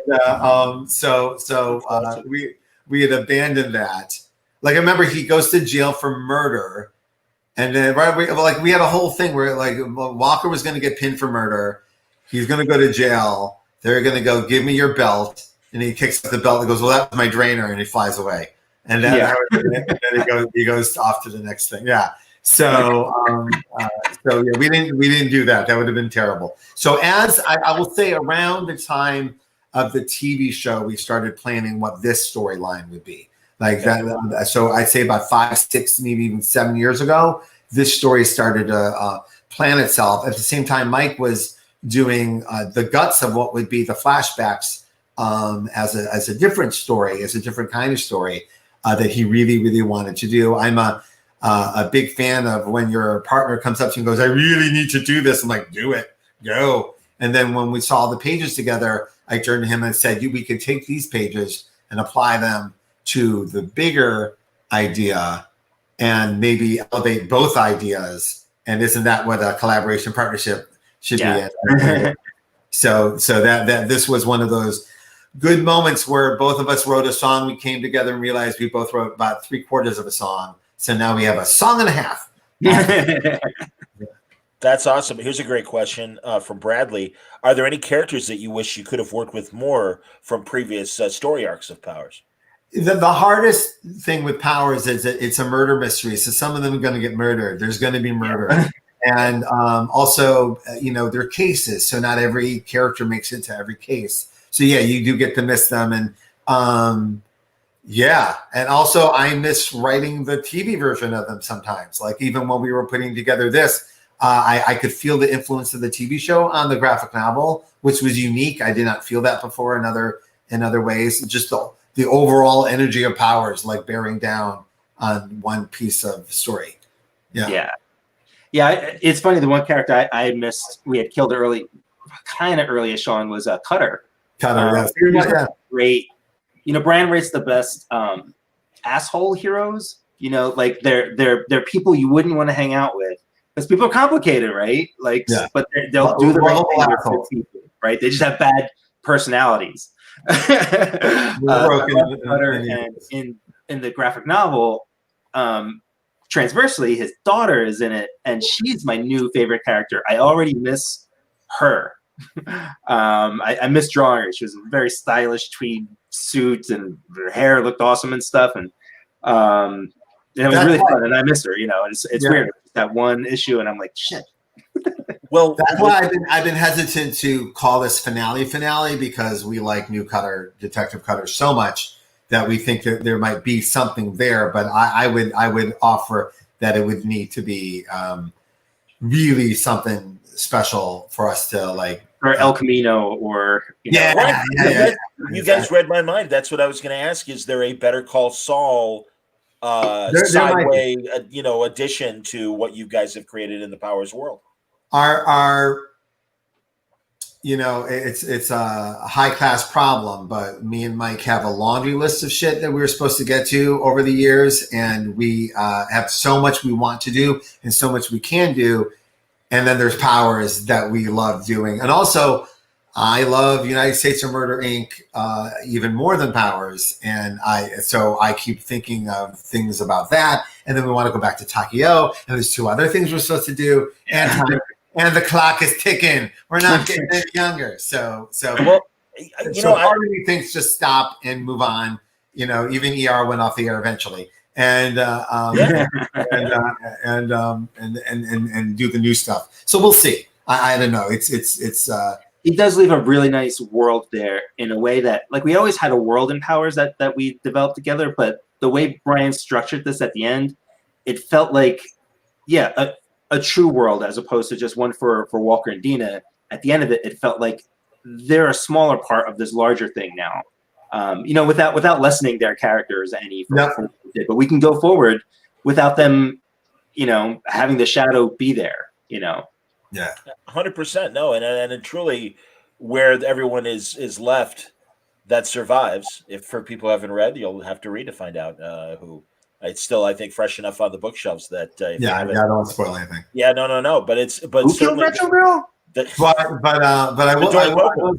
The response to the graphic novel made me maybe we shouldn't do anymore because it was exactly the response we wanted. It was warned and they got it, and also so get the fuck off stage. Stop. Yeah. It's not my strong suit, which is so funny because I'm such a pop culture professor. Like I know we'll know when the time is right. Like I have a feeling we'll know why it needs to come back. Beyond like having fun, there will be something that will tell us it's time to bring it back. It's weird that I'm like Seinfeld is like one of my creative rabbis. Like I'm shocked by it. I'm shocked that his Jewish Zen Buddhist philosophy. It gets under my skin so hard. Like Old Man Seinfeld is really interesting person with a lot to say that I feel. And he is the king of getting off stage on time. Like he got like perfect, get off stage. And I see that. And yet I always go, let's roll the dice one more. Like I always like, one more. Well, that's what I'm saying. There would have to be some sort of reason, and I can't really project in my mind what that would be, whether it's cultural or pop cultural. I don't know. But yeah, there would have to be a reason, a sign that we would go, okay, well, we know it's more than just this kind of like urge to, draw the characters and write the characters again. We'll know if there's a reason. Yeah. Here, Michael Cooper wants to know what you guys do for downtime when you're not creating stories. Good question. What? That's an excellent there is no downtime. Well, we're 9 months into this pandemic, so I honestly, we laugh because we created a situation for ourselves decades ago where we turned all of our hobbies into our vocation, and then didn't replace them with other hobbies. It's just so we get paid to do the thing we would do. So I have with the kids, we do a lot of Lego work and a lot of even this stuff. Even like this week, I was like watching a lot of stuff. It was all fun as hell. Most of it was actually for work. If I had to really I'm working with the guy who made Gangs of London. So watching Gangs of London, I was having the best time. I was as relaxed as I've been like in 3 years. It was so good. Highly recommended. And then I'm like, oh yeah, but I'm still working. This is, What a boo-hoo. Yeah. So the goal is get yourself a job that doesn't feel like a job, right? Even with the deadlines looming and it can be pressure, and even the stress of this pandemic and everything. On the worst day, still writing Superman. It's it's a pleasure. Honestly, that's the other thing too. Like this whole pandemic, where I haven't been in my best brain like everybody else. My job made me hang out with Superman for a few hours a day. Like I have to think like Superman. You have to. And if it does, and when Superman doesn't sound like Superman, if it ain't hopeful, it ain't Superman. And so to get my mind to a hopeful place every day in my writing and then spill out in my day, that was a nice hobby. I must say I know that's weird, but it was like, oh, what a grateful thing. I felt so grateful that I got to do that. So Legion does the thing too. Yeah, I gotta be honest. I literally don't have any hobbies. And I work 7 days a week. And that's not like one of these, it's a burden. I work 7 days. Like I choose to. This is how my life is designed. And I stop when my brain and my body is too tired, and it just tells me I gotta lay down and watch TV all day. It's hard to describe. I've known Mike many, many, many years, and this is true every day that I've known him, but I've never had a way to easily describe to people what it's like to watch Mike. In the movie Indiana Jones and the Kingdom of the Crystal Skull, John Hurt's character is drawing in the air, and then they put a piece of paper in front of him, and there's a whole drawing. If Mike doesn't have paper in front of him, he starts John Hurting. He starts. he just starts. You might as well put a piece of paper there and cash it in because it's going to happen either way. Mike cannot stop. I've seen it. Mike cannot stop. And knowing what Mike was doing before he changed, because again, it's something Mike and I talked about in conversation to prepare his book, The Art of Mike Oeming. You had your time as an inker, your style was very different, and then during the 90s, you were one of those guys that you've lived pencils down yourself personally. During that rough time, and truly, you took that time, and you were working in the booth where all those trucks were coming in and out, and you were in that like almost it wasn't a toll booth, but think of that as like a parking attendant, and you're sitting there with your sketchbook, man, reinventing yourself, and that's fantastic. That during which I'm sure was a really tough emotional time for you, Mike, that you were able to channel that into your creativity. Truly. This is one of those cliches you hear all the time about how the worst thing that happened to me, or one of the worst things that happened to me, was actually one of the best things that happened to me. So very similar to what's going on now. And I hate to say it, what I think is really coming, that mid-90s crash, I had gone from building a career, taking time from my teenage years into my 20s to build a career. So I went from working on indie comics and like indie porn comics, whatever I could do to get published. Like which titles, Mike? to being an inker at Marvel to working on Judge Dredd and Foot Soldiers and stuff. And then I couldn't get anything. So long story short, I had to go get a regular job. Everything just dried up. The companies were going under, stores were going under, 50 people trying to get one job kind of thing. And my son was just born. So I needed to bring in real money. So there I was, like at 23, 24, like suddenly I had to go get a real job and get out of comics. I had to stop contacting editors and stuff. And in my head, I was like, all right, I'm going to have a job and, you know, this is going to suck and I can still draw for myself and I'll still make comics and get them out however I can, very grumpily, you know. But as time went by, I realized, you know, I don't need what I thought that I needed. I didn't need to be in the stores. I didn't need to do signings and to be a guest someplace. And yes, I wanted to be published and be paid for drawing as opposed to, you know, watching trucks. But I found a new self-worth in my art and my relationship to it through that. And I redefined myself because I had less time to draw. So I wasn't doing all these noodly little lines on everything. And I stripped everything away that I didn't need. It was this weird parallel between my real life and my art, both of which I had to strip away all these extra things and just pare it down. So those, what I perceived as a couple steps backwards, I needed to take a break. I needed to move back and rethink everything and then move forward. And then powers happened. And I think with what's going on now, it'll, if people keep that story in mind, I think it'll get people through a lot. Because and again, back to the Go-Go's documentary. There's a line in the documentary. No, one of them says, "I learned everything about myself from failure. I learned nothing from our success. We had every success a band could have. I learned nothing. Nothing came of it. Every failure made me a better musician, made me a better partner, made me a better band member." And that really struck. We've heard a lot of people talk those words, but there's still, we live in this weird bubble right now where it's this Instagram thing where everyone wants to be their best version of themselves without actually earning it or learning anything. Like, no, most of life is failure. Most of it is falling on your ass and learning from it. It's the journey. And without that, that's that level of work you're not going to get to. You're not going to get to the good stuff. So we celebrate your failure, learn from it, fall on your ass, pick yourself up. All your heroes did. So 100%. Absolutely, man. Jimmy wanted to know, and a few other people were asking about this as well. Are we going to see more Naomi now that Young Justice is done that next month? And why the hell did Young Justice have to end? I'm Young Justice was going to go 18. We ended up going 20 during the transitions of DC's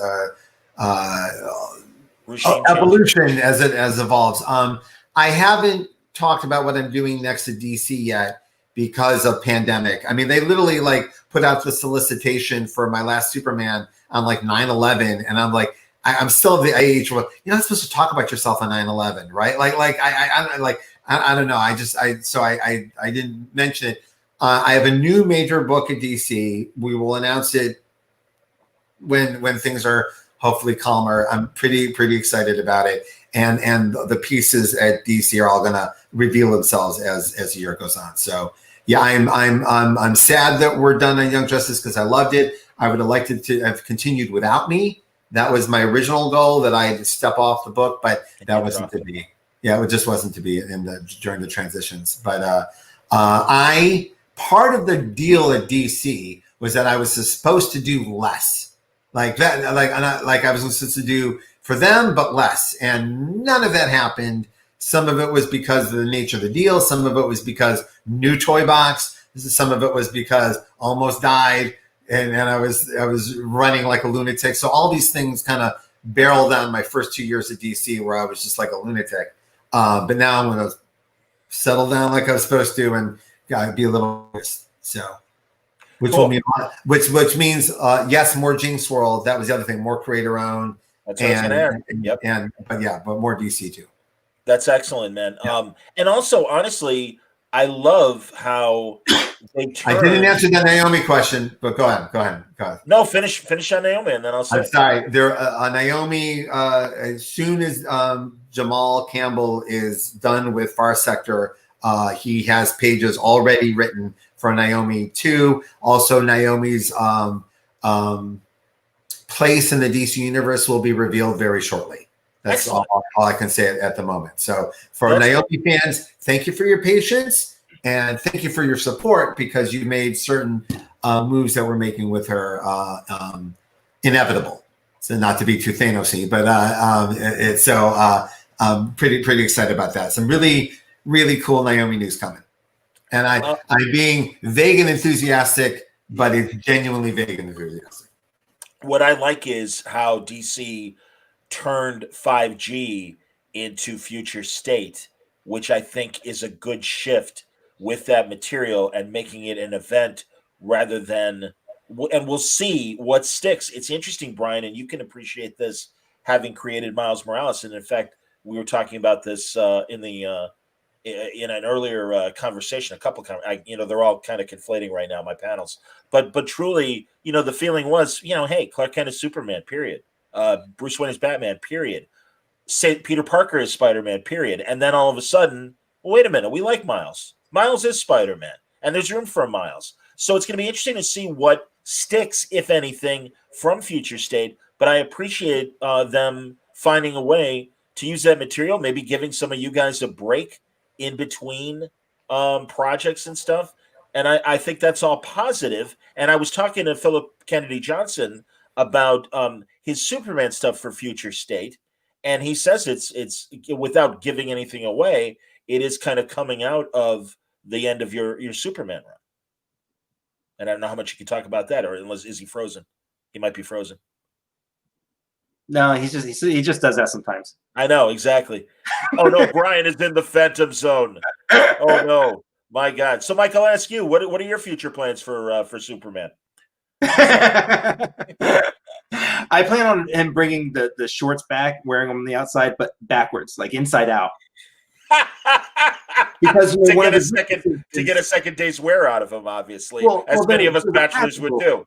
But there's a very practical reason for that as well, which is one of Superman's weaknesses is magic, and if you wear your underwear on backwards, it helps keep the devils away. I think El Chapo was up to that, and some other drug lords. I think it would be good for Superman as well. Oh, there's Bryan. Hi. I was just pitching my. I literally went from John about to say something about Philip Johnson, and you went right to the magic underwear. I'm like, right. Okay. Anyway, what did Philip Johnson? He was talking about his Future State story and how it was coming out of your wrap up to Superman, and without spoiling, I think that's interesting, and I don't know how much you can say without spoiling what you're planning. That's the look on my face. I'm actually not I know a lot of stuff, and I genuinely at this moment don't know what's public and what's not. I will say that there is some 5G sprinkled in the Future State, but it's not a total re-engineering of what 5G was. 5G was not all the way down the line yet. It was so I can see where people think Future State is 5G or whatever, and there are bits and pieces, but it's not totally that. Just so you know. My Future State project is very excited about is Legion of Superheroes with Riley Rosmo. I've been like the day I walked into DC, they just printed Martian Manhunter #1 with him and Steve Orlando, and I was blown away by this dude. And then we did a retreat with him where every sketch he did, every design was blowing everyone's mind. And I was, and one of them I actually stole. Actually, can I have that design for Xanadoth, the villain we used in Superman? He was just coming up with like villain designs, just like demons in his head and stuff. And I was like, can I have that? Like it was that good. And we've been talking the whole time about what we would do.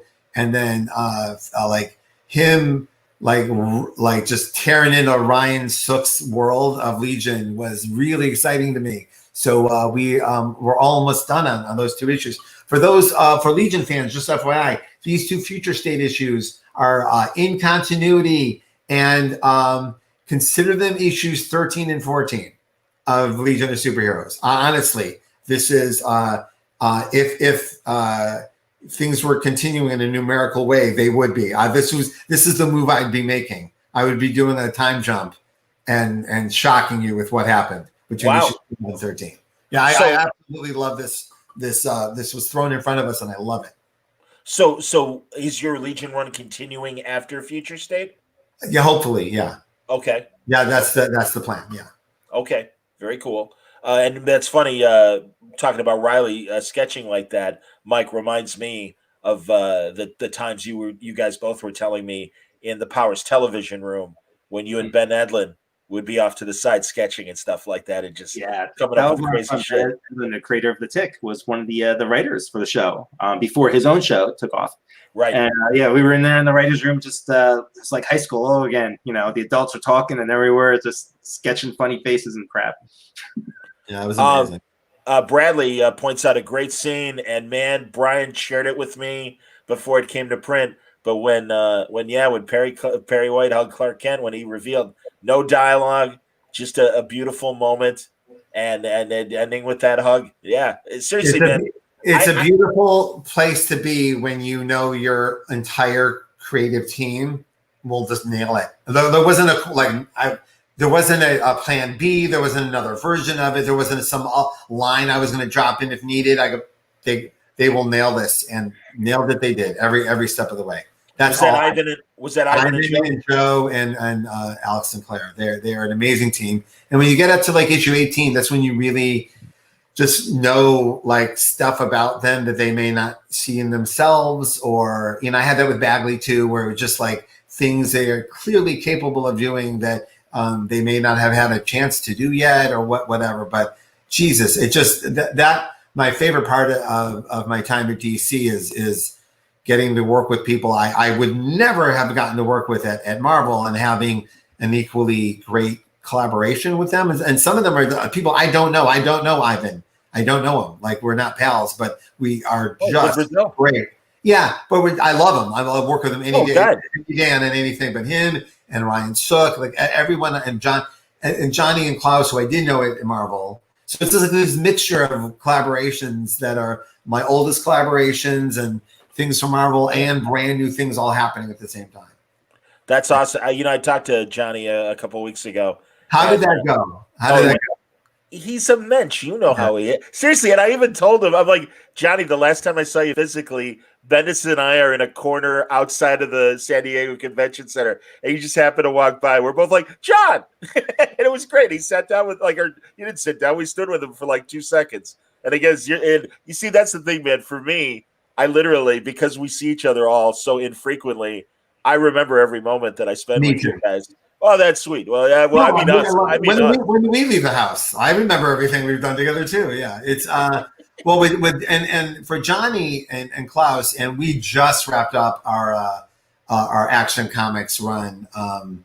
Like, we're not even done with our last issue yet, but we're headed towards the end. And in the last script, I don't mean to embarrass them, but I wrote a note to Klaus and John specifically saying, well, this was just lovely. I mean, just from me, literally not a moment. It was just lovely. And it was not the first time that I've been in a room with them where it was just absolutely professionals being professional and doing everything they can to do their best. And I've worked with Klaus and Johnny together and separately at stuff at Marvel. And it was also felt like that. So I know for some other people, it was like, well, you guys have been together for years. That was Avengers was 10 years ago, you know, but for me, John and Klaus were people I read growing up. And I don't mean to make them sound like Methuselah, but they were names. They were names of reasons I wanted to be here. And then I got here and I worked with them and made me want to do even better. Right. And now, everyone who wants to grow up, you want to grow up and be Klaus Janson. Like, that's the, like you want to be an elder statesman of such high caliber, like Dave Gibbons and Walt Simonson, just like these guys that like held their shit together, still have all their powers as a creator, and they're just doing their work and getting it done. It's just so inspiring to me. So I just wrote them a note about how, you'll never see it this way, but you guys were the guys to me. And now we're here. We may be like 15 years into our creative relationship, but I can't imagine if you grew up playing guitar and then you got to play guitar with Eric Clapton, it would ever get old. You would never go, like, even 15 years later, go, shit, there's Eric Clapton. It would never. And that's how I feel about them. And it's what a great experience. And to have done it on Avengers and Superman, kind of cool. Absolutely, my God. All right, here's a good Powers question from Leandro. Is the whole Powers series in print right now? How can one get Powers today? Well, there are 7 essential volumes from DC Comics right now. It is no joke, my absolute favorite format those stories have been printed in. They're big, thick, pretty inexpensive. Each one carries about 1.5 years of material in it. Wow. So like little mini omnibuses, there's 7 of them. It takes you right up to the front door of our storyline here. So there you go, man. Are you happy with the format, Mike? Oh yeah, and we have them in so many formats at this point. Sure. Which is cool. We've had all these opportunities that to present it in different ways. But I mean, that Brian's right. That is like sort of if you have the wrist power for it to hold one of those books, those are the best ways to digest them and financially too. I think they make the most sense.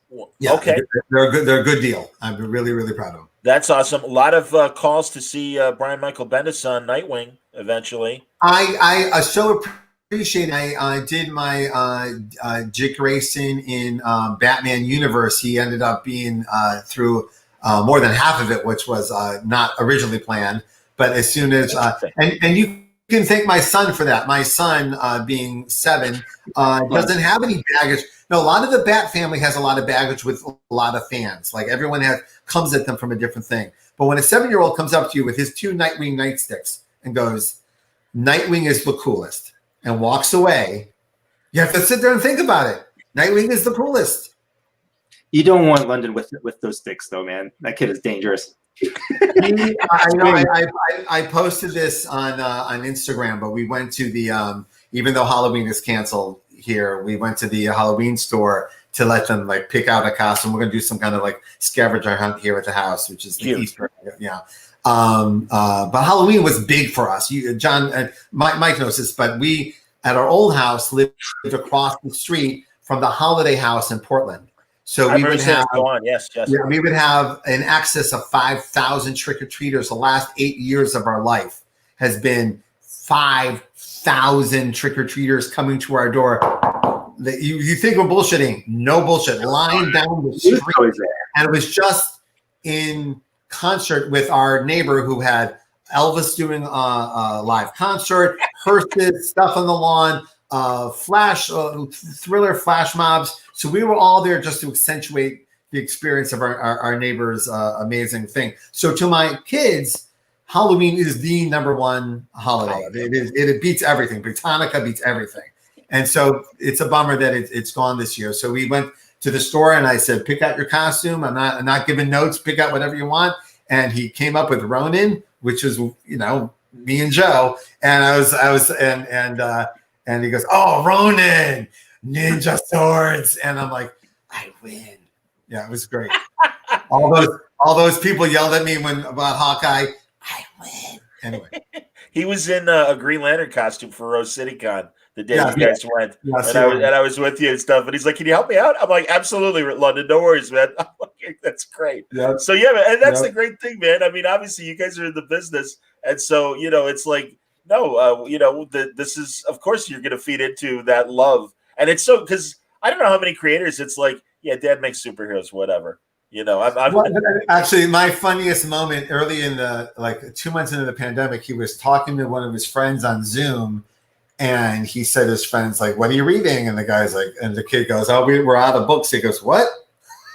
He goes, "You don't have all the comics?" Because he lives in a house with all the comics. Between Marvel and DC, I've got a lot of comics. To him, it's an unlimited amount of Young Justice comics to read. So when he literally just found out that other houses aren't like this. Oh, this is interesting. Ed wants to know your thoughts on vertical scrolling format. Both of you, I'd love to see what a Bendis-oming vertical scrolling, non-traditional page, non-traditional panel format webcomic would look like. Yeah, I can almost guarantee you're going to see something like that from us. We've been talking about it forever, and David Walker and I, as college professors, are a little obsessed with the infinite scroll idea that Scott McCloud and some other people brought up. So we've been toying with it. I do think there's going to be some format experimentation and changes that goes on in our business over the next couple of years. I think, by the way, in every entertainment medium, we're going to see some real surprising changes in how things are made and what they look like, and I'm comics included. So stay tuned. So yeah, I think the monthly format of comics is great, and I've loved spending my time trying to master it. But I do think that for a great a portion of the audience, it is a big pain in the ass, and in the way of making the art form getting to its next step. Yeah, evolve. Absolutely. Yeah. No, and I mean, it's easy with hindsight, but truly, because of COVID, because of the regime changes we've seen at both of the big two companies, I'm like, and again, I don't mean this in a negative way, but I really do think that DC and Marvel really stuck in that Wednesday Warrior mode for 20 years. And a lot of what's been exciting about comics has been happening around them, with the burst of the young adult line and all these other great success stories, both from a publishing and creator standpoint. And they realize that now. And unfortunately, COVID has kind of forced them to evolve. Well, and even like just COVID aside and the marketplace aside, releasing Powers as a full graphic novel was very satisfying, like deeply personally satisfying to myself. Mike, did you feel the same way? Yeah, I mean, all of those sort of expectations are they've changed now. Like I always said, I would never do a graphic novel because you spend a year or whatever drawing it, and it's out for that week, and it's spoken of for about as long as any other floppy that's out there. So it seems like a giant time investment that didn't make any sense until the market started to change. Then things started to change, and then it starts to make a lot of sense. And the Infinite Scroll thing is fun. I've done one which I've not published anywhere. That's right. Yeah. I've shown you, right? The Pizza or Die thing. Yeah. And, at first, it was tough because like it is a very different kind of storytelling than panel to panel stuff. But when you kind of break that code and you find that new kind of rhythm, it's really fun. It's really fun. The only real challenge is like that formatting thing. Like I would always have trouble doing it purely in the Infinite Scroll thing, knowing at some point I would want to do this as a book. I'd have to reformat and move things around and stuff like that. So that would always be a little challenging. But yeah, I mean, I don't want to say it's the future in America, but I mean, the Infinite Scroll comics, like Webtoons as a platform, it makes us look like we don't exist. So whether superhero comics go that way or they just find another format, we'll see. Understood. But, I mean, a comic is a comic, Yeah. It doesn't really matter how it's delivered.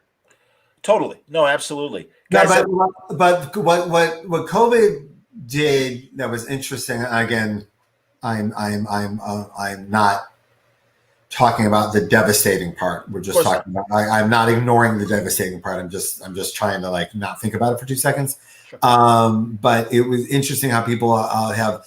It has altered people's relationship to their entertainment. It is solidified some people's relationship to their entertainment, while other people have reinvented their relationship. We, from the day the lockdown happened up until like 3 hours ago, someone has been tweeting at us, I just binged everything.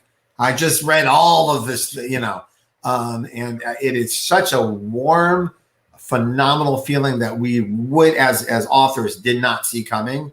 But it's everything you'd ever wanted, right? It's your work to last and to age well, or mostly. And so again, all of it was done in the moment, so you don't know how it's going to age well. You don't know what world you're writing it into, right? The world changes, and you're writing into it. So it's fascinating to experience this with everyone. I love it so much, and I don't know how to describe it without sounding like like an entitled douche. It's just such a wonderful feeling. It is. It's just wonderful. it's such an insane thing. Like you plan for success. Like, let's not lie. Like every time you do a book, of course, you think you're going to fail, but you have certain reasonable expectations. And our creator-owned book lasting 20 years was not amongst those expectations. I don't know what we thought. Even when we knew it was going to go on for a while, if you had said to us 10 years in, you'll get another 10 years, you're going to be doing this in another 10 years, and you're going to end on a high note. Like, really? That sounds like a little, like, am I in the Matrix now? Am I being fed that perfect steak? It's a little too good. No, they did a great sketch on Saturday Night Live last night about four friends going to a fortune teller. And the sketch takes place in 2019. So the fortune teller is like holding her hand, and it's Kate McKinnon. She goes, "You're washing a bag of potato chips, and you're yelling, 'Not enough soap.' Why?" I don't know.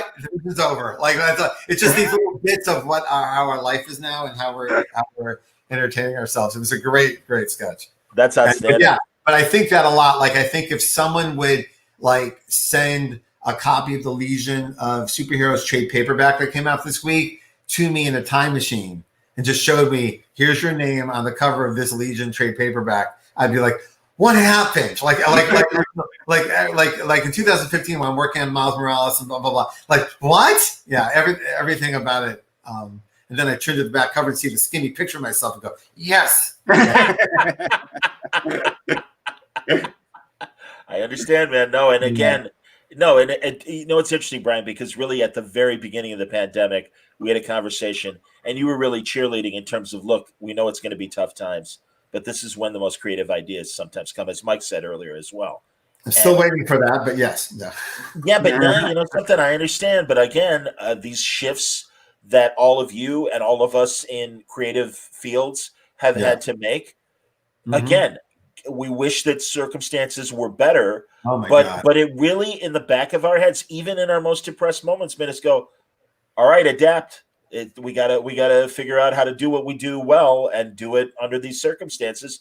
And I'm glad that it isn't, a block for you guys to churn out stuff. I mean, or whatever. It takes longer to get to the good stuff. I say this not to freak anybody out, because I know I'm like a little writing machine, and so I want to be very clear. It is almost everyone we know. It is very hard to sit down and write funny, hopeful stuff when I'm here in Portland, and sometimes literally stuff is on fire. Yeah, and Rome is burning. Absolutely. Yeah, and I don't know how it's going to end. And I literally wrote a book about Portland burning, and I don't know how it's going to end. So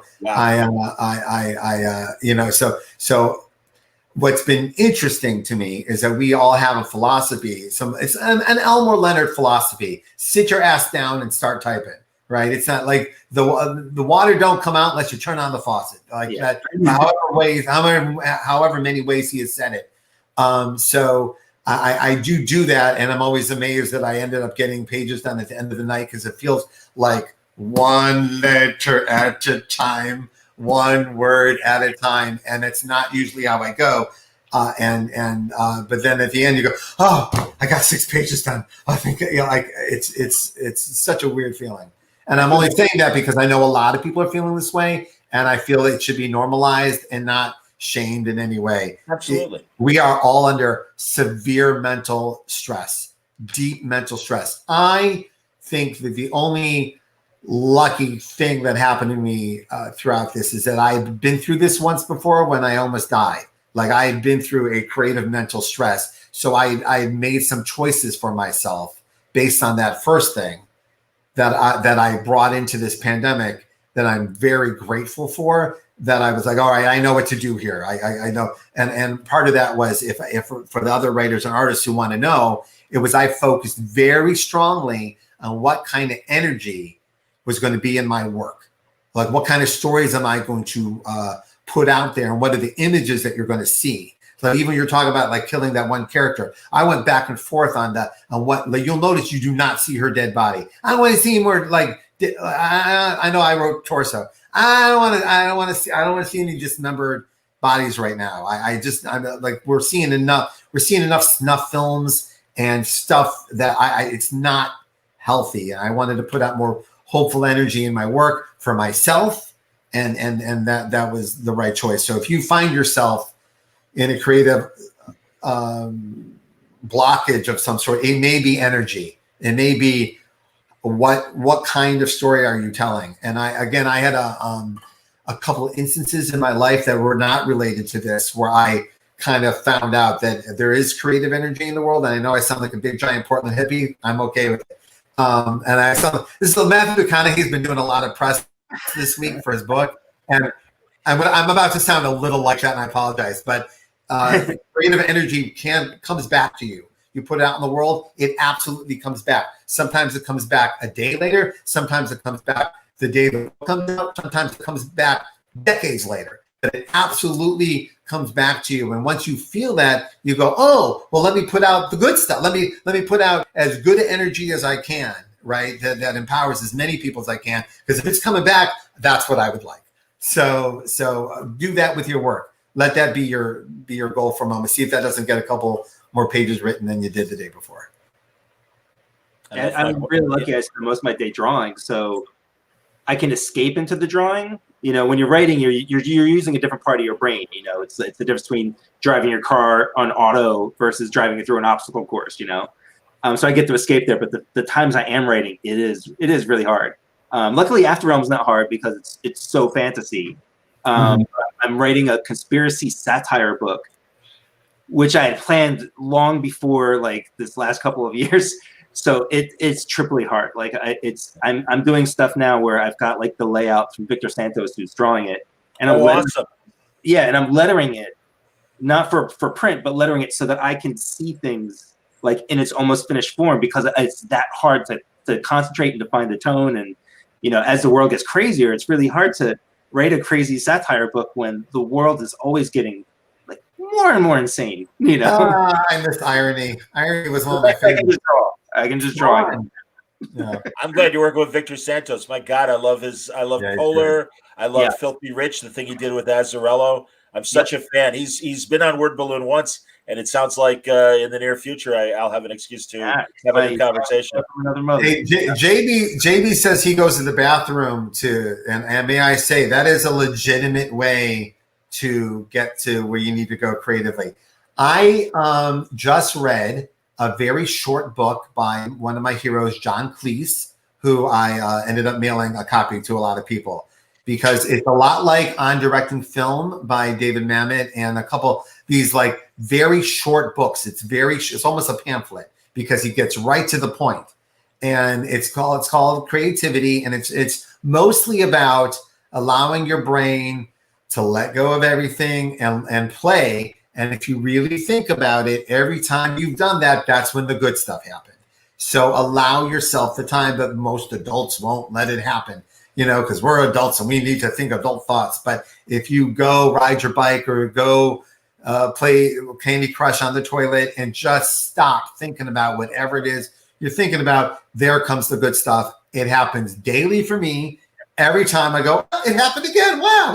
It's as amazing to me as any function my body does. It's just I'm stunned that that's what it takes, that you can't just go this many years into your career, you can't just flip the switch to the creative part. You have to do this whole song and dance and build to it. But he relates that children are creative constantly because they're almost constantly in that state of play.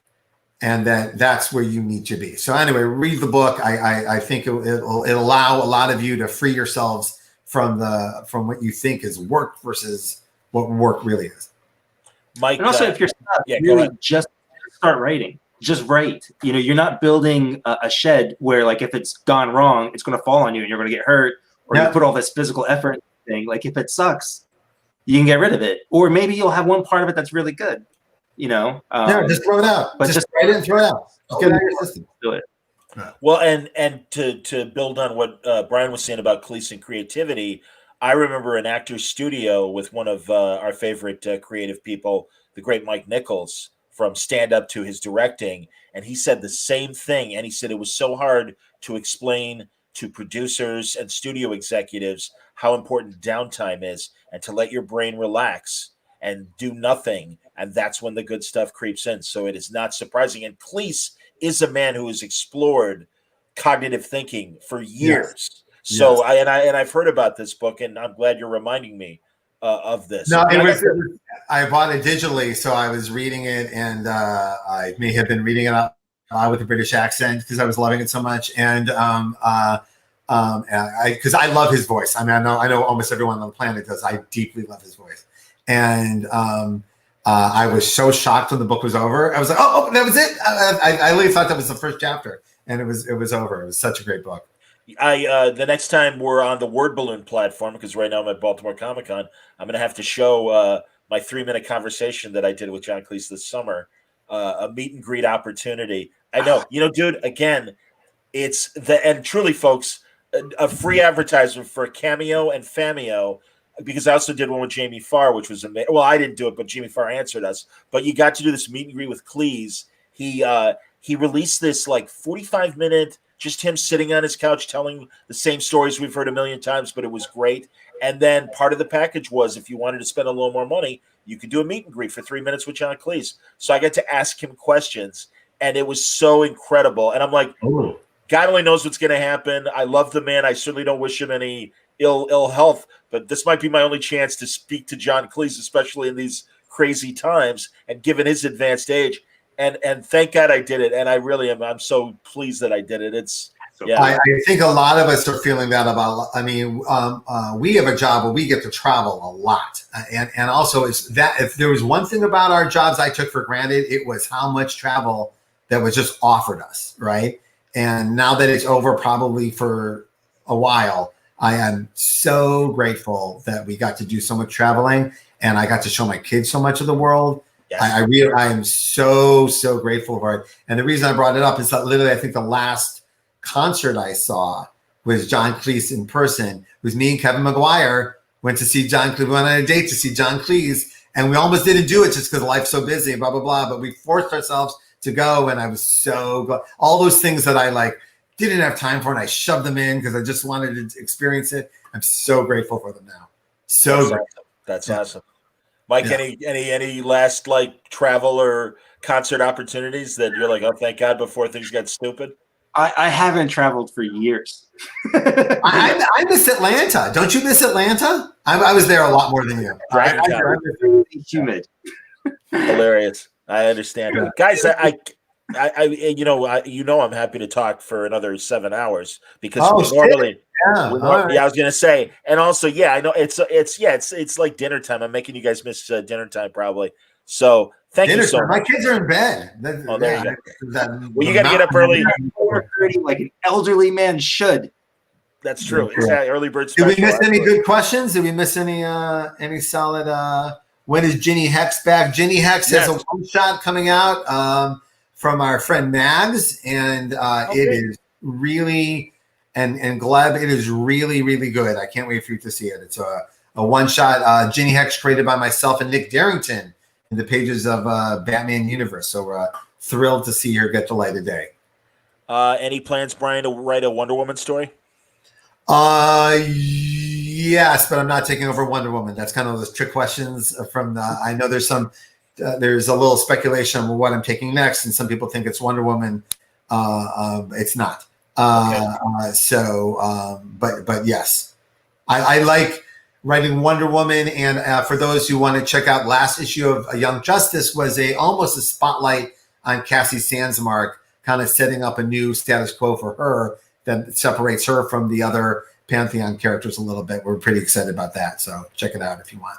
Okay, what are the main factors one should consider to pitch a story in 2 minutes? Does it come naturally during your first story pitch?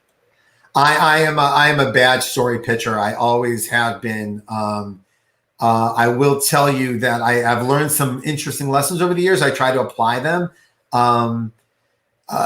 When you're pitching a story to someone, all they're thinking is, can I make money off of this? That's all they're thinking is, am I going to get fired if I publish this? So what they want to hear from you is the magic words that's gonna say, okay, yeah, well, this is worth making. Okay. Oh, it's Star Wars meets Lord of the Rings. All right, I'm in. What? All right, now you're talking my language, and particularly in this environment, people are getting fired for no reason whatsoever. They're just getting let go for numbers and yeah, and a lot of our friends are. So everyone's a little fearful, but that's the time to get a little ballsy. All right. The person that, yes, some people being ballsy are going to fall on their ass a little bit, but the person being ballsy is also going to be the next person that creates the next Teenage Mutant Ninja Turtles in this environment. There's going to be someone who captures the exact moment of that, a character that embodies our stress and our excitement for the future all at once and takes us forward. And that can only be done in a fearless way. So when you're pitching to that person, no, they're living in fear. So you have to be fearless, but you're pitching to someone living in fear. And I'm not saying that as a derogatory. It's just honest. It's just if someone's an editor at a publishing house right now, they don't know what to do, right? So you pitch your thing and make it sound like they say, "Oh, that's what I was missing. That's the piece that's what'll get me to the big office," and see it from their perspective, right? And sometimes the answer is it's a very personal story, and I'm the only one that could tell it. And they get very charmed, and they feel that your truth matches their truth, and it gets you there. So you don't have to like oversell what it is. You sell it for what it is, but do see it through their eyes. Mike, any thoughts on that in terms of pitching? I have something pithy that I've always gotten. Go ahead. It's just the industry is tough right now. I'm biased because I lean towards creator-owned stuff. The sense of control, like even if this stuff wasn't going on right now, there's just like, it's up to you to make it or break it. I don't know what publishers are looking for right now. I don't know how to pitch something. I don't have the best advice right now. Well, and I would say, especially my years in sports radio, I always loved the athletes that said, and it's an axiom that I continue to pursue: luck is when opportunity meets preparation. Absolutely. And and it really does. It's like, and believe me, again, this year and through the good graces of the League of Word Balloon listeners, I have lived this because I was facing just what Bryan described. Got downsized. They loved me, but it was numbers. And I'm like, all right, I can try to get another radio job. Then I'm like, or I really believe in Word Balloon. And again, it's because of the good graces of my listeners and also people like yourselves that will waste 2 hours talking to me as we've done tonight. Absolutely. Dude, you have no idea how therapeutic this is for me. How me and Mike get together and stare at each other. I love this man so much. Yeah. It's lovely to talk to you guys. We talk shit about you all the time. We really do. Shit about you all the time. Real quick before we go, let's thank Mark Nathan, Baltimore Comic-Con. Mark, do it. Me up with my first when I was doing the first time I did Baltimore Comic-Con. I think it was the first year. It was the first year that Powers came out, and I had my very first line ever at a con at Baltimore Comic-Con. So thank you, Mark. Yeah, thank you, and we're saying thank you because this is the man comics as long as we have, and he has wrestled through every single struggling thing that's happened to the East Coast. It was worded to us fucking 9/11 and Sandy to like everything, and he's been able to keep this. And also Baltimore Comic-Con is a big one for our family. My wife's from Baltimore, Sabatino's, and so we were grateful we were able to put this show together, which I heard from other creators felt a lot like Baltimore Comic-Con in the virtual space, which is kind of cool because that's a very unique energy. So that's cool. Well, that was our hope, man. And again, we appreciate Mark and Randy Tischer for giving us that opportunity to work with them, put this show on. Jim McLaughlin works his ass off. Absolutely. God, yes.